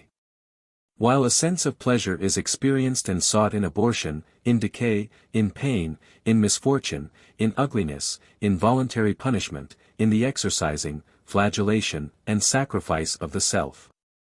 All this is in the highest degree paradoxical. We are here confronted with a rift that wills itself to be a rift, which enjoys itself in this very suffering, and even becomes more and more certain of itself, more and more triumphant. In proportion as its own presupposition, physiological vitality, decreases. The triumph just in the supreme agony under this extravagant emblem did the ascetic ideal fight from of old. In this mystery of seduction, in this picture of rapture and torture, it recognized its brightest light, its salvation, its final victory. Crux, nux, lux, it has all these three in one. 12. Granted that such an incarnate will for contradiction and unnaturalness is induced to philosophize, on what will it vent its pet caprice? On that which has been felt with the greatest certainty to be true, to be real. It will look for error in those very places where the life instinct fixes truth with the greatest positiveness. It will, for instance, after the example of the ascetics of the Vedanta philosophy, reduce matter to an illusion, and similarly treat pain, multiplicity, the whole logical contrast of subject and object, errors, nothing but errors. To renounce the belief in one's own ego, to deny to oneself one's own reality, what a triumph! And here already we have a much higher kind of triumph, which is not merely a triumph over the senses, over the palpable, but an infliction of violence and cruelty on reason. And this ecstasy culminates in the ascetic self-contempt, the ascetic scorn of one's own reason making this decree: there is a domain of truth and of life, but reason is specially excluded therefrom. By the by, even in the Kantian idea of the intelligible character of things, there remains a trace of that schism, so dear to the heart of the ascetic, that schism which likes to turn reason against reason. In fact, intelligible character means in Kant a kind of quality in things of which the intellect comprehends this much, that for it, the intellect, it is absolutely incomprehensible. After all, let us, in our character of knowers, not be ungrateful towards such determined reversals of the ordinary perspectives and values, with which the mind had for too long raged against itself with an apparently futile sacrilege. In the same way the very seeing of another vista, the very wishing to see another vista, is no little training and preparation of the intellect for its eternal objectivity, objectivity being understood not as contemplation without interest, for that is inconceivable and nonsensical, but as the ability to have the pros and cons in one's power and to switch them on and off, so as to get to know how to utilize, for the advancement of knowledge, the difference in the perspective and in the emotional interpretations. But let us, forsooth, my philosophic colleagues, henceforward guard ourselves more carefully against this mythology of dangerous ancient ideas, which has set up a pure, will-less, painless, timeless subject of knowledge. Let us guard ourselves from the tentacles of such contradictory ideas as pure reason, absolute spirituality, knowledge in itself. In these theories an I that cannot be thought of is required to think. An I which ex hypothesi has no direction at all, an I in which the active and interpreting functions are cramped, are absent. Those functions, I say, by means of which abstract seeing first became seeing something. In these theories consequently the absurd and the nonsensical is always demanded of the I. There is only a seeing from a perspective, only a knowing from a perspective, and the more emotions we express over a thing, the more eyes, different eyes, we train on the same thing, the more complete will be our idea of that thing. Our objectivity. But the elimination of the will altogether, the switching off of the emotions all and sundry, granted that we could do so, what? Would not that be called intellectual castration? 13. But let us turn back. Such a self-contradiction, as apparently manifests itself among the ascetics, life turned against life, this much is absolutely obvious, from the physiological and not now from the psychological standpoint, simply nonsense. It can only be an apparent contradiction. It must be a kind of provisional expression, an explanation, a formula, an adjustment, a psychological misunderstanding of something, whose real nature could not be understood for a long time, and whose real essence could not be described. A mere word jammed into an old gap of human knowledge. To put briefly the facts against its being real, the ascetic ideal springs from the prophylactic and self-preservative instincts which mark a decadent life, which seeks by every means in its power to maintain its position and fight for its existence. It points to a partial physiological depression and exhaustion, against which the most profound and intact life instincts fight ceaselessly with new weapons and discoveries. The ascetic ideal is such a weapon. Its position is consequently exactly the reverse of that which the worshippers of the ideal imagine. Life struggles in it and through it with death and against death. The ascetic ideal is a dodge for the preservation of life. An important fact is brought out in the extent to which, as history teaches, this ideal could rule and exercise power over man, especially in all those places where the civilization and taming of man was completed. That fact is the diseased state of man up to the present, at any rate, of the man who has been tamed, the physiological struggle of man with death, more precisely, with the disgust with life, with exhaustion, with the wish for the end. The ascetic priest is the incarnate wish for an existence of another kind, an existence on another plane. He is, in fact, the highest point of this wish. Its official ecstasy and passion, but it is the very power of this wish which is the fetter that binds him here. It is just that which makes him into a tool that must labor to create more favorable conditions for earthly existence, for existence on the human plane. It is with this very power that he keeps the whole herd of failures, distortions, abortions, unfortunates, sufferers from themselves of every kind, fast to existence, while he as the herdsman goes instinctively on in front. You understand me already, this ascetic priest, this apparent enemy of life, this denier, he actually belongs to the really great conservative and affirmative forces of life. What does it come from, this diseased state? For man is more diseased, more uncertain, more changeable, more unstable than any other animal, there is no doubt of it. He is the diseased animal. What does it spring from? Certainly he has also dared, innovated, braved more, challenged fate more than all the other animals put together.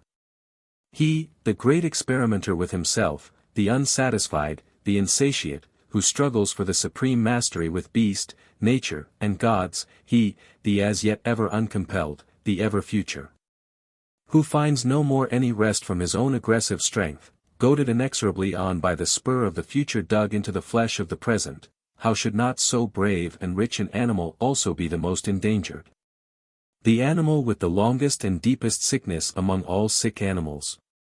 Man is sick of it. Oft enough there are whole epidemics of this satiety, as about 1348, the time of the dance of death, but even this very nausea, this tiredness, this disgust with himself. All this is discharged from him with such force that it is immediately made into a new fetter. His nay, which he utters to life, brings to light as though by magic an abundance of graceful yeas, even when he wounds himself, this master of destruction, of self-destruction, it is subsequently the wound itself that forces him to live. 14. The more normal is this sickliness in man, and we cannot dispute this normality, the higher honor should be paid to the rare cases of psychical and physical powerfulness, the windfalls of humanity. And the more strictly should the sound be guarded from that worst of air, the air of the sick room. Is that done? The sick are the greatest danger for the healthy. It is not from the strongest that harm comes to the strong, but from the weakest. Is that known? Broadly considered, it is not for a minute the fear of man, whose diminution should be wished for this fear forces the strong to be at times terrible, it preserves in its integrity the sound type of man. What is to be feared, what does work with a fatality found in no other fate, is not the great fear of, but the great nausea with, man, and equally so the great pity for man. Supposing that both these things were one day to espouse each other, then inevitably the maximum of monstrousness would immediately come into the world, the last will of man, his will for nothingness, nihilism. And, in sooth, the way is well paved thereto. He who not only has his nose to smell with, but also has eyes and ears, he sniffs almost wherever he goes today an air something like that of a madhouse, the air of a hospital. I am speaking, as stands to reason, of the cultured areas of mankind. Of every kind of Europe that there is in fact in the world. The sick are the great danger of man, not the evil, not the beasts of prey. They who are from the outset botched, oppressed, broken, those are they, the weakest are they, who most undermine the life beneath the feet of man, who instill the most dangerous venom and skepticism into our trust in life, in man, in ourselves. Where shall we escape from it, from that covert look, from which we carry away a deep sadness, from that averted look of him who is misborn from the beginning, that look which betrays what such a man says to himself, that look which is a groan? Would that I were something else, so groans this look, but there is no hope. I am what I am, how could I get away from myself? And, verily, I am sick of myself. On such a soil of self-contempt, a veritable swamp soil, grows that weed, that poisonous growth, and all so tiny, so hidden, so ignoble, so sugary. Here teem the worms of revenge and vindictiveness. Here the air reeks of things secret and unmentionable, here is ever spun the net of the most malignant conspiracy, the conspiracy of the sufferers against the sound and the victorious, here is the sight of the victorious hated. And what lying so as not to acknowledge this hate as hate? What a show of big words and attitudes, what an art of righteous calumniation. These abortions. What a noble eloquence gushes from their lips. What an amount of sugary, slimy, humble submission oozes in their eyes. What do they really want? At any rate to represent righteousness, love, wisdom, superiority, that is the ambition of these lowest ones, these sick ones. And how clever does such an ambition make them? You cannot, in fact, but admire the counterfeiter dexterity with which the stamp of virtue, even the ring, the golden ring of virtue, is here imitated. They have taken a lease of virtue absolutely for themselves, have these weaklings and wretched invalids, there is no doubt of it, we alone are the good, the righteous, so do they speak, we alone are the homines boni voluntatis. They stalk about in our midst as living reproaches, as warnings to us, as though health, fitness, strength, pride, the sensation of power, were really vicious things in themselves, for which one would have some day to do penance, bitter penance. Oh, how they themselves are ready in their hearts to exact penance, how they thirst after being hangmen. Among them is an abundance of revengeful ones disguised as judges, who ever mouth the word righteousness like a venomous spittle, with mouth, I say, always pursed, always ready to spit at everything, which does not wear a discontented look, but is of good cheer as it goes on its way. Among them, again, is that most loathsome species of the vain, the lying abortions, who make a point of representing beautiful souls, and perchance of bringing to the market as purity of heart their distorted sensualism swathed in verses and other bandages. The species of self-comforters and masturbators of their own souls. The sick man's will to represent some form or other of superiority, his instinct for crooked paths, which lead to a tyranny over the healthy, where can it not be found, this will to power of the very weakest. The sick woman especially, no one surpasses her in refinements for ruling, oppressing, tyrannizing. The sick woman, moreover, spares nothing living, nothing dead, she grubs up again the most buried things, the Bogos say, woman is a hyena. Look into the background of every family, of every body, of every community, everywhere the fight of the sick against the healthy, a silent fight for the most part with minute poison powders, with pinpricks, with spiteful grimaces of patience. But also at times with that diseased Pharisaism of pure pantomime, which plays for choice the role of righteous indignation. Right into the hallowed chambers of knowledge can it make itself heard, can this hoarse yelping of sick hounds, this rabid lying and frenzy of such noble Pharisees, I remind readers, who have ears, once more of that Berlin apostle of revenge. Eugen Düring, who makes the most disreputable and revolting use in all present-day Germany of moral refuse. Düring, the paramount moral blusterer that there is today, even among his own kidney, the anti-Semites. They are all men of resentment, are these physiological distortions and worm-riddled objects, a whole quivering kingdom of burrowing revenge, indefatigable and insatiable in its outbursts against the happy, and equally so in disguises for revenge. In pretexts for revenge, when will they really reach their final, fondest, most sublime triumph of revenge? At that time, doubtless, when they succeed in pushing their own misery, in fact, all misery, into the consciousness of the happy. So that the latter begin one day to be ashamed of their happiness, and perchance say to themselves when they meet, it is a shame to be happy. There is too much misery. But there could not possibly be a greater and more fatal misunderstanding than that of the happy, the fit, the strong in body and soul, beginning in this way to doubt their right to happiness. Away with this perverse world. Away with this shameful soddenness of sentiment. Preventing the sick making the healthy sick, for that is what such a soddenness comes to. This ought to be our supreme object in the world, but for this it is above all essential that the healthy should remain separated from the sick. That they should even guard themselves from the look of the sick, that they should not even associate with the sick. Or may it, perchance, be their mission to be nurses or doctors.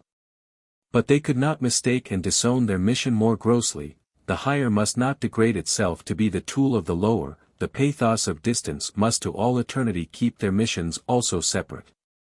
The right of the happy to existence, the right of bells with a full tone over the discordant cracked bells, is verily 1,000 times greater. They alone are the sureties of the future, they alone are bound to man's future. What they can, what they must do, that can the sick never do, should never do. But if they are to be enabled to do what only they must do, how can they possibly be free to play the doctor, the comforter, the saviour of the sick? And therefore good air. Good air. And away, at any rate, from the neighbourhood of all the madhouses and hospitals of civilization. And therefore good company, our own company, or solitude, if it must be so. But away, at any rate, from the evil fumes of internal corruption and the secret worm-eaten state of the sick. That, forsooth, my friends, we may defend ourselves, at any rate for still a time, against the two worst plagues that could have been reserved for us, against the great nausea with man. Against the great pity for man. 15. If you have understood in all their depths, and I demand that you should grasp them profoundly and understand them profoundly, the reasons for the impossibility of its being the business of the healthy to nurse the sick, to make the sick healthy. It follows that you have grasped this further necessity, the necessity of doctors and nurses who themselves are sick. And now we have and hold with both our hands the essence of the ascetic priest. The ascetic priest must be accepted by us as the predestined saviour, herdsman, and champion of the sick herd, thereby do we first understand his awful historic mission. The lordship over sufferers is his kingdom, to that points his instinct, in that he finds his own special art, his master skill, his kind of happiness. He must himself be sick, he must be kith and kin to the sick and the abortions so as to understand them, so as to arrive at an understanding with them. But he must also be strong, even more master of himself than of others, impregnable, forsooth, in his will for power, so as to acquire the trust and the awe of the weak, so that he can be their hold, bulwark, prop, compulsion, overseer, tyrant, God. He has to protect them, protect his herds, against whom? Against the healthy, doubtless also against the envy towards the healthy. He must be the natural adversary and scorner of every rough, stormy, rainless, hard, violently predatory health and power. The priest is the first form of the more delicate animal that scorns more easily than it hates. He will not be spared the waging of war with the beasts of prey, a war of guile, of spirit, rather than of force, as is self-evident. He will in certain cases find it necessary to conjure up out of himself. Or at any rate to represent practically a new type of the beast of prey, a new animal monstrosity in which the polar bear, the supple, cold, crouching panther, and, not least important, the fox, are joined together in a trinity as fascinating as it is fearsome. If necessity exacts it, then will he come on the scene with bearish seriousness, venerable, wise, cold, full of treacherous superiority, as the herald and mouthpiece of mysterious powers, sometimes going among even the other kind of beasts of prey. Determined as he is to sow on their soil, wherever he can, suffering, discord, self-contradiction, and only too sure of his art, always to be lord of sufferers at all times. He brings with him, doubtless, salve and balsam, but before he can play the physician he must first wound, so, while he soothes the pain which the wound makes, he at the same time poisons the wound. Well versed is he in this above all things, is this wizard and wild beast tamer, in whose vicinity everything healthy must needs become ill, and everything ill must needs become tame. He protects, in sooth, his sick herd well enough, does this strange herdsman. He protects them also against themselves, against the sparks, even in the center of the herd, of wickedness, knavery, malice, and all the other ills that the plaguey and the sick are heir to. He fights with cunning, hardness, and stealth against anarchy and against the ever-imminent break-up inside the herd, where resentment, that most dangerous blasting stuff and explosive, ever accumulates and accumulates. Getting rid of this blasting stuff in such a way that it does not blow up the herd and the herdsman, that is his real feat, his supreme utility. If you wish to comprise in the shortest formula the value of the priestly life, it would be correct to say the priest is the diverter of the course of resentment. Every sufferer, in fact, searches instinctively for a cause of his suffering. To put it more exactly, a doer, to put it still more precisely, a sentient responsible doer, in brief, something living, on which, either actually or in effigy, he can on any pretext vent his emotions. For the venting of emotions is the sufferer's greatest attempt at alleviation, that is to say, stupefaction, his mechanically desired narcotic against pain of any kind. It is in this phenomenon alone that is found, according to my judgment, the real physiological cause of resentment, revenge, and their family is to be found, that is, in a demand for the deadening of pain through emotion. This cause is generally, but in my view very erroneously, looked for in the defensive parry of a bare protective principle of reaction, of a reflex movement, in the case of any sudden hurt and danger. After the manner that a decapitated frog still moves in order to get away from a corrosive acid. But the difference is fundamental. In one case the object is to prevent being hurt any more. In the other case the object is to deaden a racking, insidious, nearly unbearable pain by a more violent emotion of any kind whatsoever, and at any rate for the time being to drive it out of the consciousness. For this purpose an emotion is needed. As wild an emotion as possible, and to excite that emotion some excuse or other is needed. It must be somebody's fault that I feel bad. This kind of reasoning is peculiar to all invalids, and is but the more pronounced, the more ignorant they remain of the real cause of their feeling bad. The physiological cause, the cause may lie in a disease of the nervus sympathicus, or in an excessive secretion of bile, or in a want of sulfate and phosphate of potash in the blood, or in pressure in the bowels which stops the circulation of the blood, or in degeneration of the ovaries, and so forth. ALS sufferers have an awful resourcefulness and ingenuity in finding excuses for painful emotions. They even enjoy their jealousy, their broodings over base actions and apparent injuries. They burrow through the intestines of their past and present in their search for obscure mysteries, wherein they will be at liberty to wallow in a torturing suspicion and get drunk on the venom of their own malice. They tear open the oldest wounds, they make themselves bleed from the scars which have long been healed. They make evildoers out of friends, wife, child, and everything which is nearest to them. I suffer, it must be somebody's fault, so thinks every sick sheep. But his herdsman, the ascetic priest, says to him, quite so, my sheep, it must be the fault of someone. But thou thyself art that someone. It is all the fault of thyself alone, it is the fault of thyself alone against thyself. That is bold enough, false enough, but one thing is at least attained. Thereby, as I have said, the course of resentment is diverted. 16. You can see now what the remedial instinct of life has at least tried to effect, according to my conception, through the ascetic priest. And the purpose for which he had to employ a temporary tyranny of such paradoxical and anomalous ideas as guilt, sin, sinfulness, corruption, damnation. What was done was to make the sick harmless up to a certain point, to destroy the incurable by means of themselves, to turn the milder cases severely on to themselves, to give their resentment a backward direction. Man needs but one thing. And to exploit similarly the bad instincts of all sufferers with a view to self-discipline, self-surveillance, self-mastery.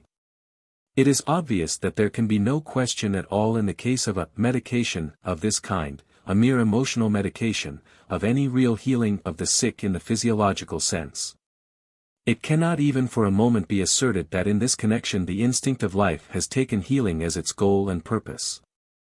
On the one hand, a kind of congestion and organization of the sick, the word church is the most popular name for it. On the other, a kind of provisional safeguarding of the comparatively healthy, the more perfect specimens.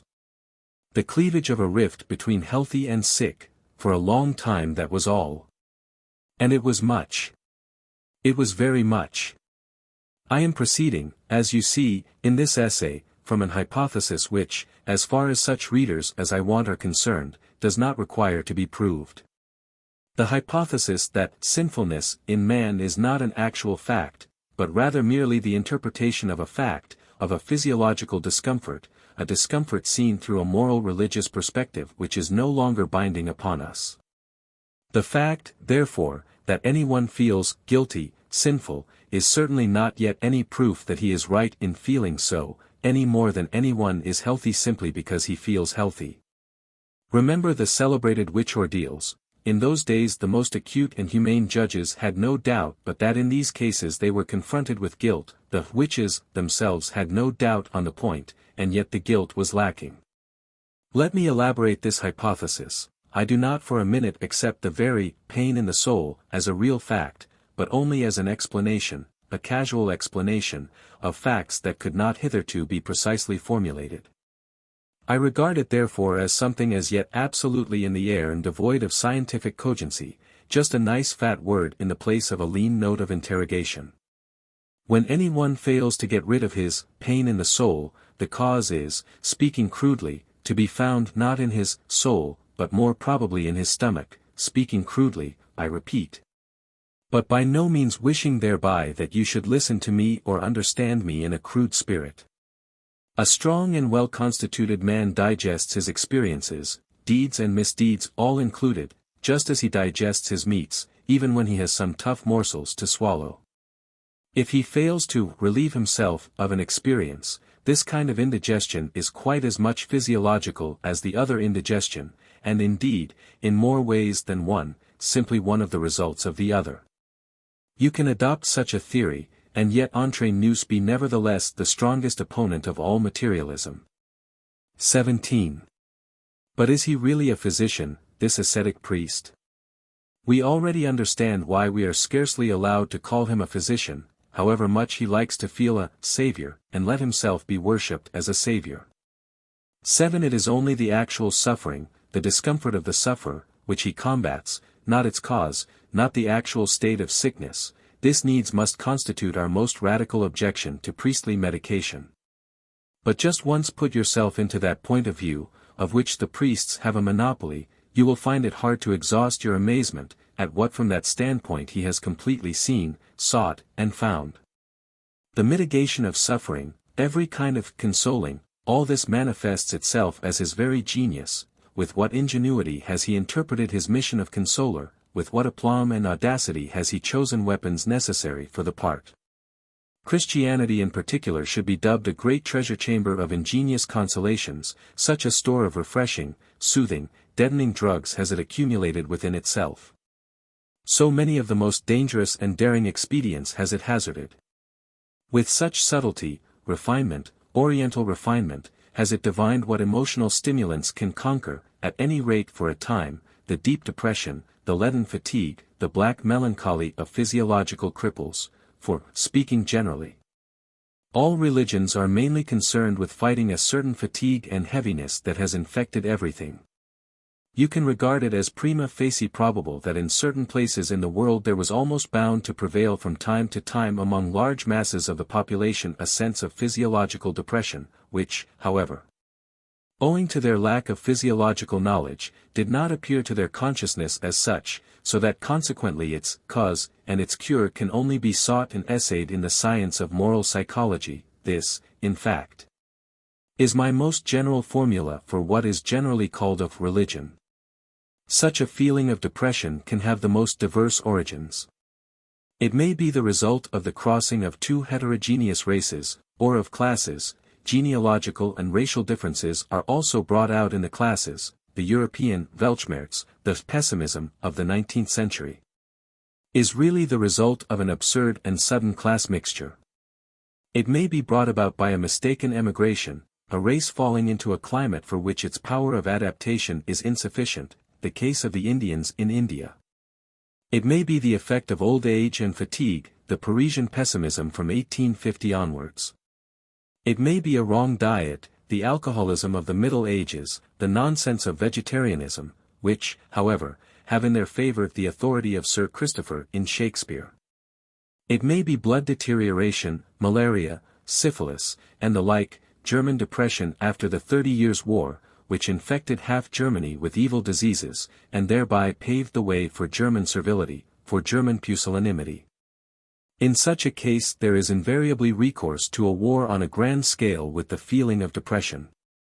Let us inform ourselves briefly on its most important practices and phases. I leave on one side, as stands to reason, the actual philosophic war against the feeling of depression, which is usually simultaneous. It is interesting enough, but too absurd, too practically negligible, too full of cobwebs, too much of a hole-and-corner affair, especially when pain is proved to be a mistake. On the naive hypothesis that pain must needs vanish when the mistake underlying it is recognized, but behold, it does anything but vanish. That dominant depression is primarily fought by weapons which reduce the consciousness of life itself to the lowest degree. Wherever possible, no more wishes, no more wants, shun everything which produces emotion. Which produces, blood, eating no salt, the fakir hygiene, no love, no hate, equanimity, no revenge, no getting rich, no work, begging, as far as possible, no woman, or as little woman as possible, as far as the intellect is concerned. Pascal's principle, il faut s'abattre. To put the result in ethical and psychological language, self-annihilation, sanctification, to put it in physiological language. Hypnotism, the attempt to find some approximate human equivalent for what hibernation is for certain animals, for what estivation is for many tropical plants. A minimum of assimilation and metabolism in which life just manages to subsist without really coming into the consciousness. An amazing amount of human energy has been devoted to this object, perhaps uselessly. There cannot be the slightest doubt but that such sportsmen of saintliness, in whom at times nearly every nation has abounded, have really found a genuine relief from that which they have combated with such a rigorous training. In countless cases they really escaped by the help of their system of hypnotism away from deep physiological depression. Their method is consequently counted among the most universal ethnological facts. Similarly, it is improper to consider such a plan for starving the physical element and the desires as in itself a symptom of insanity, as a clumsy species of roast beef eating free-thinkers and Sir Christophers are fain to do. All the more certain is it that their method can and does pave the way to all kinds of mental disturbances. For instance, inner lights, as far as the case of the hesychasts of Mount Athos, auditory in visual hallucinations, voluptuous ecstasies and effervescences of sensualism, the history of Saint Teresa. The explanation of such events given by the victims is always the acme of fanatical falsehood. This is self-evident. Note well, however, the tone of implicit gratitude that rings in the very will for an explanation of such a character. The supreme state, salvation itself, that final goal of universal hypnosis and peace, is always regarded by them as the mystery of mysteries, which even the most supreme symbols are inadequate to express. It is regarded as an entry and homecoming to the essence of things, as a liberation from all illusions, as knowledge, as truth, as being, as an escape from every end, every wish, every action, as something even beyond good and evil. Good and evil, quote the Buddhists, both are fetters. The perfect man is master of them both. The done and the undone, quote the disciple of the Vedanta, do him no hurt. The good and the evil he shakes from off him, sage that he is. His kingdom suffers no more from any act, good and evil, he goes beyond them both. An absolutely Indian conception, as much Brahmanist as Buddhist. Neither in the Indian nor in the Christian doctrine is this redemption regarded as attainable by means of virtue and moral improvement. However high they may place the value of the hypnotic efficiency of virtue, keep clear on this point. Indeed, it simply corresponds with the facts. The fact that they remain true on this point is perhaps to be regarded as the best specimen of realism in the three great religions, absolutely soaked as they are with morality, with this one exception. For those who know, there is no duty. Redemption is not attained by the acquisition of virtues, for redemption consists in being one with Brahman, who is incapable of acquiring any perfection. And equally little does it consist in the giving up of faults, for the Brahman, unity with whom is what constitutes redemption, is eternally pure. These passages are from the commentaries of the Kankara. Quoted from the first real European expert of the Indian philosophy, my friend Paul Deussen. We wish, therefore, to pay honor to the idea of redemption in the great religions. But it is somewhat hard to remain serious in view of the appreciation meted out to the deep sleep by these exhausted pessimists who are too tired even to dream, to the deep sleep considered, that is, as already effusing into Brahman, as the attainment of the unio mystica with God. When he has completely gone to sleep, says on this point the oldest and most venerable script, and come to perfect rest, so that he sees no more any vision, then, O dear one, is he united with being. He has entered into his own self, encircled by the self with its absolute knowledge, he has no more any consciousness of that which is without or of that which is within. Day and night cross not these bridges, nor age, nor death, nor suffering, nor good deeds, nor evil deeds. In deep sleep, say similarly the believers in this deepest of the three great religions, does the soul lift itself from out this body of ours. Enters the supreme light and stands out therein in its true shape, therein is it the supreme spirit itself, which travels about, while it jests and plays and enjoys itself, whether with women, or chariots, or friends. There do its thoughts turn no more back to this appanage of a body, to which the prana, the vital breath, is harnessed like a beast of burden to the cart. None the less we will take care to realize, as we did when discussing redemption, that in spite of all its pomps of oriental extravagance this simply expresses the same criticism on life as did the clear, cold, Greekly cold, but yet suffering Epicurus. The hypnotic sensation of nothingness, the peace of deepest sleep, anesthesia in short, that is what passes with the sufferers and the absolutely depressed forsooth, their supreme good, their value of values. That is what must be treasured by them as something positive, be felt by them as the essence of the positive, according to the same logic of the feelings. Nothingness is in all pessimistic religions called God. 18. Such a hypnotic deadening of sensibility and susceptibility to pain, which presupposes somewhat rare powers, especially courage, contempt of opinion, intellectual stoicism, is less frequent than another and certainly easier training which is tried against states of depression. I mean mechanical activity. It is indisputable that a suffering existence can be thereby considerably alleviated. This fact is called today by the somewhat ignoble title of the blessing of work. The alleviation consists in the attention of the sufferer being absolutely diverted from suffering, in the incessant monopoly of the consciousness by action, so that consequently there is little room left for suffering, for narrow is it. This chamber of human consciousness. Mechanical activity and its corollaries, such as absolute regularity, punctilious unreasoning obedience, the chronic routine of life, the complete occupation of time, a certain liberty to be impersonal, nay, a training in impersonality. Self-forgetfulness, in curious way, with what thoroughness and expert subtlety have all these methods been exploited by the ascetic priest in his war with pain. When he has to tackle sufferers of the lower orders, slaves, or prisoners, or women, who for the most part are a compound of labor slave and prisoner, all he has to do is to juggle a little with the names, and to rechristen, so as to make them see henceforth a benefit, a comparative happiness, in objects which they hated. The slave's discontent with his lot was at any rate not invented by the priests.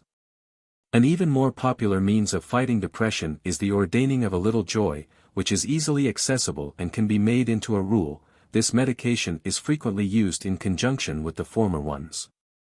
The most frequent form in which joy is prescribed as a cure is the joy in producing joy, such as doing good, giving presents, alleviating, helping, exhorting, comforting, praising, treating with distinction. Together with the prescription of, love your neighbor. The ascetic priest prescribes, though in the most cautious doses, what is practically a stimulation of the strongest and most life-assertive impulse, the will for power. The happiness involved in the smallest superiority, which is the concomitant of all benefiting, helping, extolling, making one's self useful, is the most ample consolation, of which, if they are well advised, physiological distortions avail themselves, In other cases they hurt each other, and naturally in obedience to the same radical instinct. An investigation of the origin of Christianity in the Roman world shows that cooperative unions for poverty, sickness, and burial sprang up in the lowest stratum of contemporary society, amid which the chief antidote against depression, the little joy experienced in mutual benefits, was deliberately fostered. Perchance this was then a novelty, a real discovery. This conjuring up of the will for cooperation, for family organization, for communal life, for co-inacula necessarily brought the will for power, which had been already infinitesimally stimulated, to a new and much fuller manifestation. The herd organization is a genuine advance and triumph in the fight with depression. With the growth of the community there matures even to individuals a new interest, which often enough takes him out of the more personal element in his discontent, his aversion to himself, the despectus way of Julinx. All sick and diseased people strive instinctively after a herd organization, out of a desire to shake off their sense of oppressive discomfort and weakness. The ascetic priest divines this instinct and promotes it.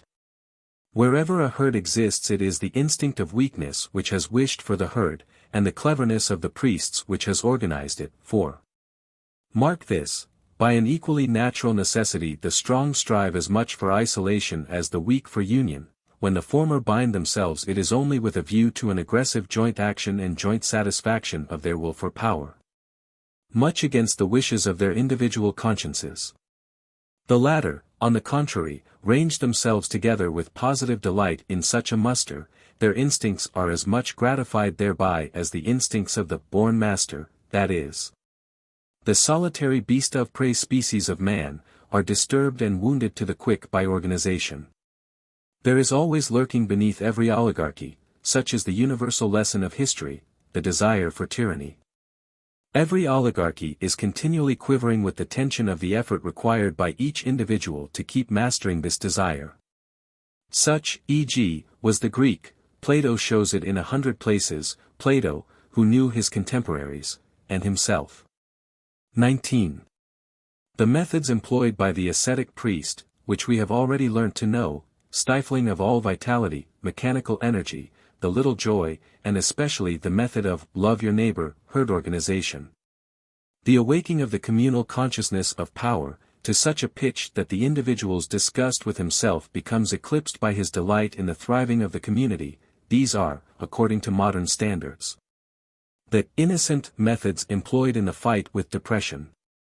Let us turn now to the more interesting topic of the guilty methods. The guilty methods spell one thing, to produce emotional excess, which is used as the most efficacious anesthetic against their depressing state of protracted pain. This is why priestly ingenuity has proved quite inexhaustible in thinking out this one question: by what means can you produce an emotional excess? This sounds harsh. It is manifest that it would sound nicer and would grate on one's ears less, if I were to say, forsooth, the ascetic priest made use at all times of the enthusiasm contained in all strong emotions. But what is the good of still soothing the delicate ears of our modern effeminates? What is the good on our side of budging one single inch before their verbal pecksniffianism? For us psychologists to do that would be at once practical pecksniffianism, apart from the fact of its nauseating us. The good taste, others might say, the righteousness, of a psychologist nowadays consists, if at all, in combating the shamefully moralist language with which all modern judgments on men and things are smeared. For, do not deceive yourself, what constitutes the chief characteristic of modern souls and of modern books is not the lying, but the innocence which is part and parcel of their intellectual dishonesty. The inevitable running up against this innocence everywhere constitutes the most distasteful feature of the somewhat dangerous business which a modern psychologist has to undertake. It is a part of our great danger, it is a road which perhaps leads us straight to the great nausea. I know quite well the purpose which all modern books will and can serve, granted that they last. Which I am not afraid of, and granted equally that there is to be at some future day a generation with a more rigid, more severe, and healthier taste, the function which all modernity generally will serve with posterity, that of an emetic. And this by reason of its moral sugariness and falsity, its ingrained feminism, which it is pleased to call idealism, and at any rate believes to be idealism. Our cultured men of today, our good men, do not lie, that is true, but it does not redound to their honor. The real lie, the genuine, determined, honest lie, on whose value you can listen to Plato, would prove too tough and strong an article for them by a long way. It would be asking them to do what people have been forbidden to ask them to do, to open their eyes to their own selves, and to learn to distinguish between true and false in their own selves. The dishonest lie alone suits them. Everything which feels a good man is perfectly incapable of any other attitude to anything than that of a dishonorable liar, an absolute liar, but none the less an innocent liar, a blue-eyed liar. A virtuous liar. These good men, they are all now tainted with morality through and through, and as far as honor is concerned they are disgraced and corrupted for all eternity. Which of them could stand a further truth about man? Or, put more tangibly, which of them could put up with a true biography? One or two instances. Lord Byron composed a most personal autobiography, but Thomas More was too good for it. He burnt his friend's papers. R. Gwinner, Schopenhauer's executor, is said to have done the same, for Schopenhauer as well wrote much about himself, and perhaps also against himself, Epsilon Alpha Nu Tau Nu. The virtuous American Thayer, Beethoven's biographer, suddenly stopped his work. He had come to a certain point in that honorable and simple life, and could stand it no longer. Moral: what sensible man nowadays writes one honest word about himself? He must already belong to the order of holy foolhardiness. We are promised an autobiography of Richard Wagner. Who doubts but that it would be a clever autobiography? Think, forsooth, of the grotesque horror which the Catholic priest Jansen aroused in Germany with his inconceivably square and harmless pictures of the German Reformation. What wouldn't people do if some real psychologist were to tell us about a genuine Luther, tell us, not with the moralist simplicity of a country priest or the sweet and cautious modesty of a Protestant historian, but say with the fearlessness of a Taine, that springs from force of character and not from a prudent toleration of force. The Germans, by the by, have already produced the classic specimen of this toleration. They may well be allowed to reckon him as one of their own, in Leopold Ranke, that born classical advocate of every causa fortior. That cleverest of all the clever opportunists. 20. But you will soon understand me. Putting it shortly, there is reason enough, is there not, for us psychologists nowadays never getting from a certain mistrust of our own selves. Probably even we ourselves are still too good for our work. Probably, whatever contempt we feel for this popular craze for morality, we ourselves are perhaps none the less its victims, prey, and slaves. Probably it infects even us. Of what was that diplomat warning us, when he said to his colleagues, "Let us especially mistrust our first impulses, gentlemen. They are almost always good." So should nowadays every psychologist talk to his colleagues. And thus we get back to our problem, which in point of fact does require from us a certain severity, a certain mistrust especially against first impulses. The ascetic ideal in the service of projected emotional excess. He who remembers the previous essay will already partially anticipate the essential meaning compressed into these above 10 words. The thorough unswitching of the human soul, the plunging of it into terror, frost, ardor, rapture, so as to free it, as through some lightning shock, from all the smallness and pettiness of unhappiness, depression, and discomfort. What ways lead to this goal? And which of these ways does so most safely? At bottom all great emotions have this power, provided that they find a sudden outlet. Emotions such as rage, fear, lust, revenge, hope, triumph, despair, cruelty. And, in sooth, the ascetic priest has had no scruples in taking into his service the whole pack of hounds that rage in the human kennel, unleashing now these and now those. With the same constant object of waking man out of his protracted melancholy, of chasing away, at any rate for a time, his dull pain, his shrinking misery, but always under the sanction of a religious interpretation and justification. This emotional excess has subsequently to be paid for. This is self-evident. It makes the ill more ill, and therefore this kind of remedy for pain is according to modern standards a guilty kind. The dictates of fairness, however, require that we should all the more emphasize the fact that this remedy is applied with a good conscience, that the ascetic priest has prescribed it in the most implicit belief in its utility and indispensability. Often enough almost collapsing in the presence of the pain which he created. That we should similarly emphasize the fact that the violent physiological revenges of such excesses, even perhaps the mental disturbances, are not absolutely inconsistent with the general tenor of this kind of remedy. This remedy, which, as we have shown previously, is not for the purpose of healing diseases, but of fighting the unhappiness of that depression, the alleviation and deadening of which was its object. The object was consequently achieved. The keynote by which the ascetic priest was enabled to get every kind of agonizing and ecstatic music to play on the fibers of the human soul, was, as everyone knows, the exploitation of the feeling of guilt. I have already indicated in the previous essay the origin of this feeling, as a piece of animal psychology and nothing else. We were thus confronted with the feeling of guilt in its crude state, as it were. It was first in the hands of the priest, real artist, that he was in the feeling of guilt, that it took shape. Oh, what a shape! Sin, for that is the name of the new priestly version of the animal, bad conscience, the inverted cruelty, has up to the present been the greatest event in the history of the diseased soul. In sin, we find the most perilous and fatal masterpiece of religious interpretation. Imagine man, suffering from himself, some way or other, but at any rate physiologically, perhaps like an animal shut up in a cage, not clear as to the why and the wherefore.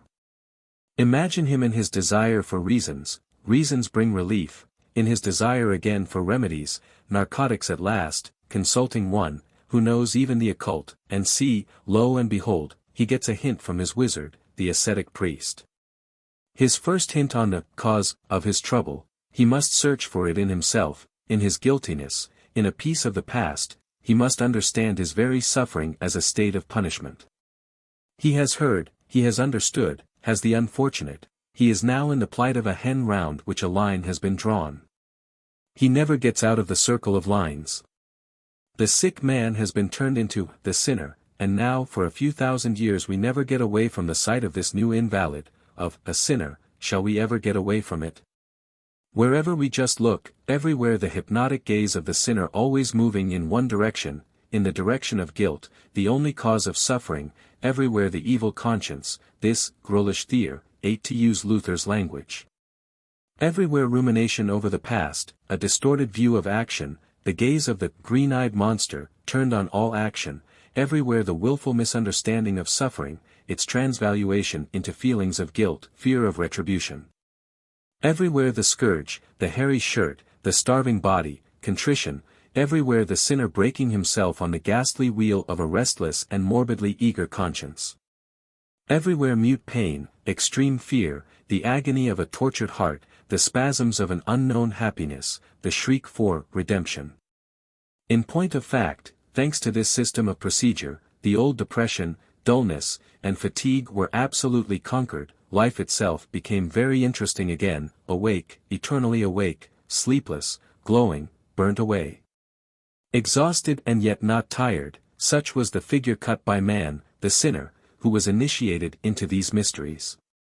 This grand old wizard of an ascetic priest fighting with depression, he had clearly triumphed, his kingdom had come, men no longer grumbled at pain, men panted after pain, more pain. More pain. So for centuries on end shrieked the demand of his acolytes and initiates. Every emotional excess which hurt, everything which broke, overthrew, crushed, transported, ravished. The mystery of torture chambers, the ingenuity of hell itself, all this was now discovered, divined, exploited, all this was at the service of the wizard, all this served to promote the triumph of his ideal, the ascetic ideal. My kingdom is not of this world, quoth he, both at the beginning and at the end. Had he still the right to talk like that? Goethe has maintained that there are only 36 tragic situations. We would infer from that, did we not know otherwise, that Goethe was no ascetic priest. He knows more. 21. So far as all this kind of priestly medicine-mongering, the guilty kind, is concerned, every word of criticism is superfluous. As for the suggestion that emotional excess of the type, which in these cases the ascetic priest is fain to order to his sick patients, under the most sacred euphemism, as is obvious, and equally impregnated with the sanctity of his purpose, has ever really been of use to any sick man, who, forsooth, would feel inclined to maintain a proposition of that character. At any rate, some understanding should be come to as to the expression, be of use. If you only wish to express that such a system of treatment has reformed man, I do not gainsay it, I merely add that reformed conveys to my mind as much as tamed, weakened, discouraged, refined, daintified, emasculated, and thus it means almost as much as injured. But when you have to deal principally with sick, depressed, and oppressed creatures, such a system, even granted that it makes the ill better, under any circumstances also makes them more ill. Ask the mad doctors the invariable result of a methodical application of penance torture, contrition, and salvation ecstasies. Similarly ask history. In every body politic where the ascetic priest has established this treatment of the sick, disease has on every occasion spread with sinister speed throughout its length and breadth. What was always the result? A shattered nervous system, in addition to the existing malady, and this in the greatest as in the smallest, in the individuals as in masses. We find, in consequence of the penance and redemption training, awful epileptic epidemics, the greatest known to history, such as the St. Vitus and St. John dances of the Middle Ages. We find, as another phase of its after effect, frightful mutilations and chronic depressions, by means of which the temperament of a nation or a city, Geneva, Bale, is turned once for all into its opposite. This training, again, is responsible for the witch hysteria, a phenomenon analogous to somnambulism, 8 great epidemic outbursts of this only between 1564 and 1605. We find similarly in its train those delirious death cravings of large masses, whose awful shriek, Vive la mort, was heard over the whole of Europe, now interrupted by voluptuous variations and anon by a rage for destruction. Just as the same emotional sequence with the same intermittencies and sudden changes is now universally observed in every case where the ascetic doctrine of sin scores once more a great success, religious neurosis appears as a manifestation of the devil. There is no doubt of it. What is it? Quaeritor. Speaking generally, the ascetic ideal and its sublime moral cult, this most ingenious, reckless, and perilous systematization of all methods of emotional excess, is writ large in a dreadful and unforgettable fashion on the whole history of man. And unfortunately not only on history. I was scarcely able to put forward any other element which attacked the health and race efficiency of Europeans with more destructive power than did this ideal. It can be dubbed, without exaggeration, the real fatality in the history of the health of the European man. At the most you can merely draw a comparison with the specifically German influence, I mean the alcohol poisoning of Europe, which up to the present has kept pace exactly with the political and racial predominance of the Germans. Where they inoculated their blood, there too did they inoculate their vice. Third in the series comes syphilis, magno sed proximo intervallo. 22. The ascetic priest has, wherever he has obtained the mastery, corrupted the health of the soul, he has consequently also corrupted taste in artibus et litteris, he corrupts it still. Consequently. I hope I shall be granted this, consequently. At any rate, I am not going to prove it first. One solitary indication, it concerns the Archbook of Christian Literature, their real model, their book in itself. In the very midst of the Greco-Roman splendor, which was also a splendor of books, face to face with an ancient world of writings which had not yet fallen into decay and ruin, at a time when certain books were still to be read. To possess which we would give nowadays half our literature in exchange, at that time the simplicity and vanity of Christian agitators, they are generally called fathers of the Church, dared to declare, we too have our classical literature. We do not need that of the Greeks, and meanwhile they proudly pointed to their books of legends, their letters of apostles, and their apologetic tractlets. Just in the same way that today the English Salvation Army wages its fight against Shakespeare and other heathens, with an analogous literature. You already guess it, I do not like the New Testament, it almost upsets me that I stand so isolated in my taste so far as concerns this overvalued scripture. The taste of 2,000 years is against me, but what boots it? Here I stand. I cannot help myself. 9. I have the courage of my bad taste. The Old Testament, yes, that is something quite different. All honor to the Old Testament. I find therein great men, an heroic landscape, and one of the rarest phenomena in the world, the incomparable naivete of the strong heart. Further still, I find a people. In the New, on the contrary, just a hostel of petty sects, pure rococo of the soul, twisting angles and fancy touches, nothing but conventicle air. Not to forget an occasional whiff of bucolic sweetness which appertains to the epoch, and the Roman province, and is less Jewish than Hellenistic. Meekness and braggadocio cheek by jowl, an emotional garrulousness that almost deafens, passionate hysteria, but no passion, painful pantomime. Here manifestly every one lacked good breeding.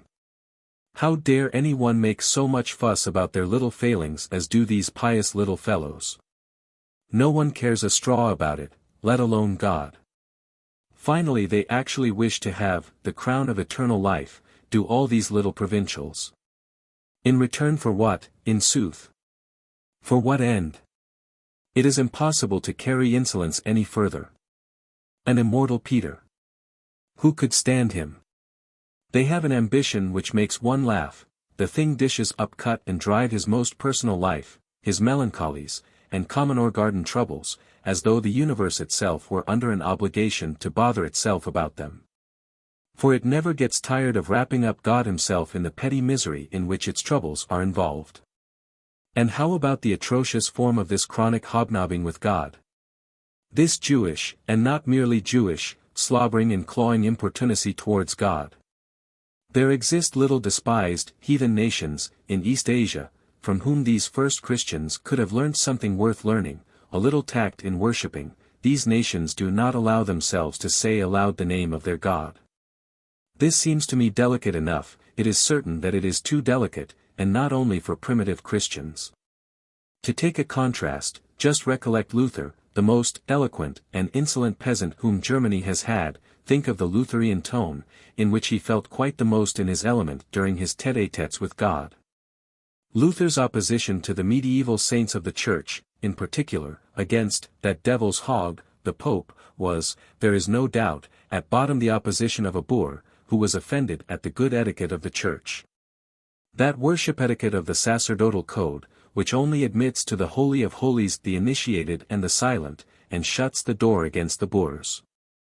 These definitely were not to be allowed a hearing in this planet, but Luther the peasant simply wished it otherwise. As it was not German enough for him.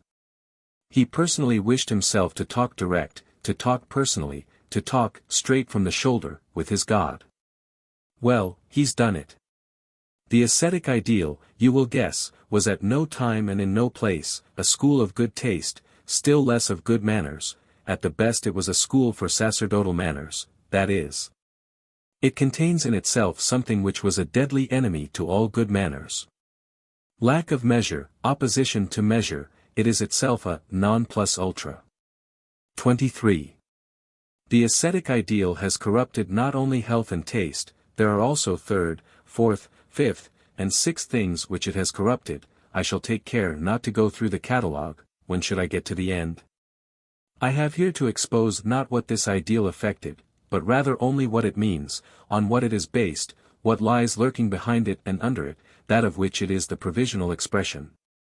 An obscure expression bristling with queries and misunderstandings. And with this object only in view I presumed not to spare my readers a glance at the awfulness of its results. A glance at its fatal results. I did this to prepare them for the final and most awful aspect presented to me by the question of the significance of that ideal. What is the significance of the power of that ideal? The monstrousness of its power? Why is it given such an amount of scope? Why is not a better resistance offered against it? The ascetic ideal expresses one will. Where is the opposition will? In which an opposition ideal expresses itself. The ascetic ideal has an aim. This goal is, putting it generally, that all the other interests of human life should, measured by its standard, appear petty and narrow, it explains epochs, nations, men. In reference to this one end, it forbids any other interpretation, any other end, it repudiates, denies, affirms, confirms. Only in the sense of its own interpretation, and was there ever a more thoroughly elaborated system of interpretation, it subjects itself to no power.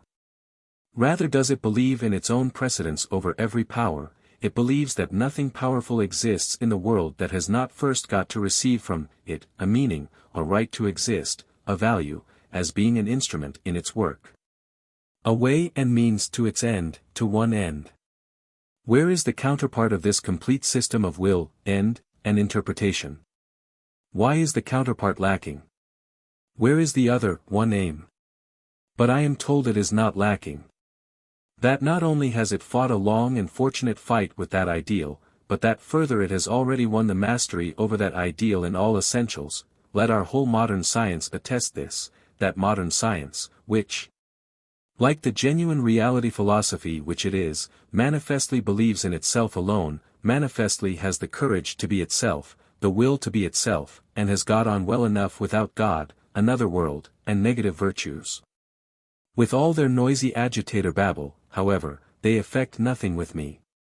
These trumpeters of reality are bad musicians, their voices do not come from the deeps with sufficient audibility, they are not the mouthpiece for the abyss of scientific knowledge, for today scientific knowledge is an abyss, the word science. In such trumpeter mouths, is a prostitution, an abuse, an impertinence.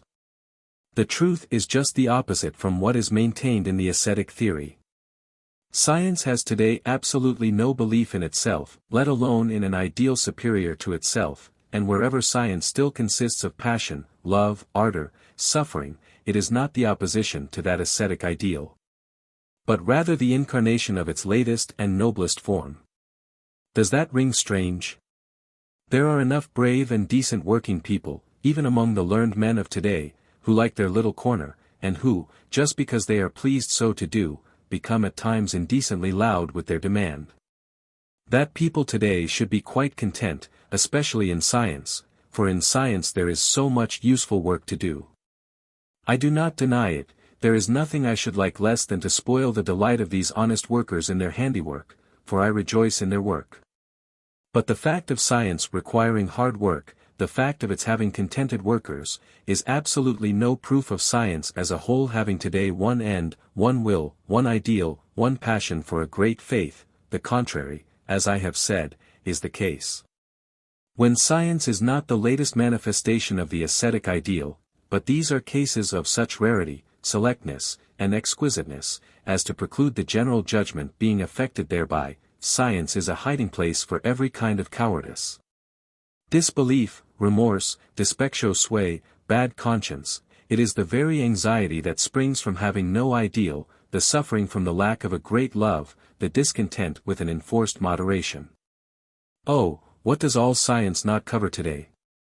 How much, at any rate, does it not try to cover? The diligence of our best scholars, their senseless industry. Their burning the candle of their brain at both ends, their very mastery in their handiwork, how often is the real meaning of all that to prevent themselves continuing to see a certain thing? Science as a self-anesthetic, do you know that? You wound them, every one who consorts with scholars experiences this, you wound them sometimes to the quick through just a harmless word. When you think you are paying them a compliment you embitter them beyond all bounds, simply because you didn't have the finesse to infer the real kind of customers you had to tackle. The sufferer kind, who won't own up even to themselves what they really are, the dazed and unconscious kind who have only one fear, coming to consciousness. 24. And now look at the other side, at those rare cases, of which I spoke, the most supreme idealists to be found nowadays among philosophers and scholars. Have we, perchance, found in them the sought-for opponents of the ascetic ideal, its anti-idealists? In fact, they believe themselves to be such, these unbelievers, for they are all of them that it seems that this idea is their last remnant of faith, the idea of being opponents of this ideal, so earnest are they on this subject. So passionate in word and gesture. But does it follow that what they believe must necessarily be true? We knowers have grown by degrees suspicious of all kinds of believers. Our suspicion has step by step habituated us to draw just the opposite conclusions to what people have drawn before. That is to say, wherever the strength of a belief is particularly prominent, to draw the conclusion of the difficulty of proving what is believed, the conclusion of its actual improbability. We do not again deny that faith produces salvation. For that very reason we do deny that faith proves anything. A strong faith, which produces happiness, causes suspicion of the object of that faith. It does not establish its truth. It does establish a certain probability of illusion. What is now the position in these cases? These solitaries and deniers of today, these fanatics in one thing, in their claim to intellectual cleanness, these hard, stern, continent, heroic spirits, who constitute the glory of our time. All these pale atheists, anti-Christians, immoralists, nihilists, these skeptics, effectics, and hectics of the intellect, in a certain sense they are the latter, both collectively and individually. These supreme idealists of knowledge, in whom alone nowadays the intellectual conscience dwells and is alive, in point of fact they believe themselves as far away as possible from the ascetic ideal, do these free, very free spirits, and yet. If I may reveal what they themselves cannot see, for they stand too near themselves, this ideal is simply their ideal, they represent it nowadays and perhaps no one else, they themselves are its most spiritualized product. Its most advanced picket of skirmishers and scouts, its most insidious, delicate and elusive form of seduction. If I am in any way a reader of riddles, then I will be one with this sentence: for some time past there have been no free spirits, for they still believe in truth. When the Christian crusaders in the East came into collision with that invincible order of assassins, that order of free spirits par excellence, whose lowest grade lives in a state of discipline such as no order of monks has ever attained. Then in some way or other they managed to get an inkling of that symbol and tally word, that was reserved for the highest grade alone as their secretum: nothing is true, everything is allowed. In sooth, that was freedom of thought. Thereby was taking leave of the very belief in truth. Has indeed any European, any Christian freethinker, ever yet wandered into this proposition and its labyrinthine consequences? Does he know from experience the minotauros of this den? I doubt it, nay, I know otherwise. Nothing is more really alien to these monofanatics, these so-called free spirits, than freedom and unfettering in that sense. In no respect are they more closely tied, the absolute fanaticism of their belief in truth is unparalleled. I know all this perhaps too much from experience at close quarters, that dignified philosophic abstinence to which a belief like that binds its adherents, that stoicism of the intellect, which eventually vetoes negation as rigidly as it does affirmation, that wish for standing still in front of the actual, the factum brutum, that fatalism in petit fate, ce petit fatalism, as I call it, in which French science now attempts a kind of moral superiority over German, this renunciation of interpretation generally, that is, of forcing, doctoring, abridging, omitting, suppressing, inventing, falsifying, and all the other essential attributes of interpretation, all this, considered broadly, expresses the asceticism of virtue, quite as efficiently as does any repudiation of the senses. It is at bottom only a modus of that repudiation.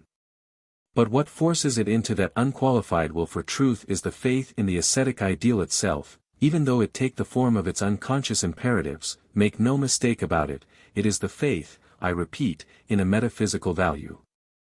An intrinsic value of truth, of a character which is only warranted and guaranteed in this ideal. It stands and falls with that ideal. Judged strictly, there does not exist a science without its hypotheses. The thought of such a science is inconceivable, illogical. A philosophy, a faith, must always exist first to enable science to gain thereby a direction, a meaning, a limit and method, a right to existence. He who holds a contrary opinion on the subject, he, for example, who takes it upon himself to establish philosophy, upon a strictly scientific basis, has first got to turn upside down, not only philosophy but also truth itself, the gravest insult which could possibly be offered to two such respectable females. Yes, there is no doubt about it, and here I quote my joyful wisdom, CP Book v. F. 344, the man who is truthful in that daring and extreme fashion, which is the presupposition of the faith in science, asserts thereby a different world from that of life, nature, and history. And in so far as he asserts the existence of that different world, must he not similarly repudiate its counterpart, this world, our world? The belief on which our faith in science is based has remained to this day a metaphysical belief. Even we knowers of today, we godless foes of metaphysics, we too take our fire from that conflagration which was kindled by 1,000-year-old faith. From that Christian belief, which was also Plato's belief, the belief that God is truth, that truth is divine. But what if this belief becomes more and more incredible? What if nothing proves itself to be divine, unless it be error, blindness, lies? What if God, himself proved himself to be our oldest lie? It is necessary to stop at this point and to consider the situation carefully. Science itself now needs a justification, which is not for a minute to say that there is such a justification. Turn in this context to the most ancient and the most modern philosophers. They all fail to realize the extent of the need of a justification on the part of the will for truth. Here is a gap in every philosophy. What is it caused by? Because up to the present the ascetic ideal dominated all philosophy, because truth was fixed as being, as God, as the supreme court of appeal, because truth was not allowed to be a problem. Do you understand this, aloud? From the minute that the belief in the God of the ascetic ideal is repudiated, there exists a new problem, the problem of the value of truth. The will for truth needed a critique. Let us define by these words our own task. The value of truth is tentatively to be called in question. If this seems too laconically expressed, I recommend the reader to peruse again that passage from the Joyful Wisdom which bears the title, How Far We Also Are Still Pious, F. 344, and best of all the whole 5th book of that work, as well as the preface to the Dawn of Day. 25. No. You can't get round me with science. When I search for the natural antagonists of the ascetic ideal, when I put the question, where is the opposed will in which the opponent ideal expresses itself? Science is not, by a long way, independent enough to fulfill this function. In every department science needs an ideal value, a power which creates values, and in whose service it can believe in itself. Science itself never creates values. Its relation to the ascetic ideal is not in itself antagonistic. Speaking roughly, it rather represents the progressive force in the inner evolution of that ideal. Tested more exactly, its opposition and antagonism are concerned not with the ideal itself, but only with that ideal's outworks, its outer garb, its masquerade, with its temporary hardening, stiffening, and dogmatizing. It makes the life in the ideal free once more, while it repudiates its superficial elements.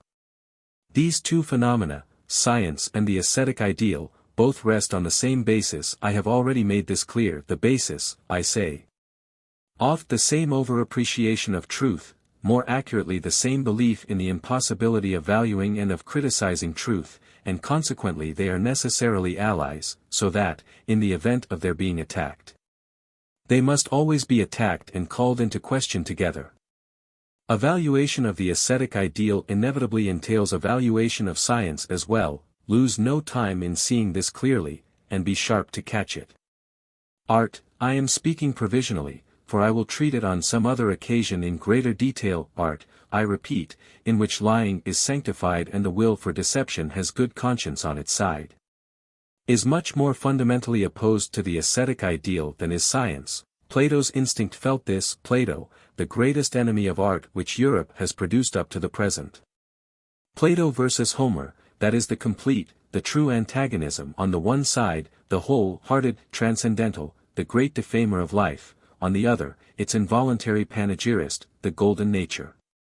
An artistic subservience to the service of the ascetic ideal is consequently the most absolute artistic corruption that there can be, though unfortunately it is one of the most frequent phases, for nothing is more corruptible than an artist.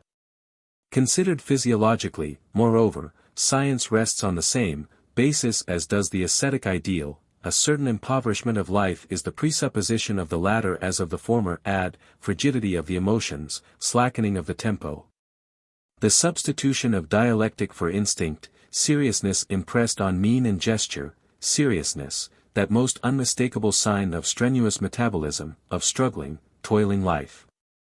Consider the periods in a nation in which the learned man comes into prominence. They are the periods of exhaustion, often of sunset, of decay. The effervescing strength, the confidence in life, the confidence in the future are no more. The preponderance of the mandarins never signifies any good, any more than does the advent of democracy, or arbitration instead of war, equal rights for women, the religion of pity, and all the other symptoms of declining life. Science handled as a problem. What is the meaning of science? Upon this point the preface to The Birth of Tragedy. No. This, modern science, mark you this well, is at times the best ally for the ascetic ideal, and for the very reason that it is the ally which is most unconscious, most automatic, most secret and most subterranean. They have been playing into each other's hands up to the present, have these, poor in spirit, and the scientific opponents of that ideal. Take care, by the by, not to think that these opponents are the antithesis of this ideal. That they are the rich in spirit, that they are not. I have called them the hectic in spirit. As for these celebrated victories of science, there is no doubt that they are victories, but victories over what?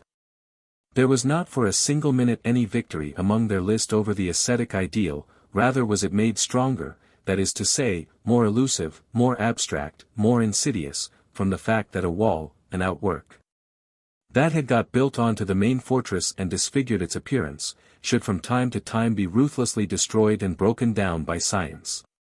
Does anyone seriously suggest that the downfall of the theological astronomy signified the downfall of that ideal? Has, perchance, man grown less in need of a transcendental solution of his riddle of existence, because since that time this existence has become more random, casual, and superfluous in the visible order of the universe? Has there not been since the time of Copernicus an unbroken progress in the self-belittling of man and his will for belittling himself? Alas, his belief in his dignity, his uniqueness as irreplaceableness in the scheme of existence, is gone. He has become animal, literal, unqualified, and unmitigated animal, he who in his earlier belief was almost God, child of God, demigod. Since Copernicus man seems to have fallen on to a steep plane, he rolls faster and faster away from the center. Whither? Into nothingness? Into the thrilling sensation of his own nothingness. Well, this would be the straight way to the old ideal. All science, and by no means only astronomy, with regard to the humiliating and deteriorating effect of which Kant has made a remarkable confession, it annihilates my own importance. All science, natural as much as unnatural, by unnatural I mean the self-critique of reason, nowadays sets out to talk man out of his present opinion of himself, as though that opinion had been nothing but a bizarre piece of conceit.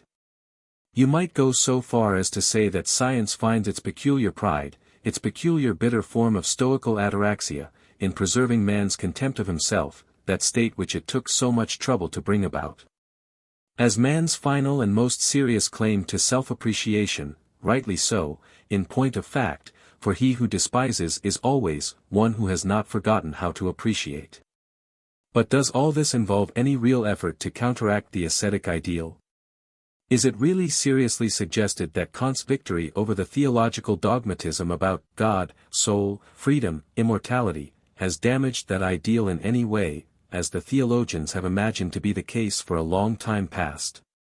And in this connection it does not concern us for a single minute, if Kant himself intended any such consummation.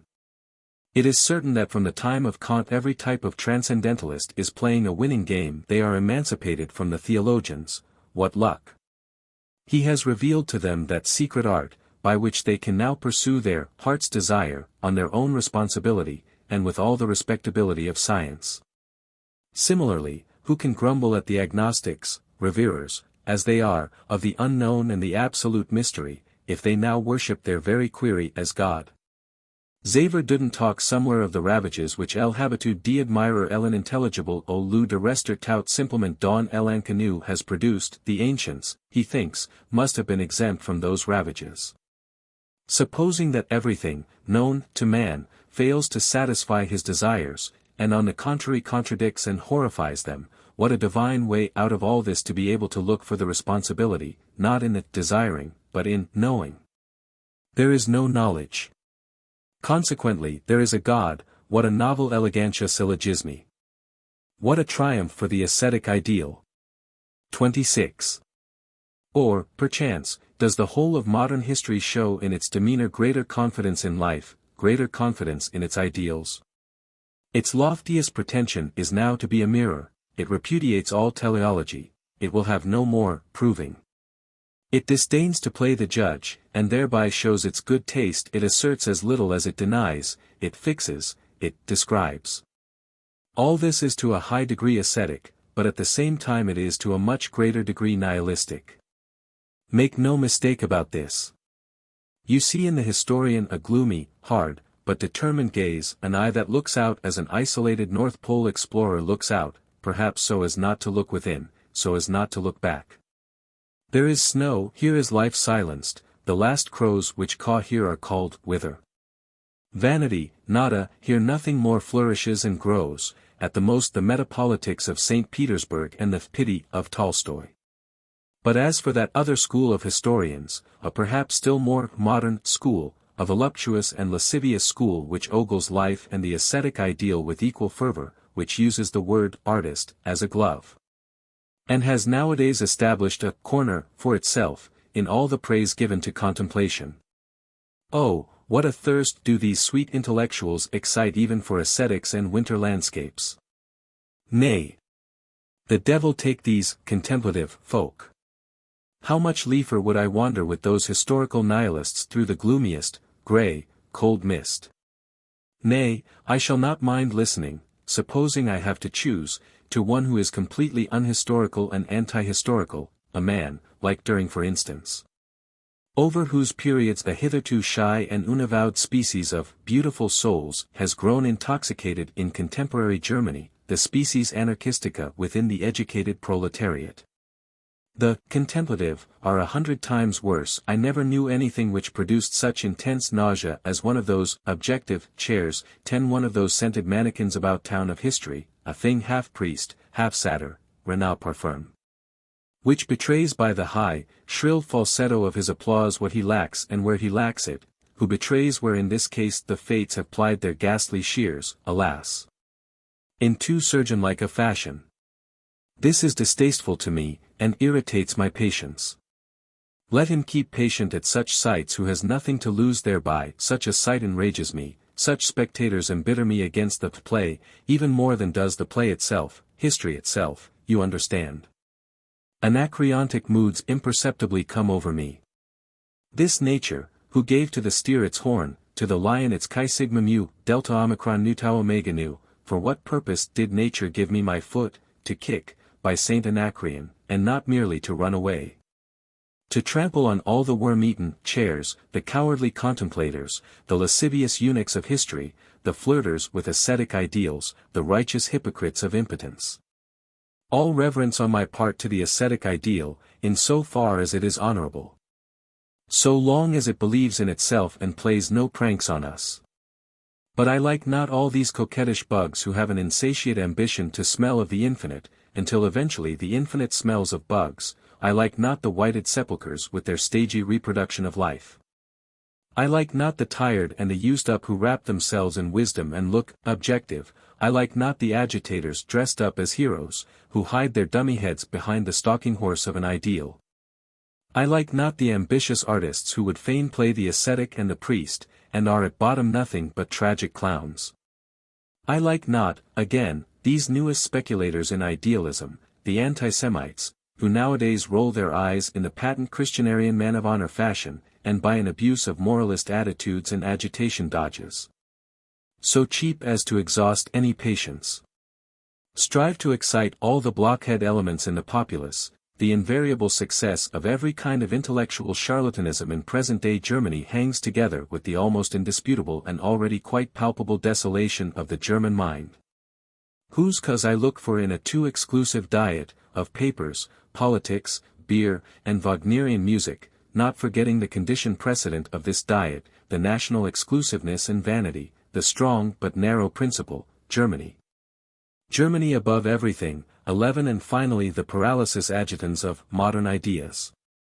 Europe nowadays is, above all, wealthy and ingenious in means of excitement, it apparently has no more crying necessity than stimulantia and alcohol.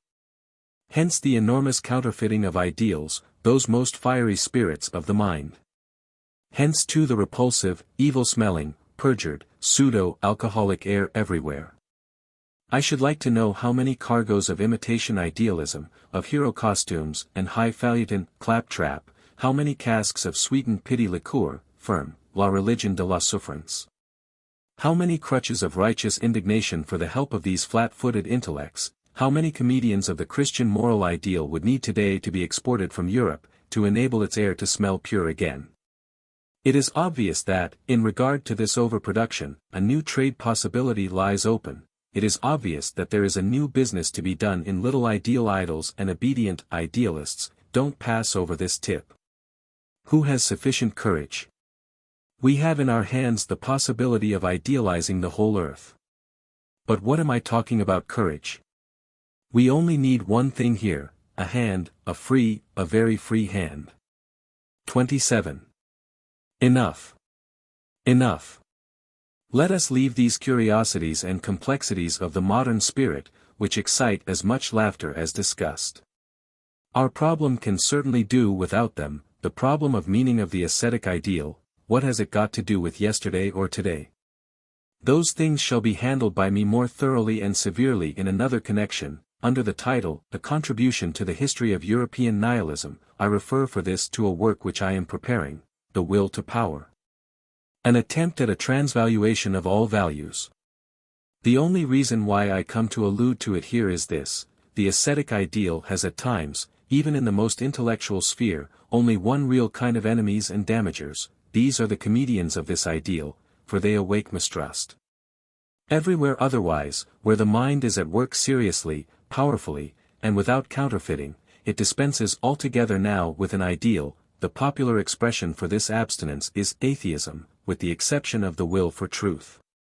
But this will, this remnant of an ideal, is, if you will believe me, that ideal itself in its severest and cleverest formulation, esoteric through and through, stripped of all outworks, and consequently not so much its remnant as its kernel.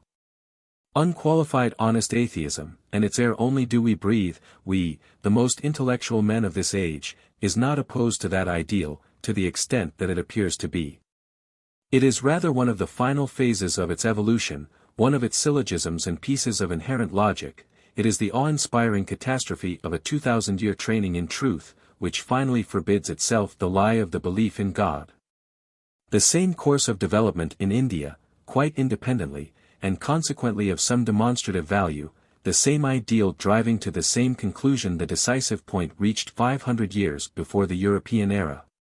Or more precisely at the time of Buddha, it started in the Sankhya philosophy, and then this was popularized through Buddha, and made into a religion. What, I put the question with all strictness, has really triumphed over the Christian God? The answer stands in my joyful wisdom, Aff. 357, the Christian morality itself, the idea of truth, taken as it was with increasing seriousness. The confessor subtlety of the Christian conscience translated and sublimated into the scientific conscience, into intellectual cleanness at any price. Regarding nature as though it were a proof of the goodness and guardianship of God, interpreting history in honor of a divine reason, as a constant proof of a moral order of the world and a moral teleology.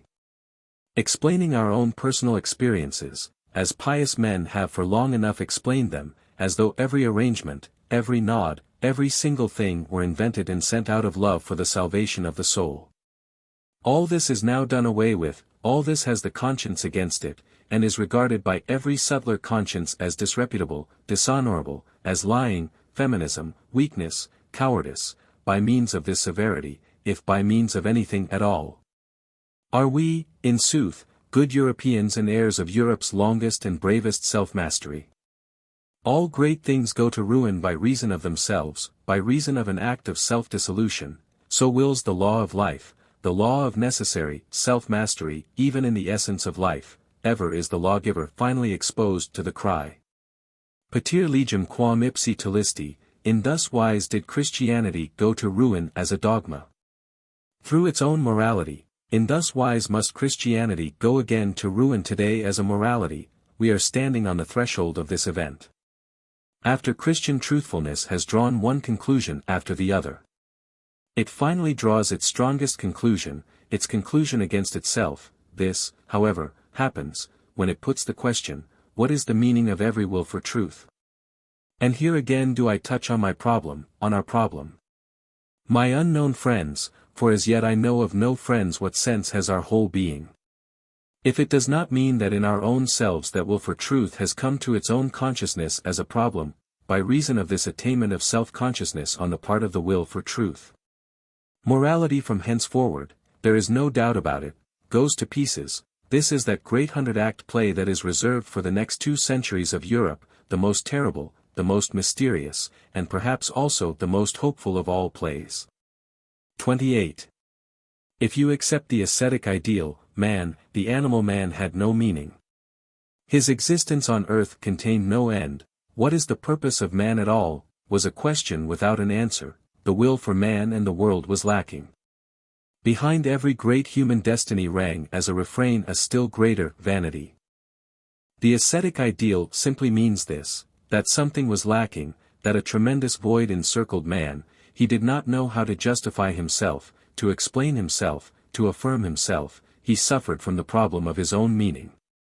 He suffered also in other ways. He was in the main a diseased animal, but his problem was not suffering itself, but the lack of an answer to that crying question, to what purpose do we suffer?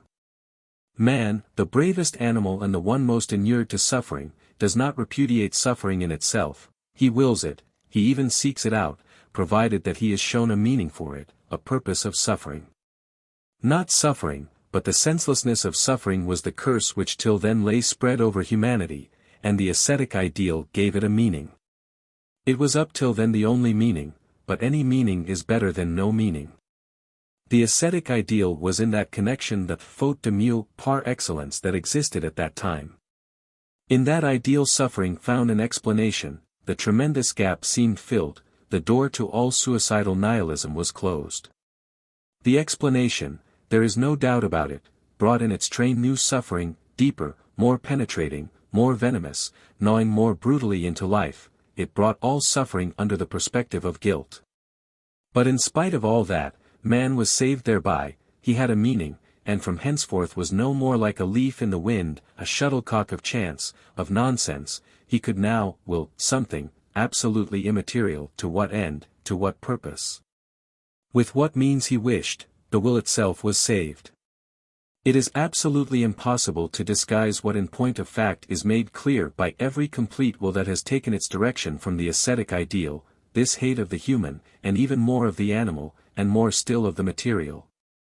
This horror of the senses, of reason itself, this fear of happiness and beauty, this desire to get right away from all illusion, change, growth, death.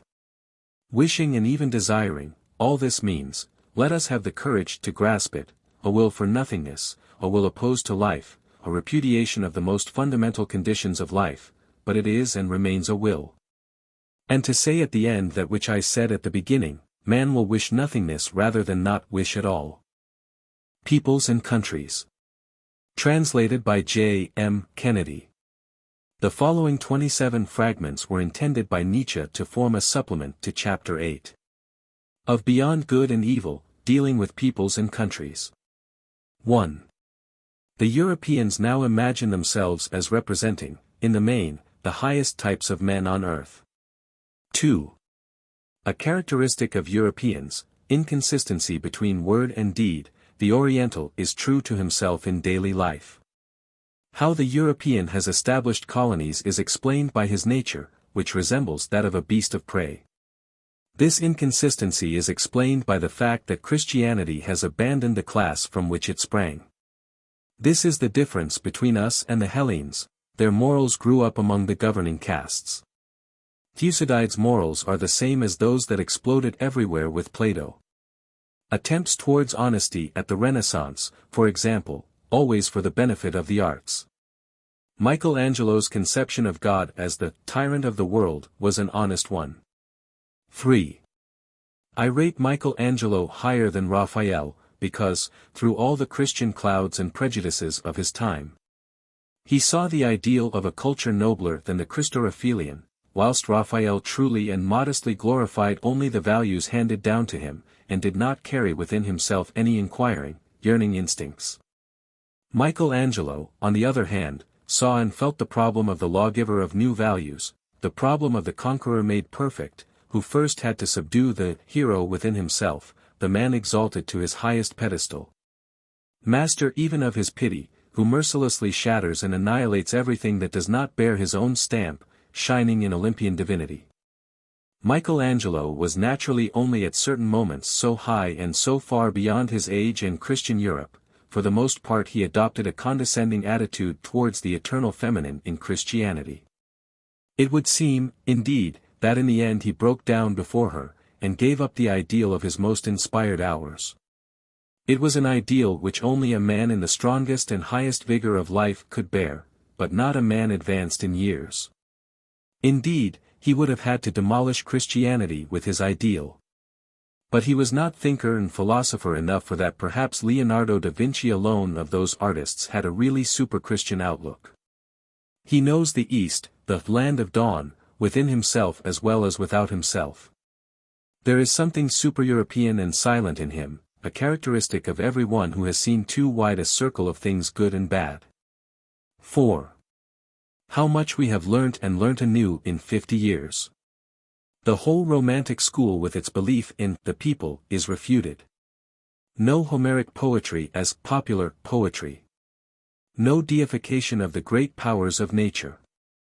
No deduction from language relationship to race relationship. No intellectual contemplations of the supernatural. No truth enshrouded in religion. The problem of truthfulness is quite a new one. I am astonished. From this standpoint we regard such natures as Bismarck as culpable out of carelessness, such as Richard Wagner out of want of modesty. We would condemn Plato for his Pia Fraus, Kant for the derivation of his categorical imperative, his own belief certainly not having come to him from this source. Finally, even doubt turns against itself, doubt in doubt. And the question as to the value of truthfulness and its extent lies there. 5. What I observe with pleasure in the German is his Mephistophelian nature.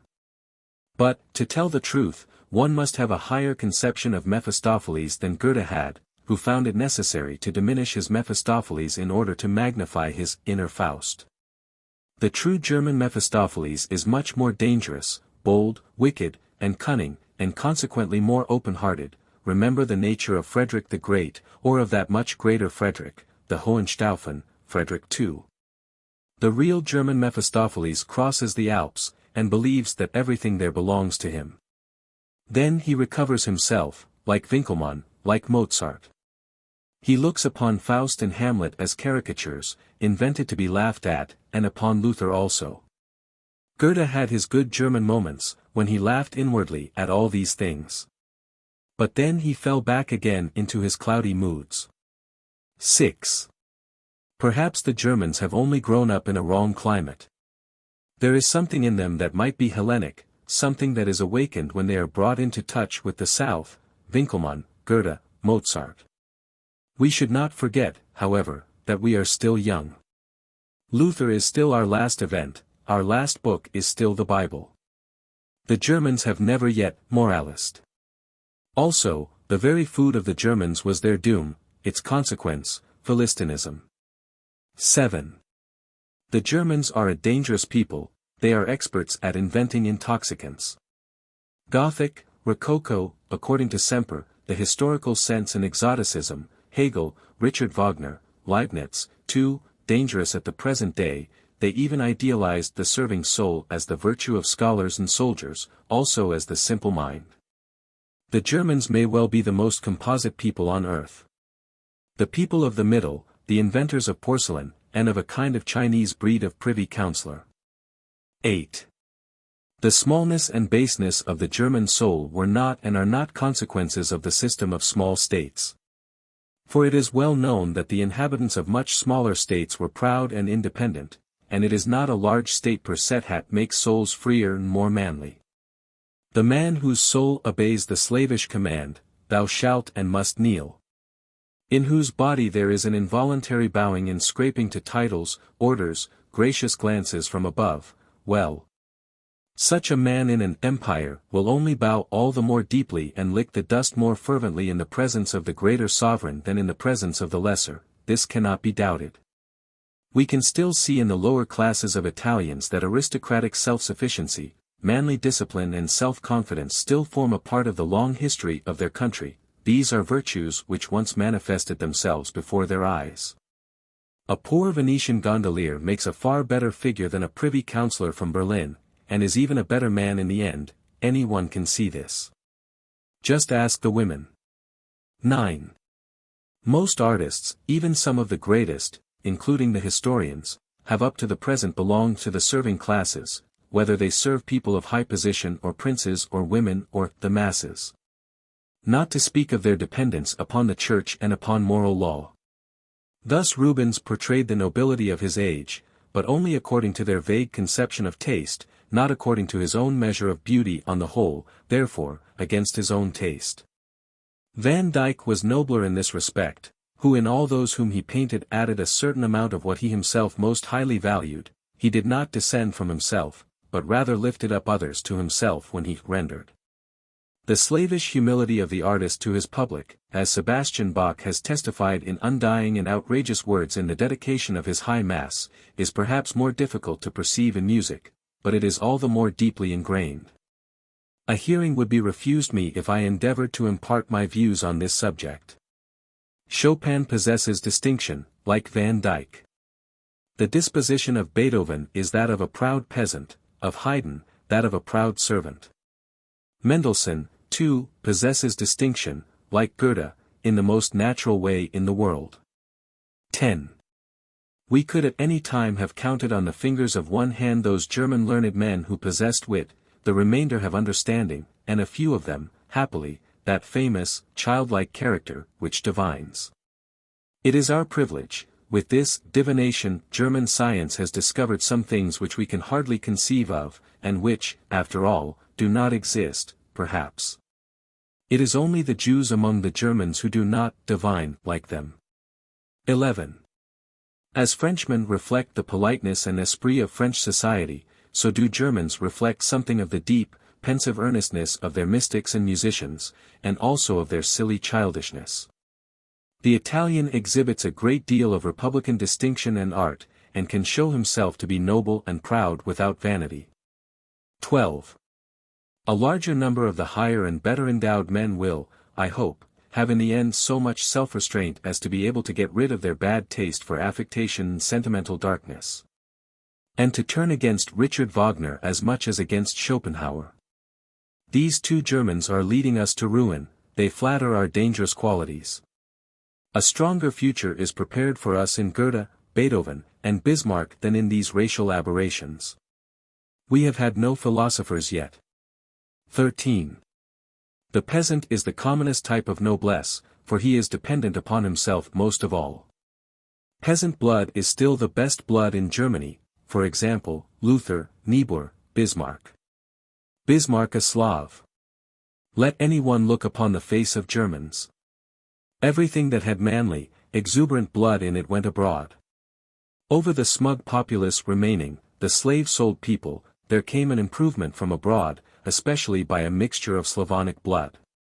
The Brandenburg nobility and the Prussian nobility in general, and the peasant of certain North German districts, comprise at present the most manly natures in Germany. That the manliest men shall rule, this is only the natural order of things. 14. The future of German culture rests with the sons of the Prussian officers. 15. There has always been a want of wit in Germany, and mediocre heads attain there to the highest honors, because even they are rare.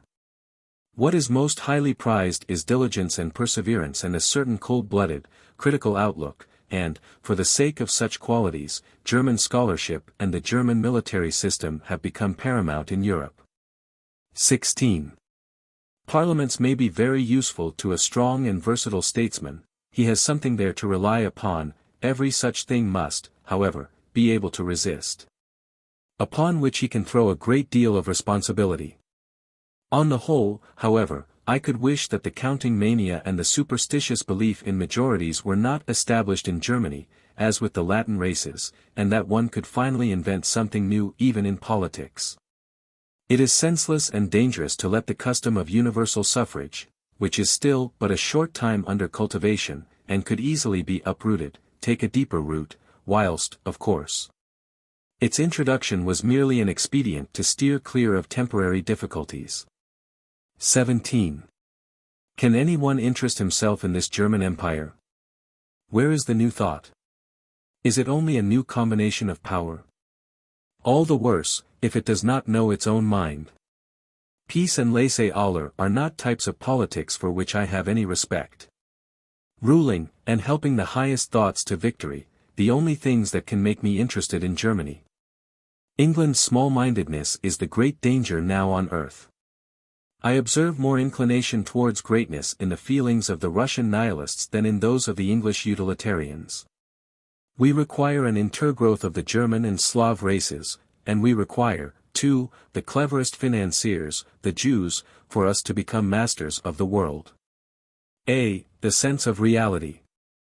B. A giving up of the English principle of the people's right of representation. We require the representation of the great interests. C. We require an unconditional union with Russia, together with a mutual plan of action which shall not permit any English schemata to obtain the mastery in Russia. No American future. D. A national system of politics is untenable, and embarrassment by Christian views is a very great evil. In Europe all sensible people are skeptics, whether they say so or not. 18. I see over and beyond all these national wars, new empires, and whatever else lies in the foreground. What I am concerned with, for I see it preparing itself slowly and hesitatingly, is the united Europe. It was the only real work, the one impulse in the souls, of all the broad-minded and deep-thinking men of this century, this preparation of a new synthesis, and the tentative effort to anticipate the future of the European. Only in their weaker moments, or when they grew old, did they fall back again into the national narrowness of the Fatherlanders, then they were once more patriots. I am thinking of men like Napoleon, Heinrich Heine, Goethe, Beethoven, Stendhal, Schopenhauer. Perhaps Richard Wagner likewise belongs to their number, concerning whom, as a successful type of German obscurity, nothing can be said without some such, perhaps. But to the help of such minds as feel the need of a new unity there comes a great explanatory economic fact: the small states of Europe, I refer to all our present kingdoms and empires, will in a short time become economically untenable. Owing to the mad, uncontrolled struggle for the possession of local and international trade. Money is even now compelling European nations to amalgamate into one power. In order, however, that Europe may enter into the battle for the mastery of the world with good prospects of victory, it is easy to perceive against whom this battle will be waged. She must probably come to an understanding with England. The English colonies are needed for this struggle, just as much as modern Germany, to play her new role of broker and middleman, requires the colonial possessions of Holland. For no one any longer believes that England alone is strong enough to continue to act her old part for 50 years more. The impossibility of shutting out homines novae from the government will ruin her, and her continual change of political parties is a fatal obstacle to the carrying out of any tasks which require to be spread out over a long period of time. A man must today be a soldier first and foremost that he may not afterwards lose his credit as a merchant. Enough. Here, as in other matters, the coming century will be found following in the footsteps of Napoleon, the first man, and the man of greatest initiative and advanced views, of modern times. For the tasks of the next century, the methods of popular representation and parliaments are the most inappropriate imaginable. 19. The condition of Europe in the next century will once again lead to the breeding of manly virtues, because men will live in continual danger.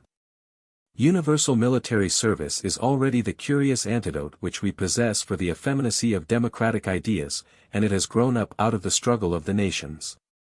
Nation, men who speak one language and read the same newspapers.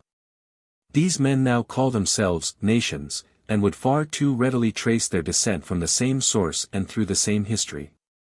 Which, however, even with the assistance of the most malignant lying in the past, they have not succeeded in doing. 20. What quagmires and mendacity must there be about if it is possible, in the modern European hodgepodge, to raise questions of race? It being premised that the origin of such writers is not in Borneo and Borneo. 21. Maxim, to associate with no man who takes any part in the mendacious race swindle. 22. With the freedom of travel now existing, groups of men of the same kindred can join together and establish communal habits and customs. The overcoming of nations. 23. To make Europe a center of culture, national stupidities should not make us blind to the fact that in the higher regions there is already a continuous reciprocal dependence. France and German philosophy. Richard Wagner and Paris, 1830–50. Goethe and Greece.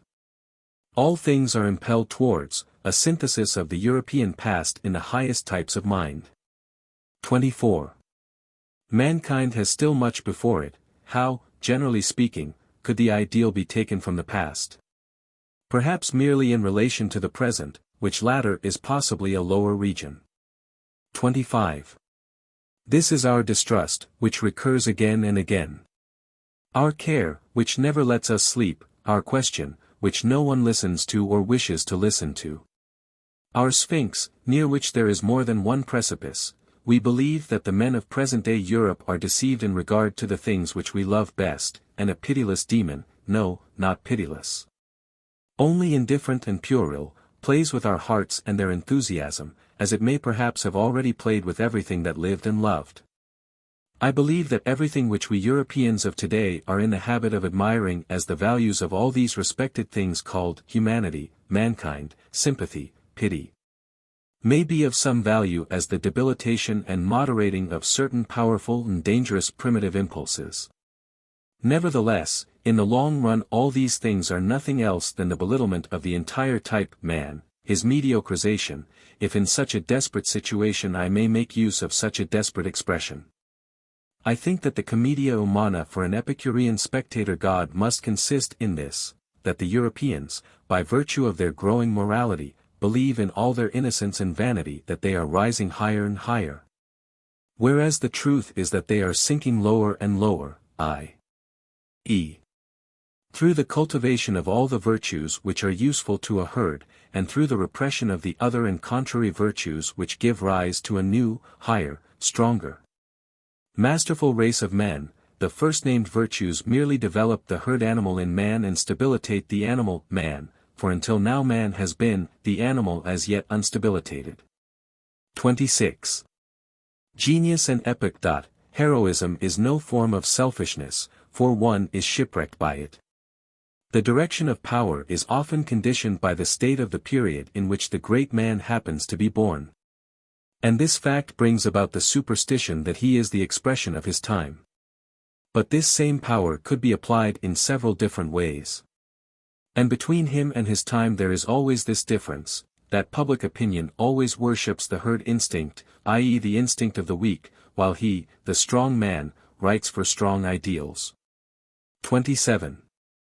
The fate now overhanging Europe is simply this, that it is exactly her strongest sons that come rarely and late to the springtime of their existence. That, as a rule, when they are already in their early youth they perish, saddened, disgusted, darkened in mind, just because they have already, with the entire passion of their strength, drained to the dregs the cup of disillusionment.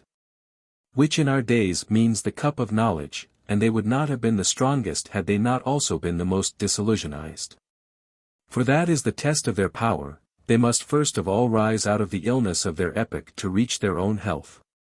A late springtime is their mark of distinction, also, let us add, late merriment, late folly, the late exuberance of joy. For this is the danger of today, everything that we loved when we were young has betrayed us. Our last love, the love which makes us acknowledge her, our love for truth, let us take care that she, too, does not betray us.